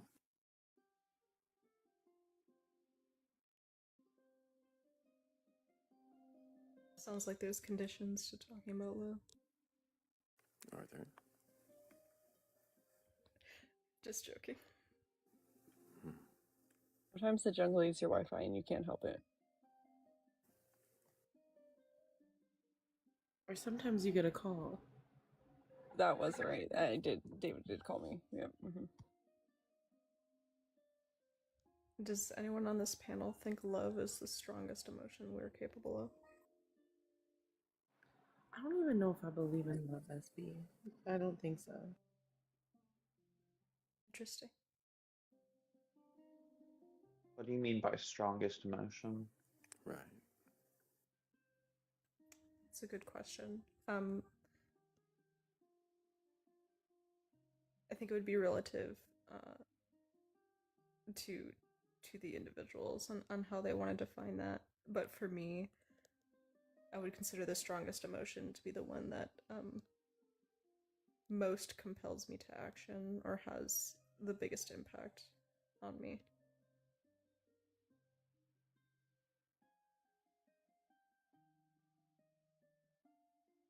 I don't know. I felt some really gnarly anger. And I don't really feel that much anger, but when I do, it's really, really gnarly.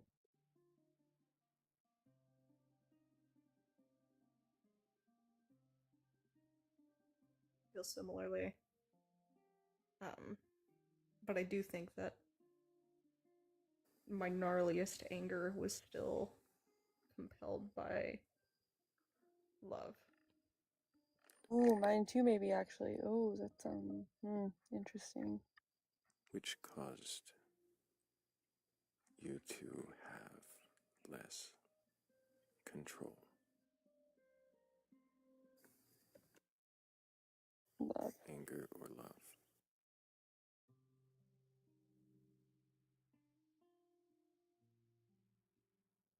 I need to think on that one. It's hands down, love. I think they're both the same.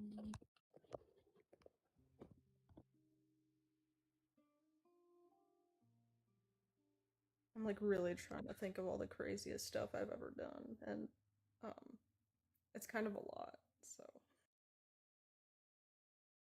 I don't think those moments in my life exist without both.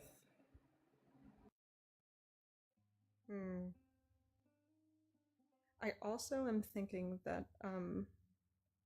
the answer for me would be love, because the ones that I attribute to anger can also kind of be reduced down to either love or fear.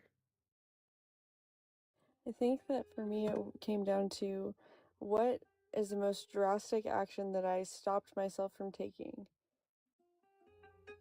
and like, did I stop myself, right? So like that would be anger. Like I cannot take the action when angry, but I don't think that that's always true for like love. I think it's interesting that you say that, because I think probably what most people would consider to be the most drastic action taken in anger would be something related to unaliving. And I'm not sure that you could do that in the name of love. Maybe in defense of someone? I don't know.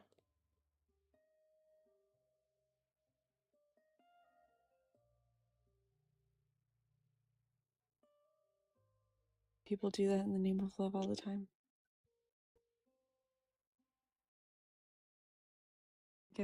I think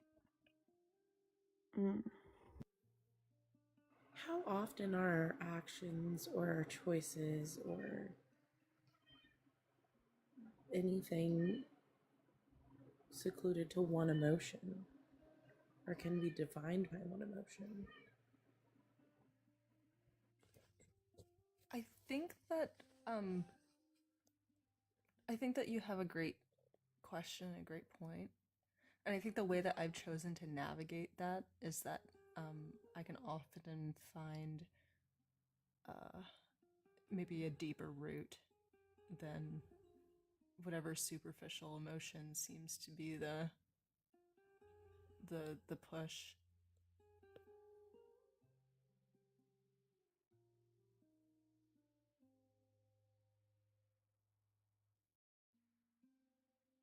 So you're saying, like, when you have an experience, you have a range of emotions, and then as you dig deeper, you find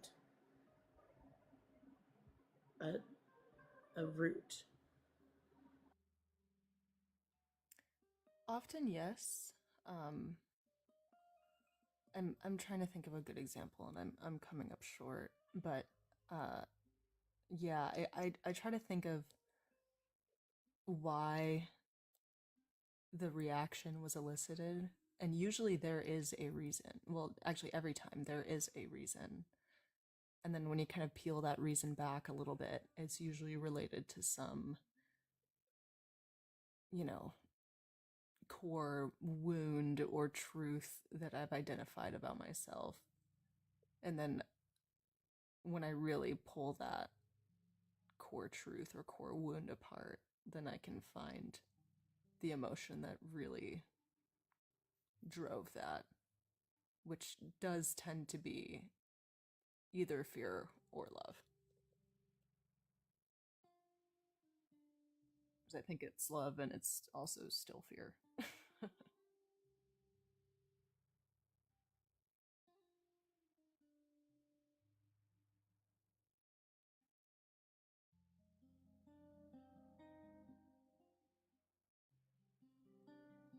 How do your emotions drive your beliefs, SP? That's a great question. Do you mean my beliefs in general? Or is there a specific one you wanted to dig into? I'll say your beliefs in general, because I partially remember your interview with Thrayle. Sure. Yeah, I guess I found the easiest descriptors something around agnostic humanism. I think that my emotions and my beliefs have been a little bit of a chicken or the egg kind of situation for a while, for many years. I think there was a time where I maybe clung to a philosophy and then tried to like direct my emotions in support of that philosophy. And it didn't necessarily work out. I had a similar experience with religion where, you know, like I wanted to be a good Christian and I wanted to feel the feelings that everyone else felt. And then when I just couldn't feel them, the more I thought about them, it just didn't feel compelling to me anymore. So I think it's a little bit foolish to completely cut emotions out of the equation when it comes to my philosophy and motivations and the way I want to live my life. So I guess I kind of look to them as indicators for what feels compatible with me. But I don't necessarily use them to determine what's true or not. I just use them as an indicator of what kind of beliefs are compatible with the way that I want to live, I guess. Try to push my emotions to follow my philosophy, though. I kind of just observe them.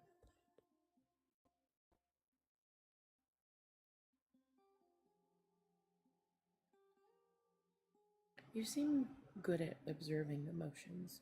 The way that I've heard you question others' emotions, it's very interesting. It's definitely a special interest of mine. I observe, I've observed a lot of emotions that seem like unreasonable on the surface in myself and other people. So I did a lot of research on it and ended up studying psychology with a focus in neuroscience on it. So it was really interesting for me as well to see the kind of biological component attached.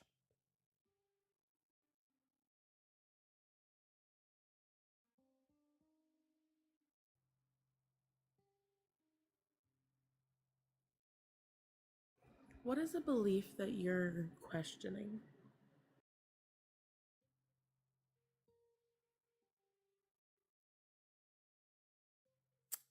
I have one I've been questioning for a long time that I think I've been questioning even more recently. And that belief is that I am that I am in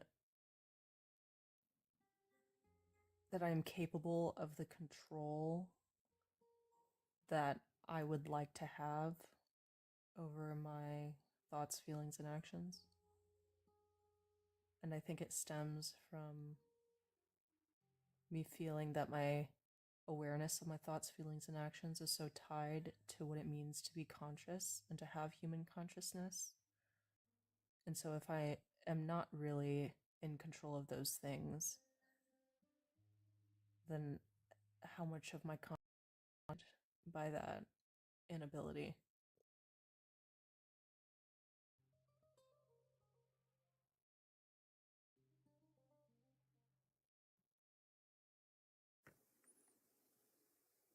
We have a new guest. Hello, Suzanne. Can I get your age for TikTok TOS?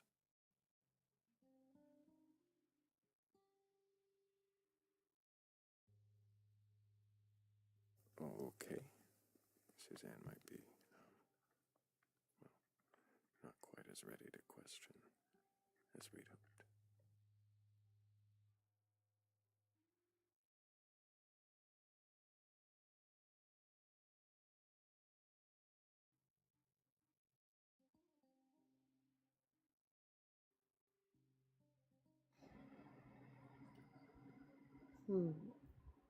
So, can you say that one more time? I'm so sorry. A little bit concise for me. Just a reminder. Yeah, sure. Basically, I question if I am in control of my thoughts, feelings, and actions as much as I think I am. And if I'm not, does that impact my ability to have human consciousness?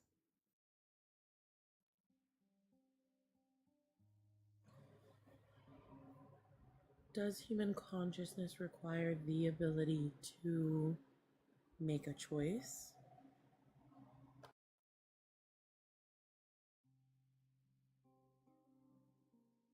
I think the definition that I work with requires awareness and maybe I impose an additional condition on that of the awareness of choice. I don't know. Can you be aware of an outcome without having made a choice that led to that outcome? Or actually like being in control of the choice that led to that outcome? If that made sense. Kind of hard to ask the question I'm trying to ask. Yeah, that made sense. I'm not really sure. I don't know. See, I guess my issue is with the awareness piece of it because I'm not sure that we have good awareness of outcomes. I don't think we ever make a choice knowing exactly for certain what's going to happen.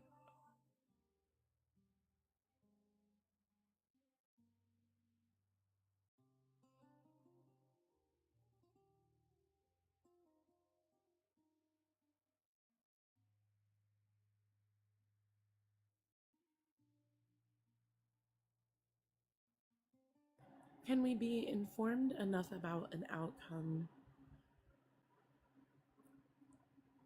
the same way that we are informed enough about the antecedent to the choice?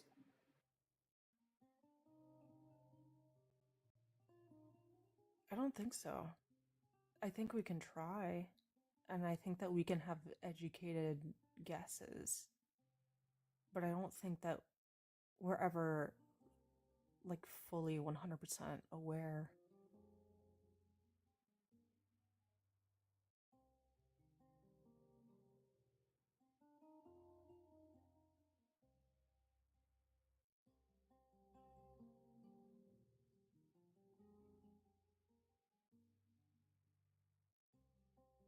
Do you need perfect knowledge to be aware?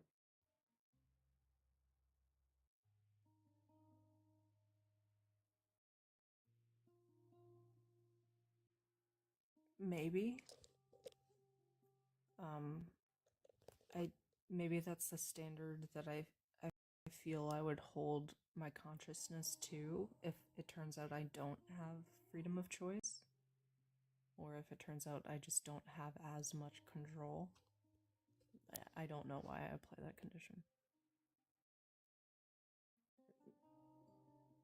Yeah, like can you have degrees of awareness? Like is it necessary, is it not awareness if it's not like perfect knowledge of and like foresight? Oh, I think I have human consciousness. I think if I don't have perfect awareness, then I don't know if perfect awareness exists or not. I think if perfect awareness does exist, then it's probably a higher consciousness than human consciousness.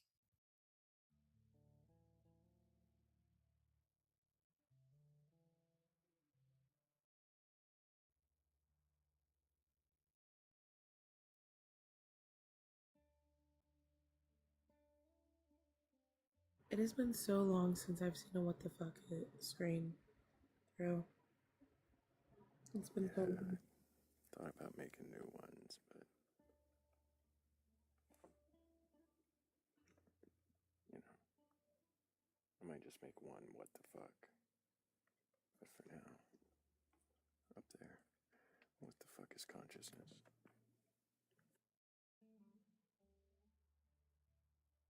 Awareness.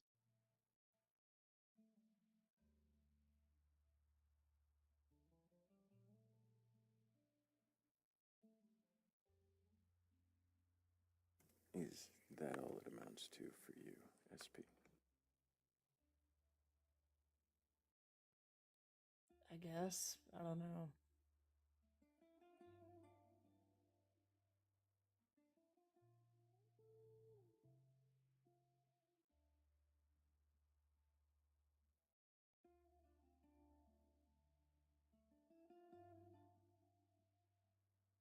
I mean, I don't know is a great answer.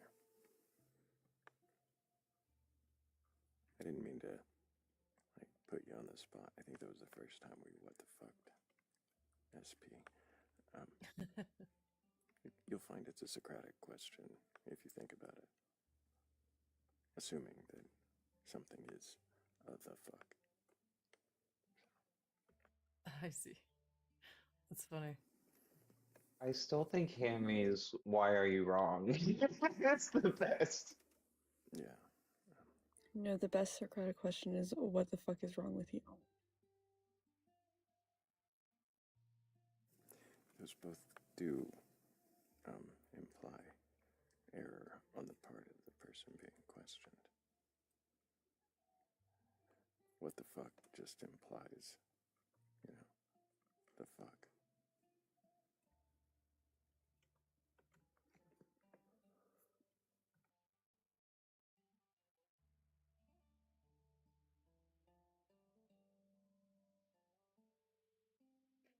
I think it's interesting that some panelists we've talked to find it comforting if we are not deterministic, and others find it comforting if we are deterministic.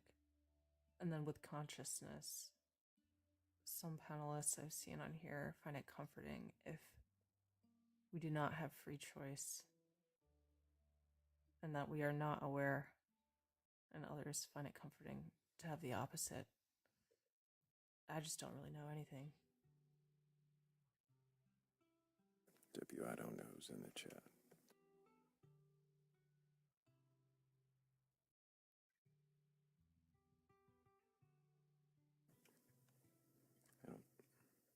I mean, that would lead to a question, but you kind of already answered. Is there anything you know? And what would that be? I was thinking about asking you that question a couple hours ago, actually. I think I can only know that I can convince myself of familiarity.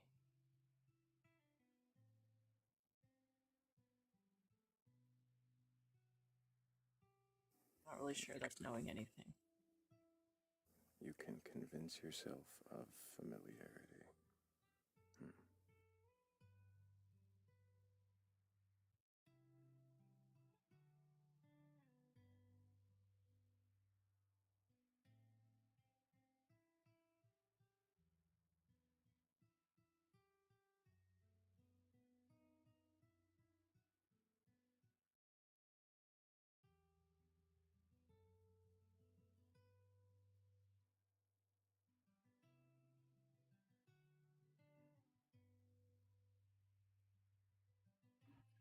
What does it mean to be familiar of something?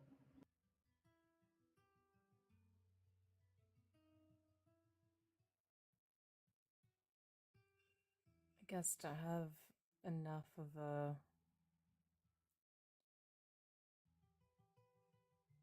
I don't know. Yeah, maybe it's just a word I use to stop just short of awareness. So I'm not sure if I have awareness, but I sure think I have something close. I guess I just call it familiarity.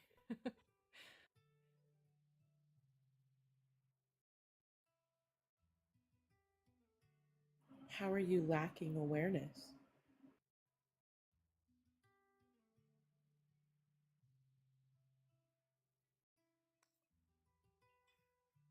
Because I think we don't know what we don't know. And I think we don't get answers to questions we don't ask or don't know to ask.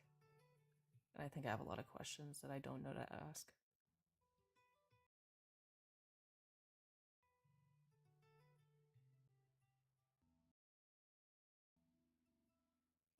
That's why we have friends to ask them for us. Amen to that. Do you believe you need to have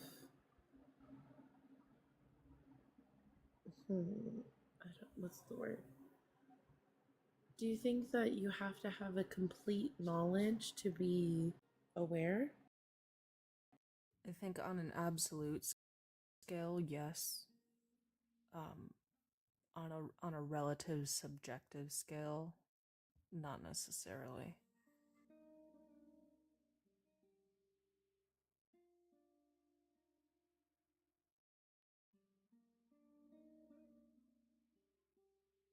What is an absolute scale of awareness? For me, it's just a way for me to differentiate between if I'm talking about like absolute truth. Sorry, I shouldn't say absolute in the definition. I should say if I'm trying to differentiate talking about truth and overall truths versus concepts that are true in our shared mental reality or our like relative understanding of the world. I don't think that it's very easy to discuss absolute truths. But I do think that 99% of the time when we have conversations here and when we're questioning things, we're kind of discussing our subjective understanding. Does that make sense? I don't know if that's some like perfect way to describe that, but I think it's used in some philosophy spaces. It helps me differentiate those things.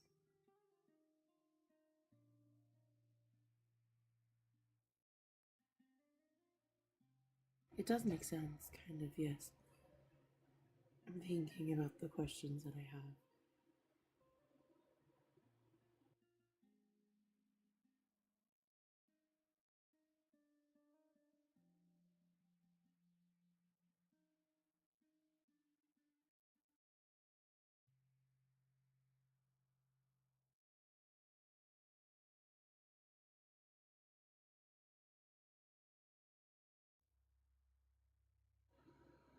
Why does truth matter?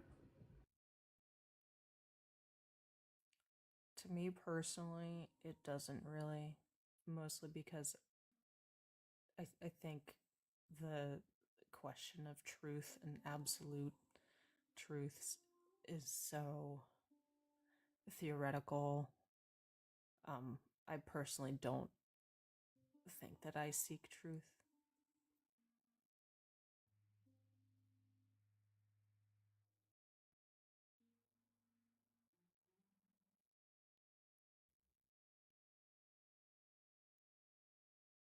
How can you find awareness through complete knowledge without truth?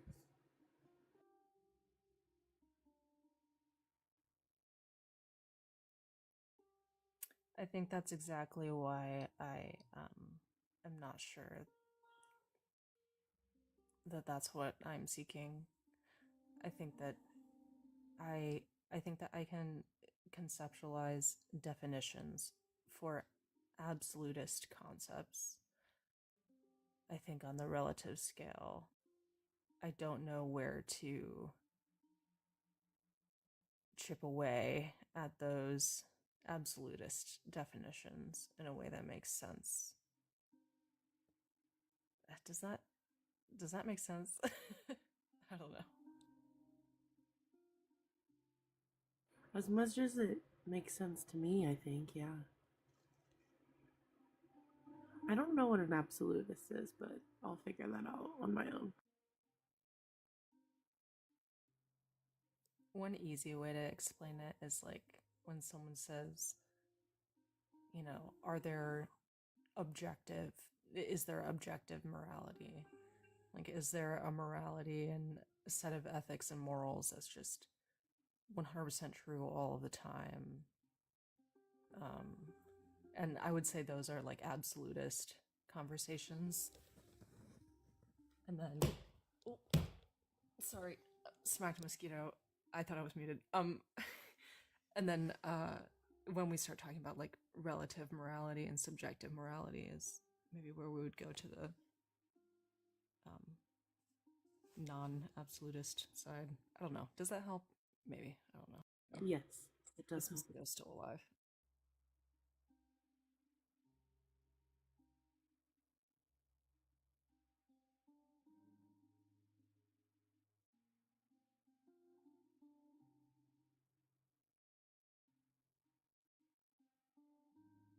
Thrayle, how's your patience going tonight? You seem very patient. Are you having a good time? I think I'm feeling patient.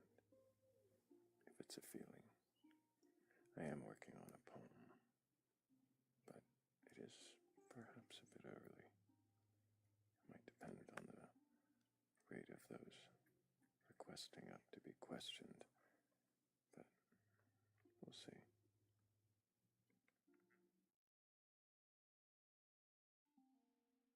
If you have patience and a belief in a god, goddess, or higher power, or anything like that, and you can question your beliefs, there's 2 boxes that you can press to request on it, and it will look a lot like what we've been doing with each other, is questioning each other's beliefs. We're not trying to debate or burgle your gods, as Thrill often puts it. So, request up and see if you can question your beliefs.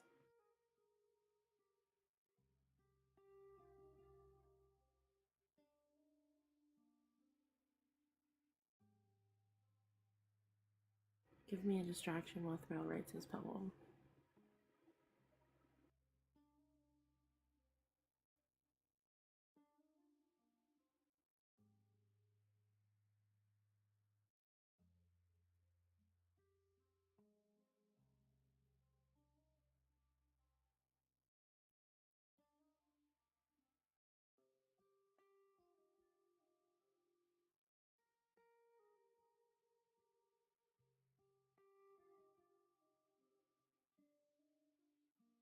Also, keep tapping the screen because like we're almost at 60K, which like would be really cool to get to in like the next 2 seconds.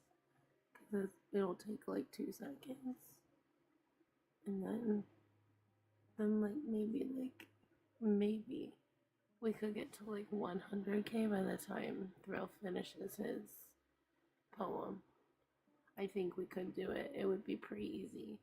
The math is mathing, folks.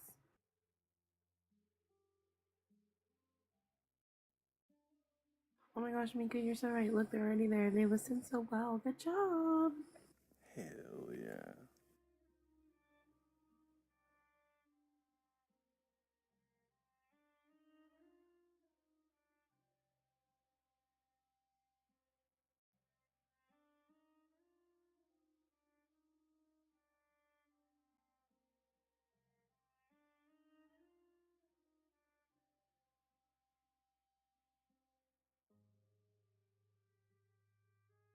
SP, do you have patience? And do you think patience is a feeling?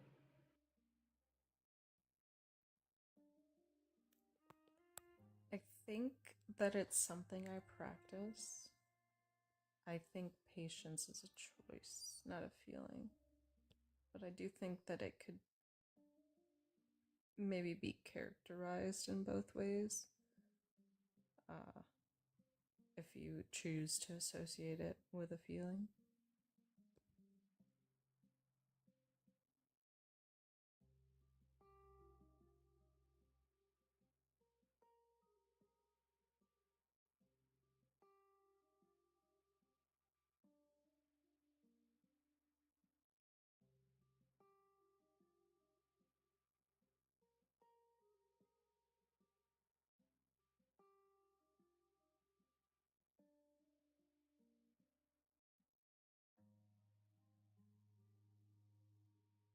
Aaron, I do think it is always a choice.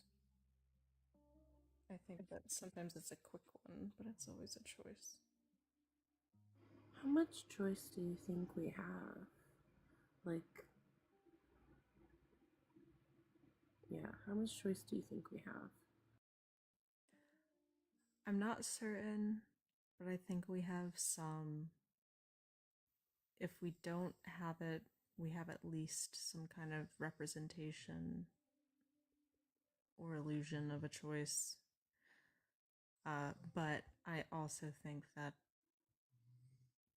even if we have less of a choice than we think we do, using a framework where we do have a choice seems to be more positive.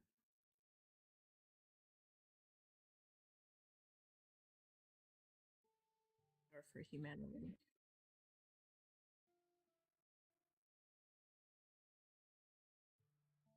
Is there an option that is good for humanity that includes absence of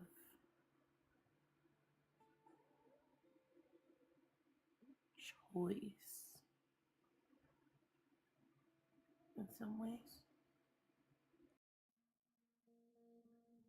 I'm sure I can maybe think of one. Maybe if we are representations of humans that are in a test environment that is run by a human who is actually trying to support humanity. But I do think that other alternatives where we don't really have any choices don't really seem to be that positive for humanity. But are definitely possible, especially in a reality where humans are just another microbe.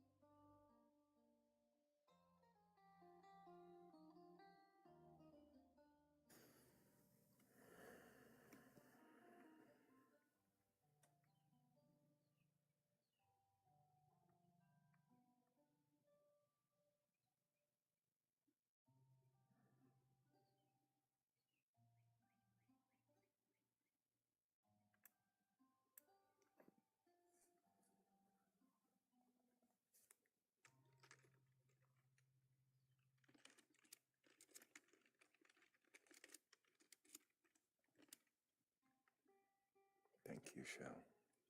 Appreciate you.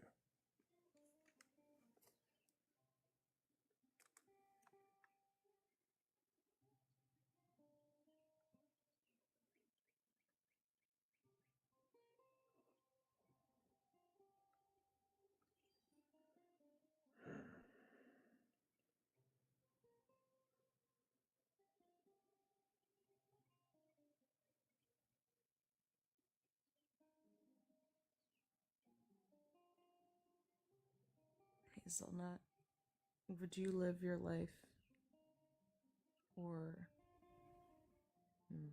would anything about your life change if it was confirmed for you that we do not have choice?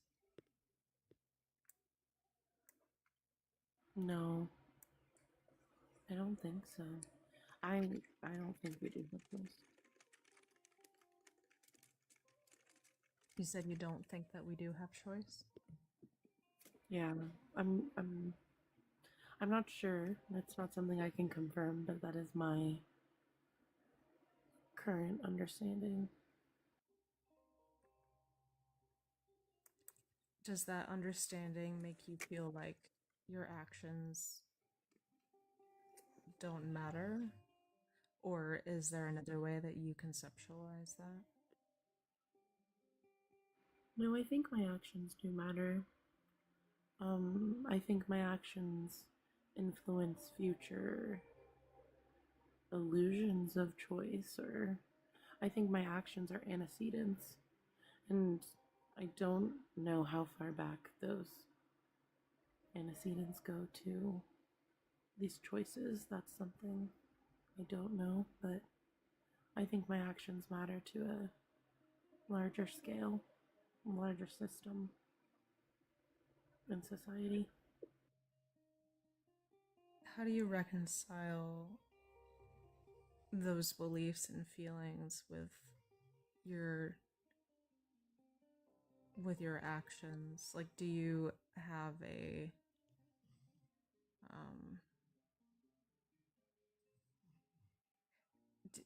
does it does what kind of feelings do you associate with knowing that maybe your actions are not your own? Like, does that remove feelings of responsibility for you? No, I think it brings responsibility to my actions. I don't feel like it makes my actions not my own. I don't know. I guess it does in definition, but I'm not separating my actions from myself just because I am not choosing them.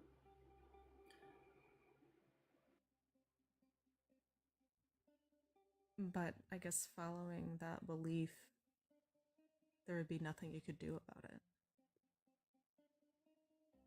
Yeah, I agree with that. A lot of the times, many of the times, most of the time, there's nothing that I can do about the actions or the choices that I seem to make.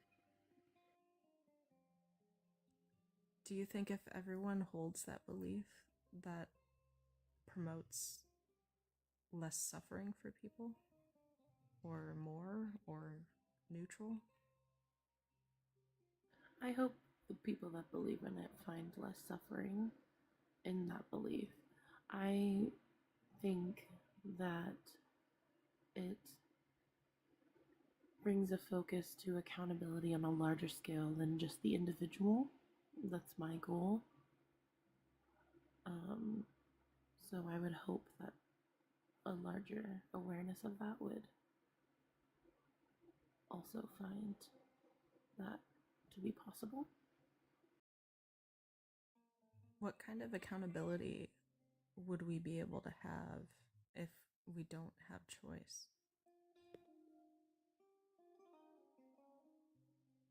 Recognizing the systems that are contributing to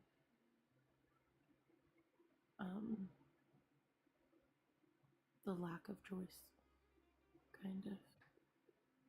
And who makes those systems? People in power. Do those people have choice? I don't know. I mean, I don't think anybody has more choice than anybody else, so I would say no. So how do they take accountability if they don't have a choice either?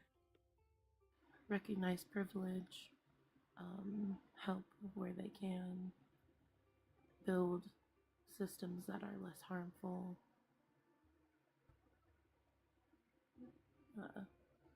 Lots of ways I would hope. Lots of ways that would be possible if they had choice. But if they don't have choice, then they're just doing what is predetermined, right? I think there's a large difference between predetermined and determined. I think there are antecedents that can be put in place, like people holding people in power accountable for their actions will influence future choices of people in power. Isn't it a little convenient to think that at our level, we don't have choice, but at their level, they can influence antecedents. Like, shouldn't that just apply to all of us? What makes them No, special? I was saying that we do influence the antecedents. I think all people can, but we can influence the antecedents by holding people in power accountable, is what I said. Holding people in power accountable sounds like a choice.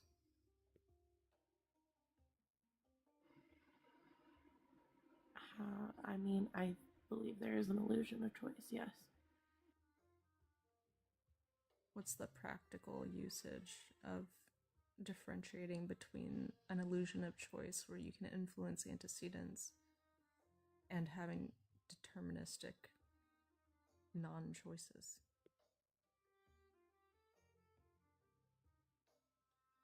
I don't think there is a difference. I think those are the same things.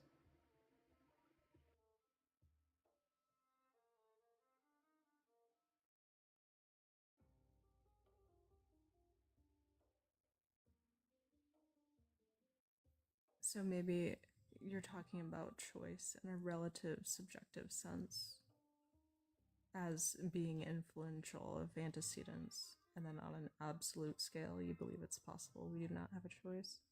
Would that represent that? I'm not sure. That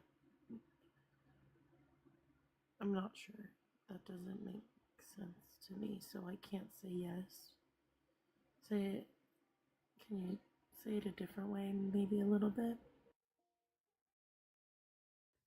It's okay if that doesn't work. I know that that's not a super well known exercise, but it's kind of along the lines of the moral example I gave earlier. I guess I'm just applying that same framework to this case, where on an absolute scale, like in absolute truth, maybe you're saying you think we don't have a choice, but then in a relative and subjective reality that we share, we can influence antecedents, and you characterize that as an illusion of choice. Would that be accurate? I think yes. I think yes. In some absolute truth, I don't know if I would use that terminology, but in that framework that you explained, in some absolute truth, I would say yes, we do not have a choice. There's an illusion of choice. And in our subjective reality, that's what that illusion of choice is trying to affect the antecedents. But yeah, the things in our lives, like the circumstances, our privilege, all of the things that contribute to our lives are going to affect and be the antecedent of choice, in my opinion. I think that boils down to us having a similar understanding then, because I think it would be probably a negative thing if humans could deflect accountability for their actions based off of their perception of a lack of choice. But, whereas I might call it just, oh, you have choices, you might call it, you can influence the antecedents. And I think that's valid.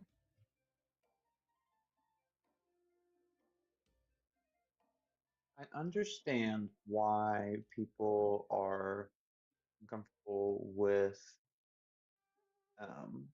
the like if like hard determinism is the truth, why it would um, seem to follow then like people can't be held accountable for their actions. But um, I think that when we are speaking purely like punitively versus rehabilitatively, um, it's like a little different, and um, yeah, not that I have like a hard answer to any of this, but I tend to learn more the um, on the determinist side. But yeah, I think that even if things are determinists, you should still be held accountable for your actions. And where I think that that could lead us is to um, looking more towards rehabilitation versus strictly punitive, because it's understanding that there were these like pre-existing conditions that led to the situation. I get what you're saying. I guess I see all of those things as applicable in a world where we do have choice. And I guess I'm not really sure what practicality the distinction has if the outcome and the reasoning and the actions we'd want to take are the same. You know what I mean?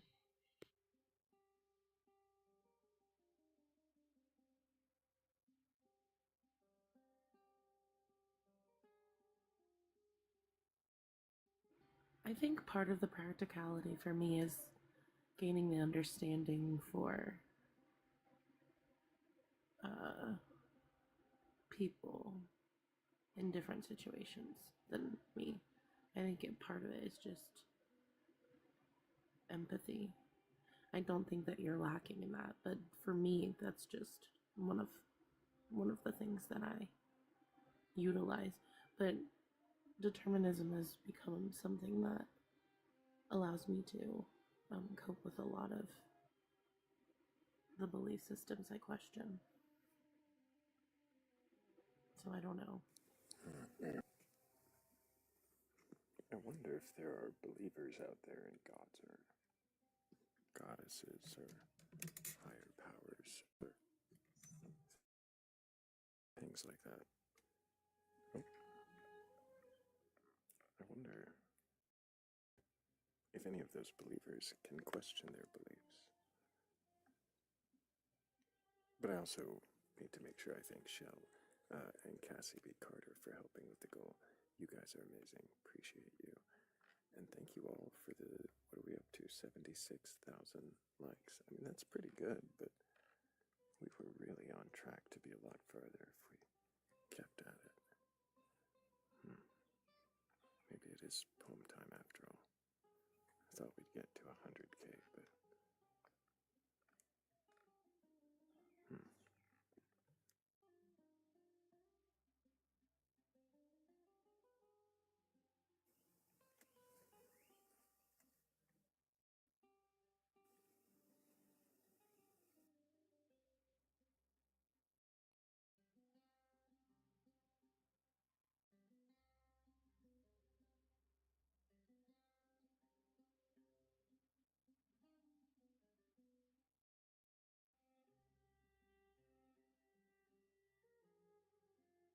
I guess one issue that I have with the way you described a deterministic environment is that I feel that in a world where we do have choice, I can still conceptualize the context and environment and complex factors that would make certain choices difficult. I think when we start delving into determinism, it makes it seem as though there is no choice in those situations or very few options, when I think that we know for certain that you can put the same person, you can put multiple people in the exact same situation and they could all still do different things. So I just don't think that determinism really does anything for me. I just think all of those contexts and factors you can still consider and empathize with and understand in a world where we have choice. I would question if those individual people are enough of an antecedent to change the choice or the possibility of a determined outcome.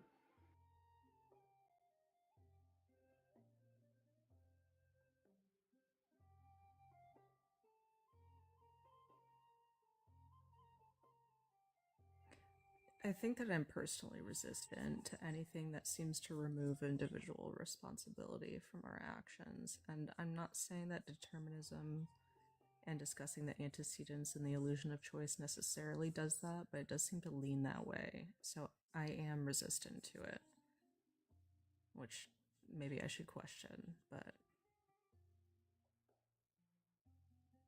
I think I should also always question the opposite of it, that there is choice.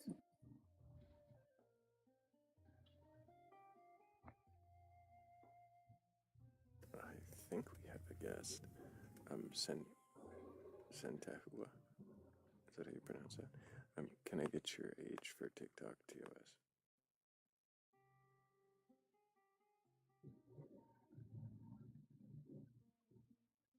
Sentahua going once. Going twice.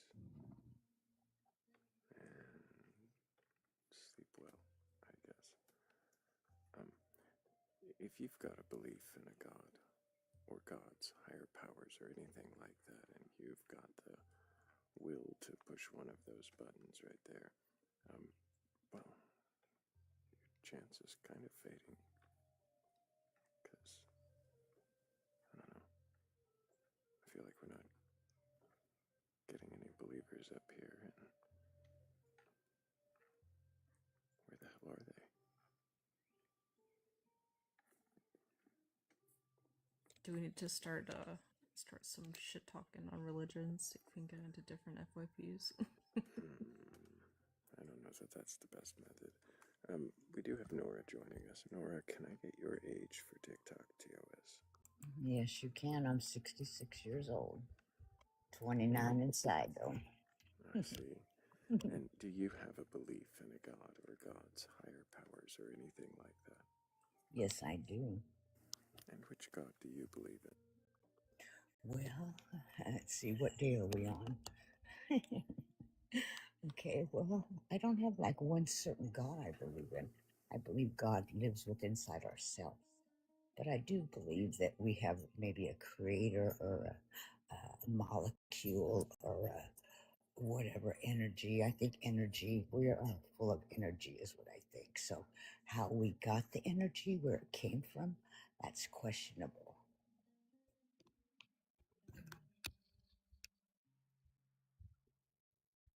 What is energy? Well, that's a good question. That's what's keeping us all going. I know that much, and it cannot be destroyed. It can only change forms.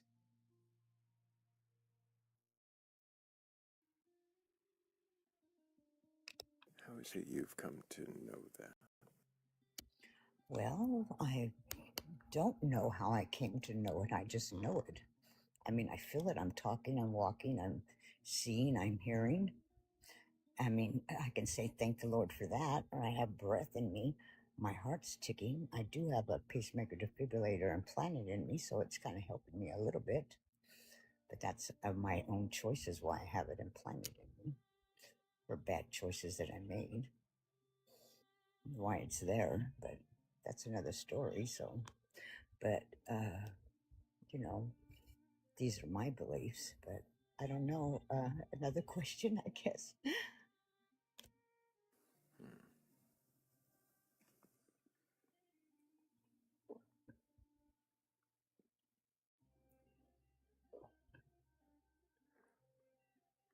Oh, I said I was going to cam up because no one's camming. No. I don't have to. Right. Okay, that's fine. No, we prefer you don't. All right, that's fine.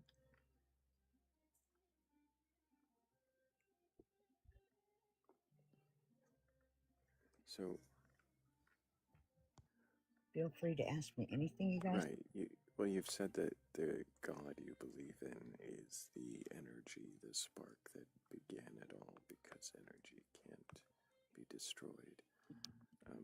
But I asked, what is energy?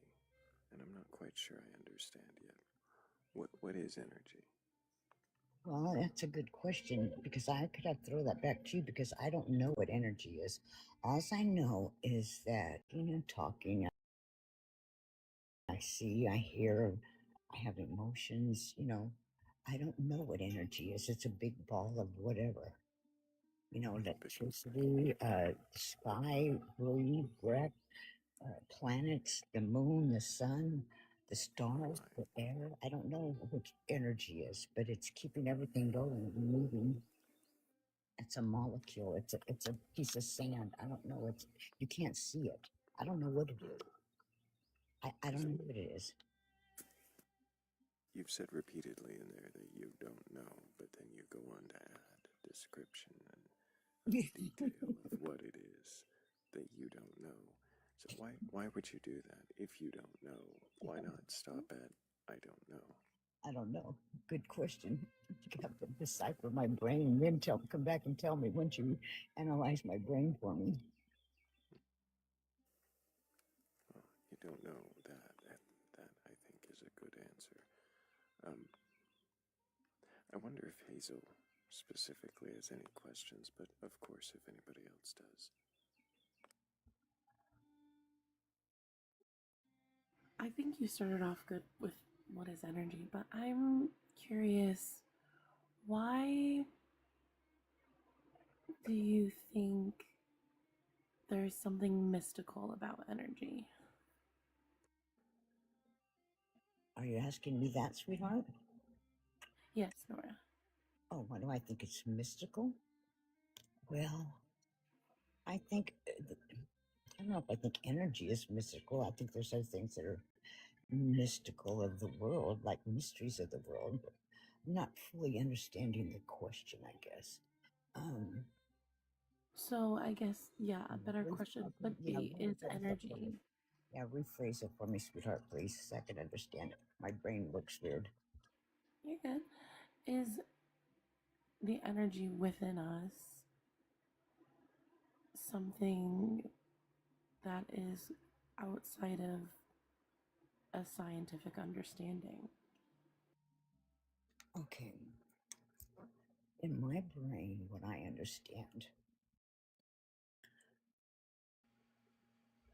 the size of it, I would say yes. What I think, now I don't know, these are just my opinions of the size of my brain or whatever. Okay, I don't know exactly how to answer it. Now my brain does, but I don't know how to verbally communicate it to you, to find the exact words that I want to relay what my brain is thinking right now, to articulate the right words. So give me a minute and give me a second and I'll see if I can spit it out to you, okay? Just give me a second. It's always okay to think about your answers. Yeah. Let me try to find the right words of how I want to answer that for a minute.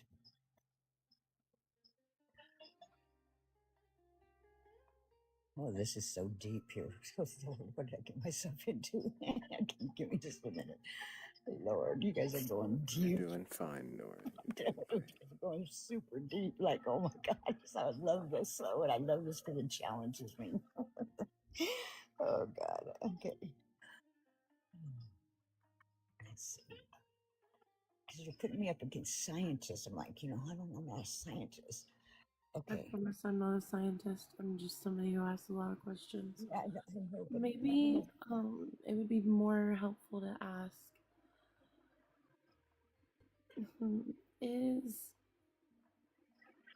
what is the usefulness of thinking as energy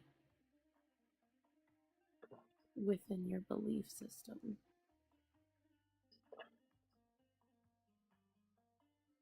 The usefulness of energy within my belief system. That's a confusing question, like the usefulness of energy in my belief system. Well, the usefulness of energy in my belief system is because I need the energy to use it to get up and walk and talk and move and stuff. But now the mystical part of it, let me go back to the other one. See, See, now the mystical part, I think the mystical part, to me, I want to go down the mystery lane, but you're using the mystical part kind of like, I want to take it to like fairyland or something with fairies and stuff, like mystical, like wind chimes and stuff like that, which I know you're not thinking that way, so. No, I more so want to focus on like if you're tying, you were saying God is within you and energy is within you. So it's more in your belief of God specifically. So is God something that is equally outside yourself as within yourself? I think it's all in our DNA.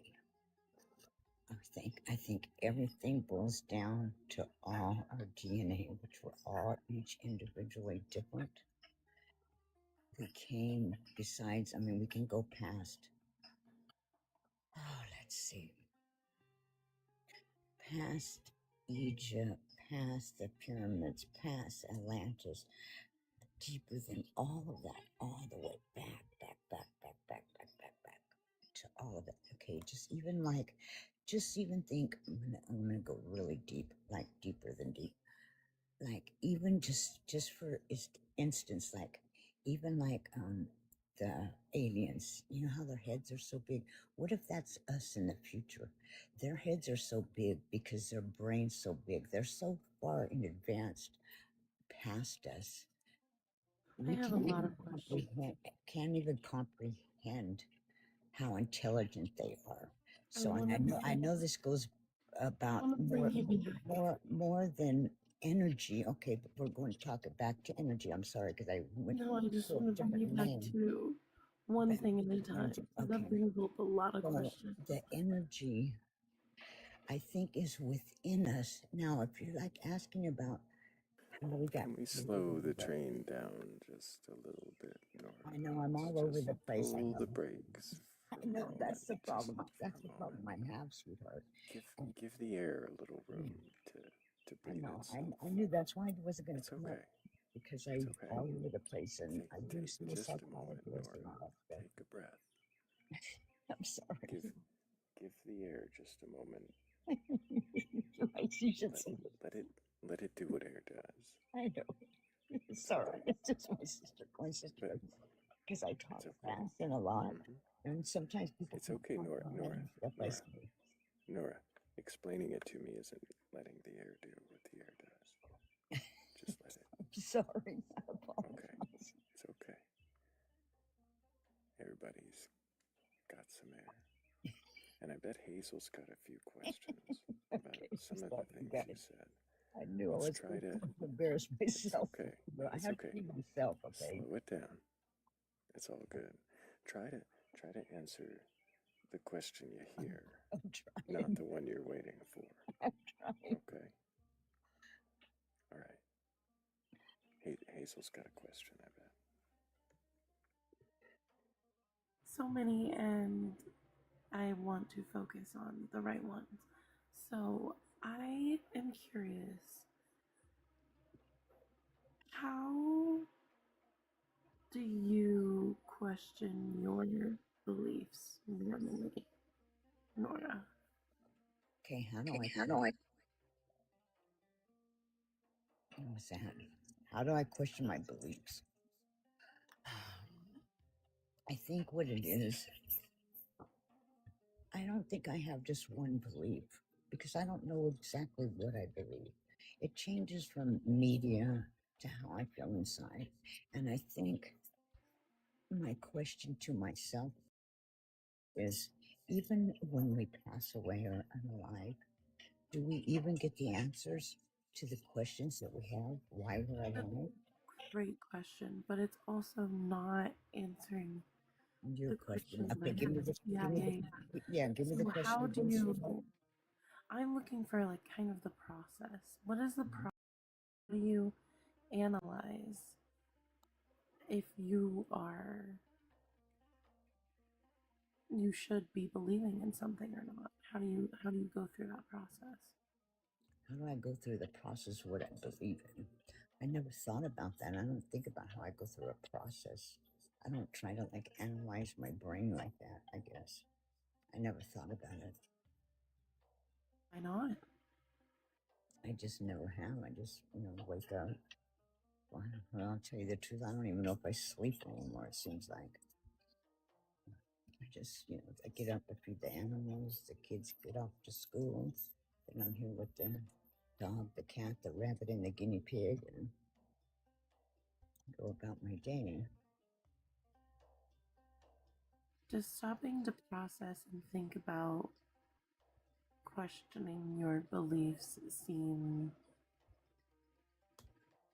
overwhelming? No, not overwhelming. I have other things that are more overwhelming than question what I believe in. I mean, we're not going to get into going into my, what's going on in my regular life. But that's another story.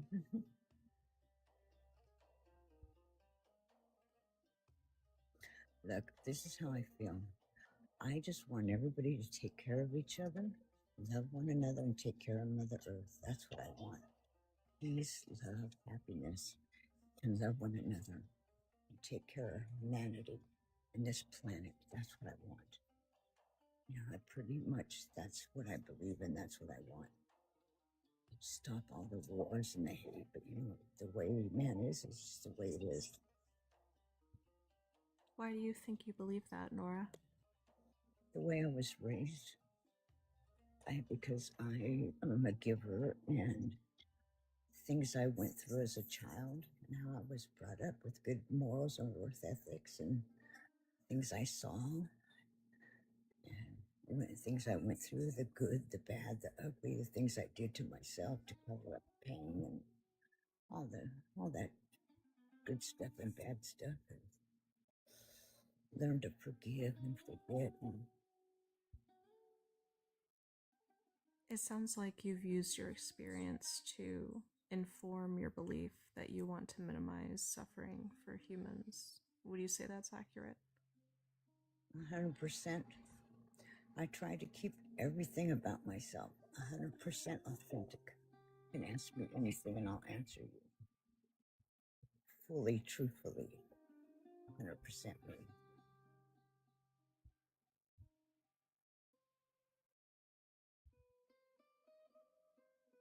How could you take a step?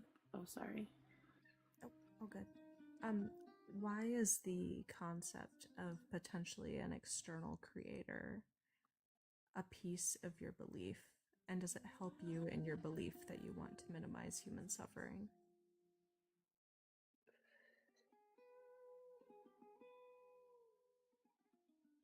I don't want no one to have to suffer.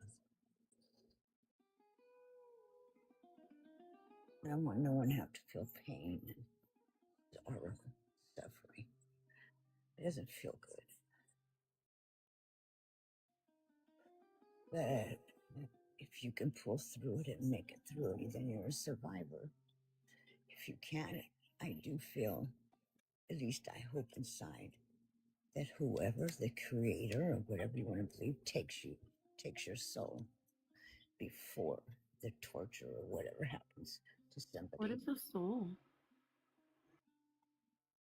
The part that keeps you alive, that energy, the whole package. Your whole being, the main thing is the energy. So your soul, the energy, your brain, your heart, the whole being, your whole being, it's the whole thing. See my name right there? See my little picture right there? My eyes, my lips, my hair, my nose, me talking. I mean, and I'm not going to cam up because you said not to cam up. So me, everything right there, everything, that's the soul, that's the energy, that's the being, 100% authenticity, whatever you want to say it. That is me. That's the energy. That's the whole package, the big enchilada, the big bang, the whatever you want to call it. That is the energy, the soul, the mind, the heart, the body, all that good stuff. That's how I can define it. So your DNA, you want to, whatever you want to categorize it, say it, that's what I think energy is. That's who I am. That's what I stand on. 100%. That's what I think energy is for me as an individual person, human being on this planet Earth that we call Earth. a little round ball, a little speck in this big, huge universe that there's about probably 2 trillion more universes out there. Can we please stop? Can you please stop, Nora? This is very overdramatic, and your answers are far from anything that's been asked of you. What the fuck are we even talking about? Well, excuse me, I came up, so you either want to hear what I have to say or you don't. Okay. Well, then, with all due respect.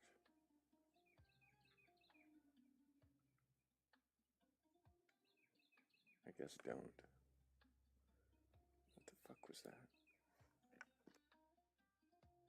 I think Thank sometimes you, people Jen. really struggle with the open-ended questions. Familiar. It just is like so many questions come up, and you can't like address every single one of them when there's no air. I think it's easier and maybe better in those situations to try to address the understanding, because when you start to ask them to define concepts, I think it goes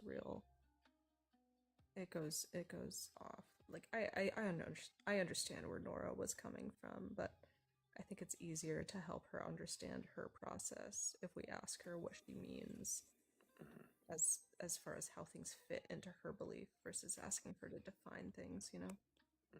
We might have better luck another time, and hopefully she can try again.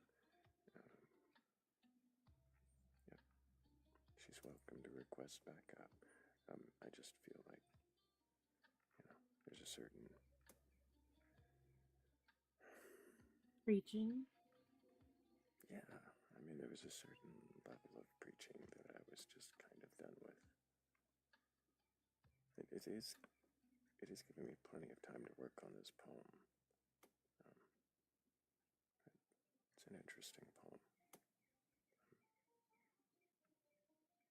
Y'all better tap the screen so fast because you're 4K away from 100K, and you better get there, or else I will be sad. And who wants to make Hazel sad? Nobody.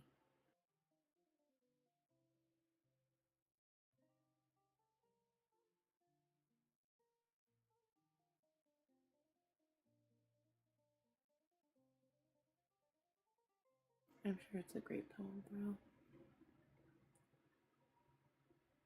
Does it talk about energy at all? You know, my favorite. It didn't. I started right before Nora came up.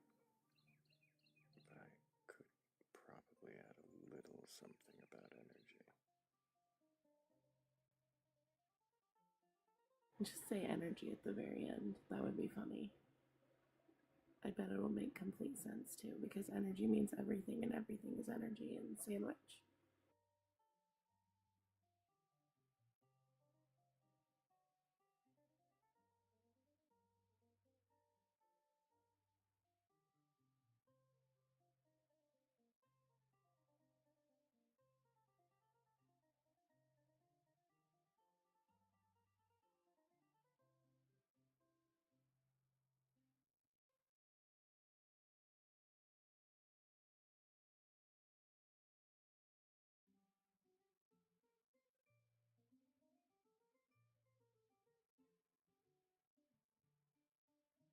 I heard furious typing earlier. Thrayle, so I have really high standards for this poem. Yeah, that's, I don't know if that's wise, but there are some standards I'm holding myself to on this one. Now I'm gonna make a whole topic of standards questions. I make a request that you incorporate the word dog, spelled DAWG, into your poem.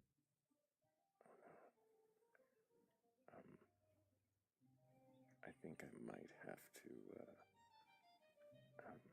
deny that request. I may still acquiesce to the energy, but I'm not sure yet. But you didn't deny pegging that one time. That was Everything in that poem We got so many things on that phone. Oh no. I just need to point out the time that I planted a pegging joke over 3 days and then pointed it out. And the joke was about plants, so it was a double entendre. Well, I don't know, it was double entendre, but yeah, that was one of my masterpieces. They hit 100K. Good The whole job. pegging incident was just is, was, and will live on and enduring forever. That was so good. There's like layers of good.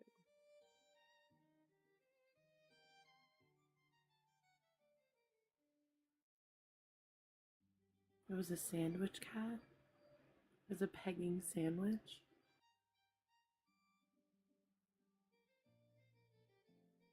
I have no idea how to visualize that, and I hate that I'm trying.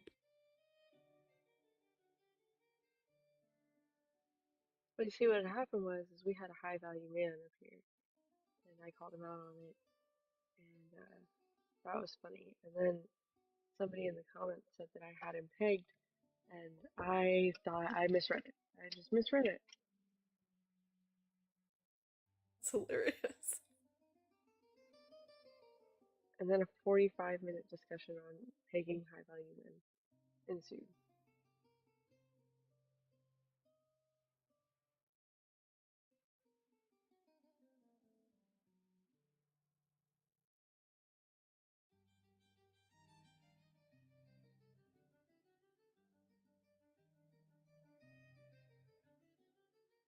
And then it got included in the poem, just like a little bit.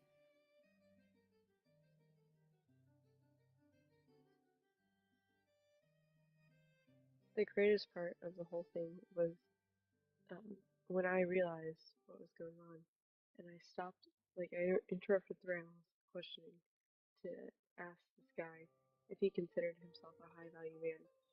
And like I asked it, and there was a pause, and we waited, and the guy said yes, and Thrayle just started laughing, and then asked me how I figured it out.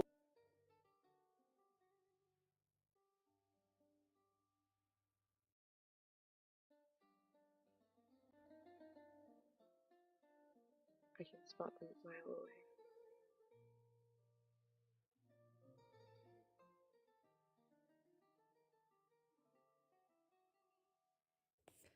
I'm gonna call it a night, but appreciate you all as always. Good night, everybody.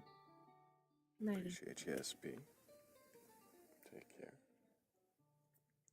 You too, Thrayle. Oh, got her. Big W is to SP. Great questions. Look at Thrayle silencing women.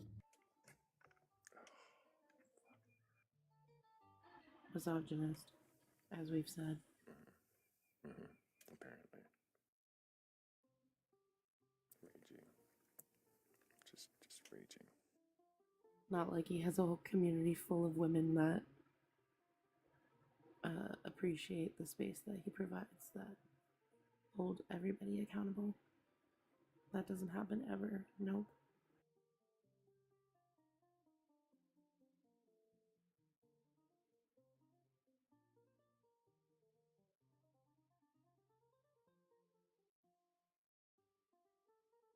Not like I just give him a huge compliment earlier about it.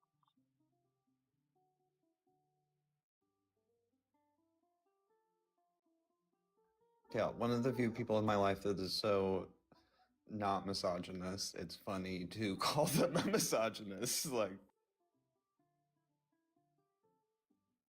It is funny to call him a misogynist.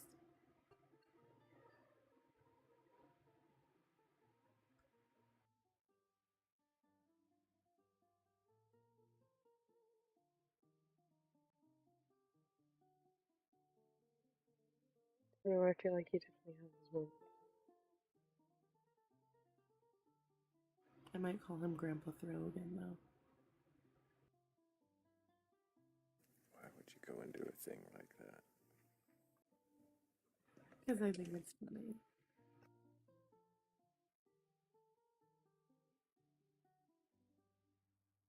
Thrayle is probably funnier now to her than it ever was before.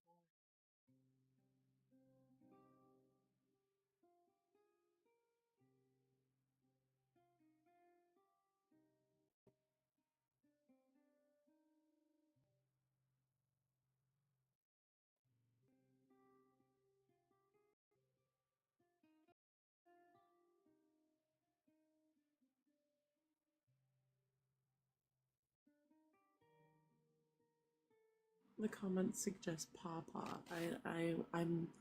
I'll refrain from that one. That one's a little too crazy.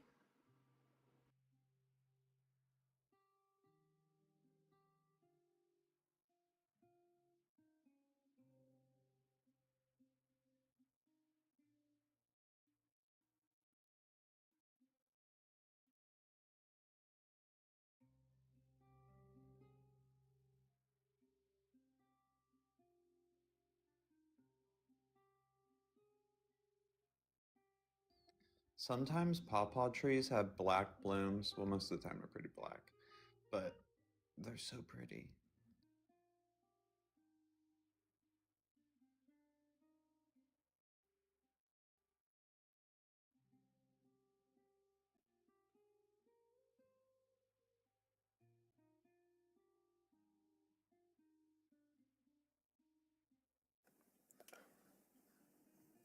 Thank you, Cassie, for gifting the panel. You're amazing. Thank Appreciate you, Cassie. Thank you, Cassie. Thank you. And yes, GoPro, I have. My aunt has a pawpaw orchard.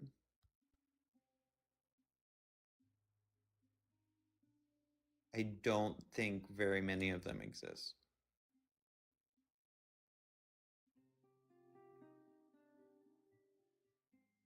And for good reason. They're pollinated by carrion flies, so you gotta do some gross stuff to get the field pollinated.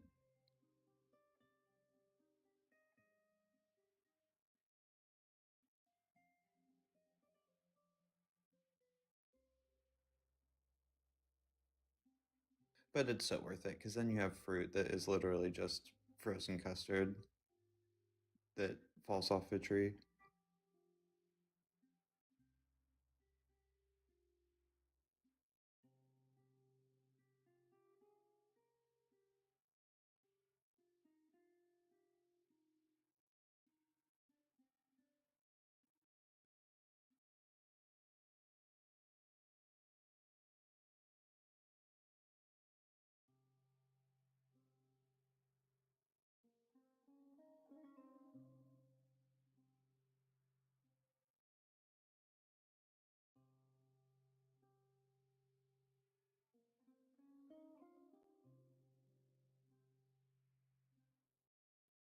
I think my brain has ran out of energy and it must rest to recharge, to gain the frequency back or whatever. I think I pinned a lot of,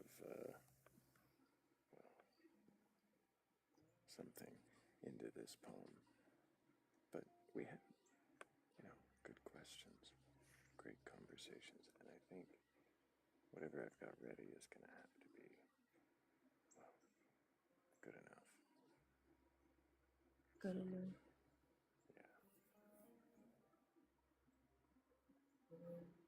Valid. I think we're there. So thank you, Hazel. I appreciate you. Thank you, Thrayle.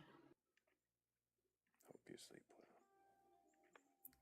And Blake, I appreciate you.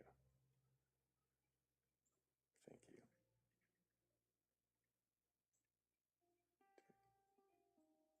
Later, y'all.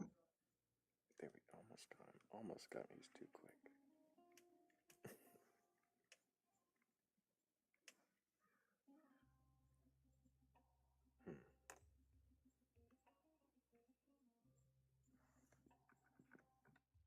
Hmm.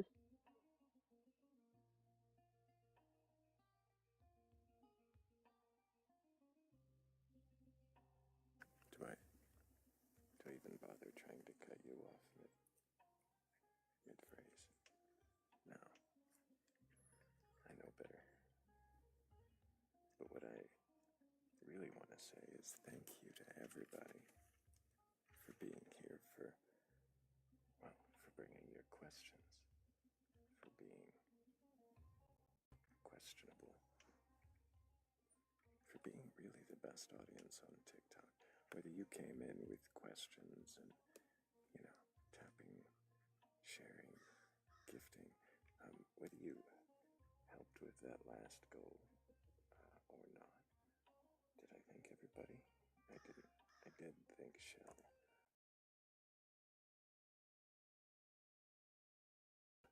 And I did thank Cassie B. Carter. Thank you. And Shell. Oh, there it goes. Lag is wild all of a sudden. Right at the end. Okay.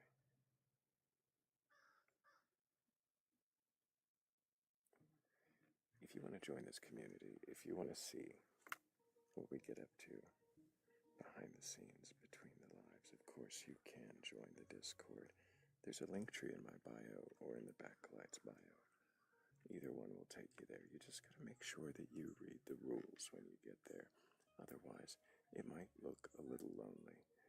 And if you can't agree to them, well, then you should find out that you're not alone. And if you stumble across the Venmo or the Cash App and you want to show your support that way, it is always truly appreciated, and it really does help immensely. So thank you to everybody who helps that way. It does make all the difference. Thank you. And of course, there's that second link in the link tree. Of course, you might find some interesting things there, and it's always good to check back and see what's unfurling. Did I forget to say big W's for the mods? Because we couldn't fucking do this without you at all. So thank you to the mods. Really, truly. Thank you for making this the best, really the best space for the best audience on TikTok. Thank you. And unless I'm mistaken, I think there's really only one thing left.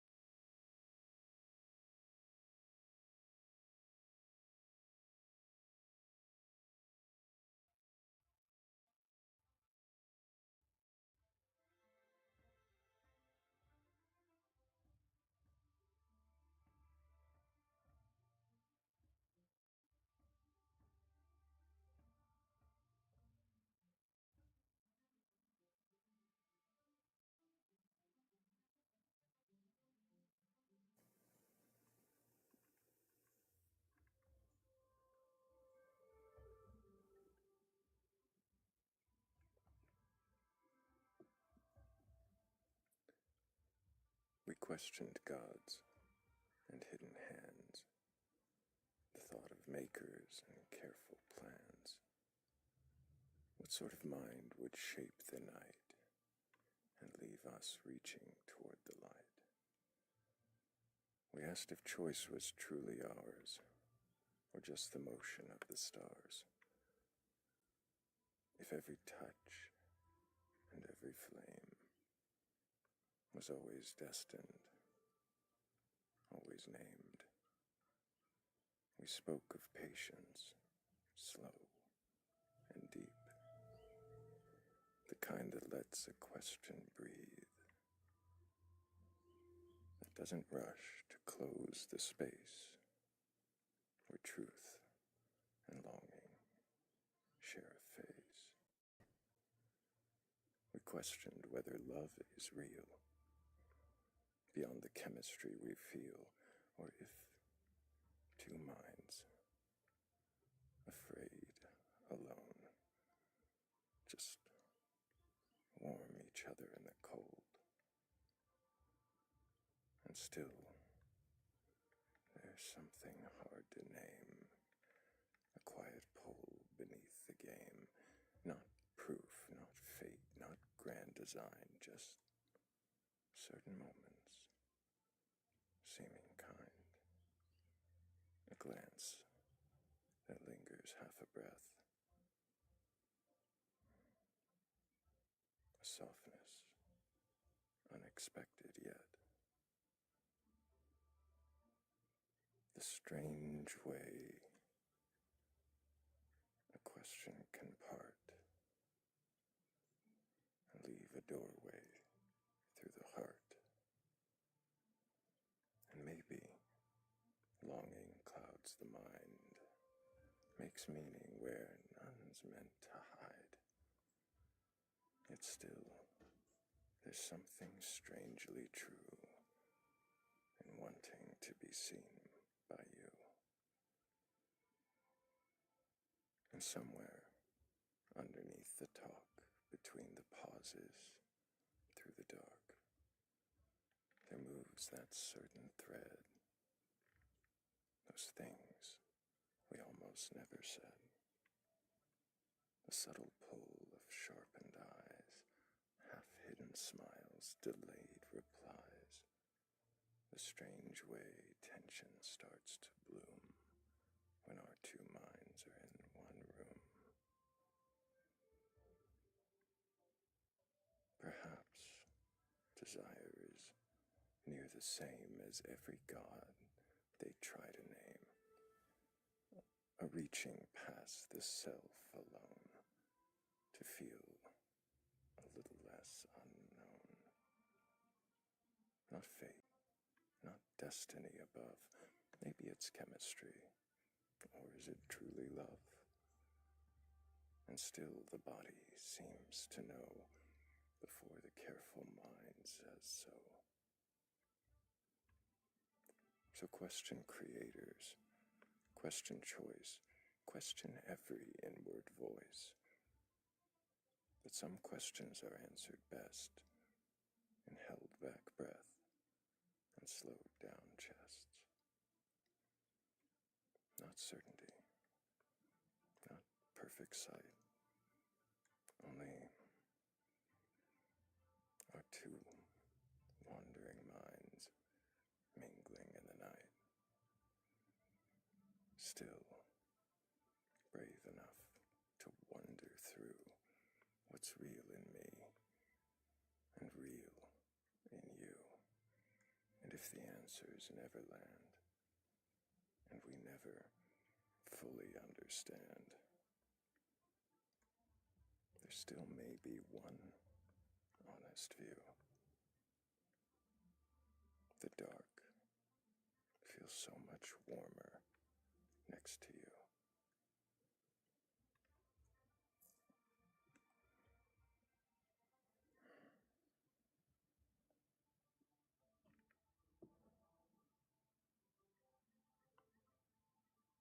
In darkness we meet. Not finished, not wise, just enough to keep looking through each other's eyes. And on that note, until the next time we meet in darkness and seek wisdom together, I love you all. Take care.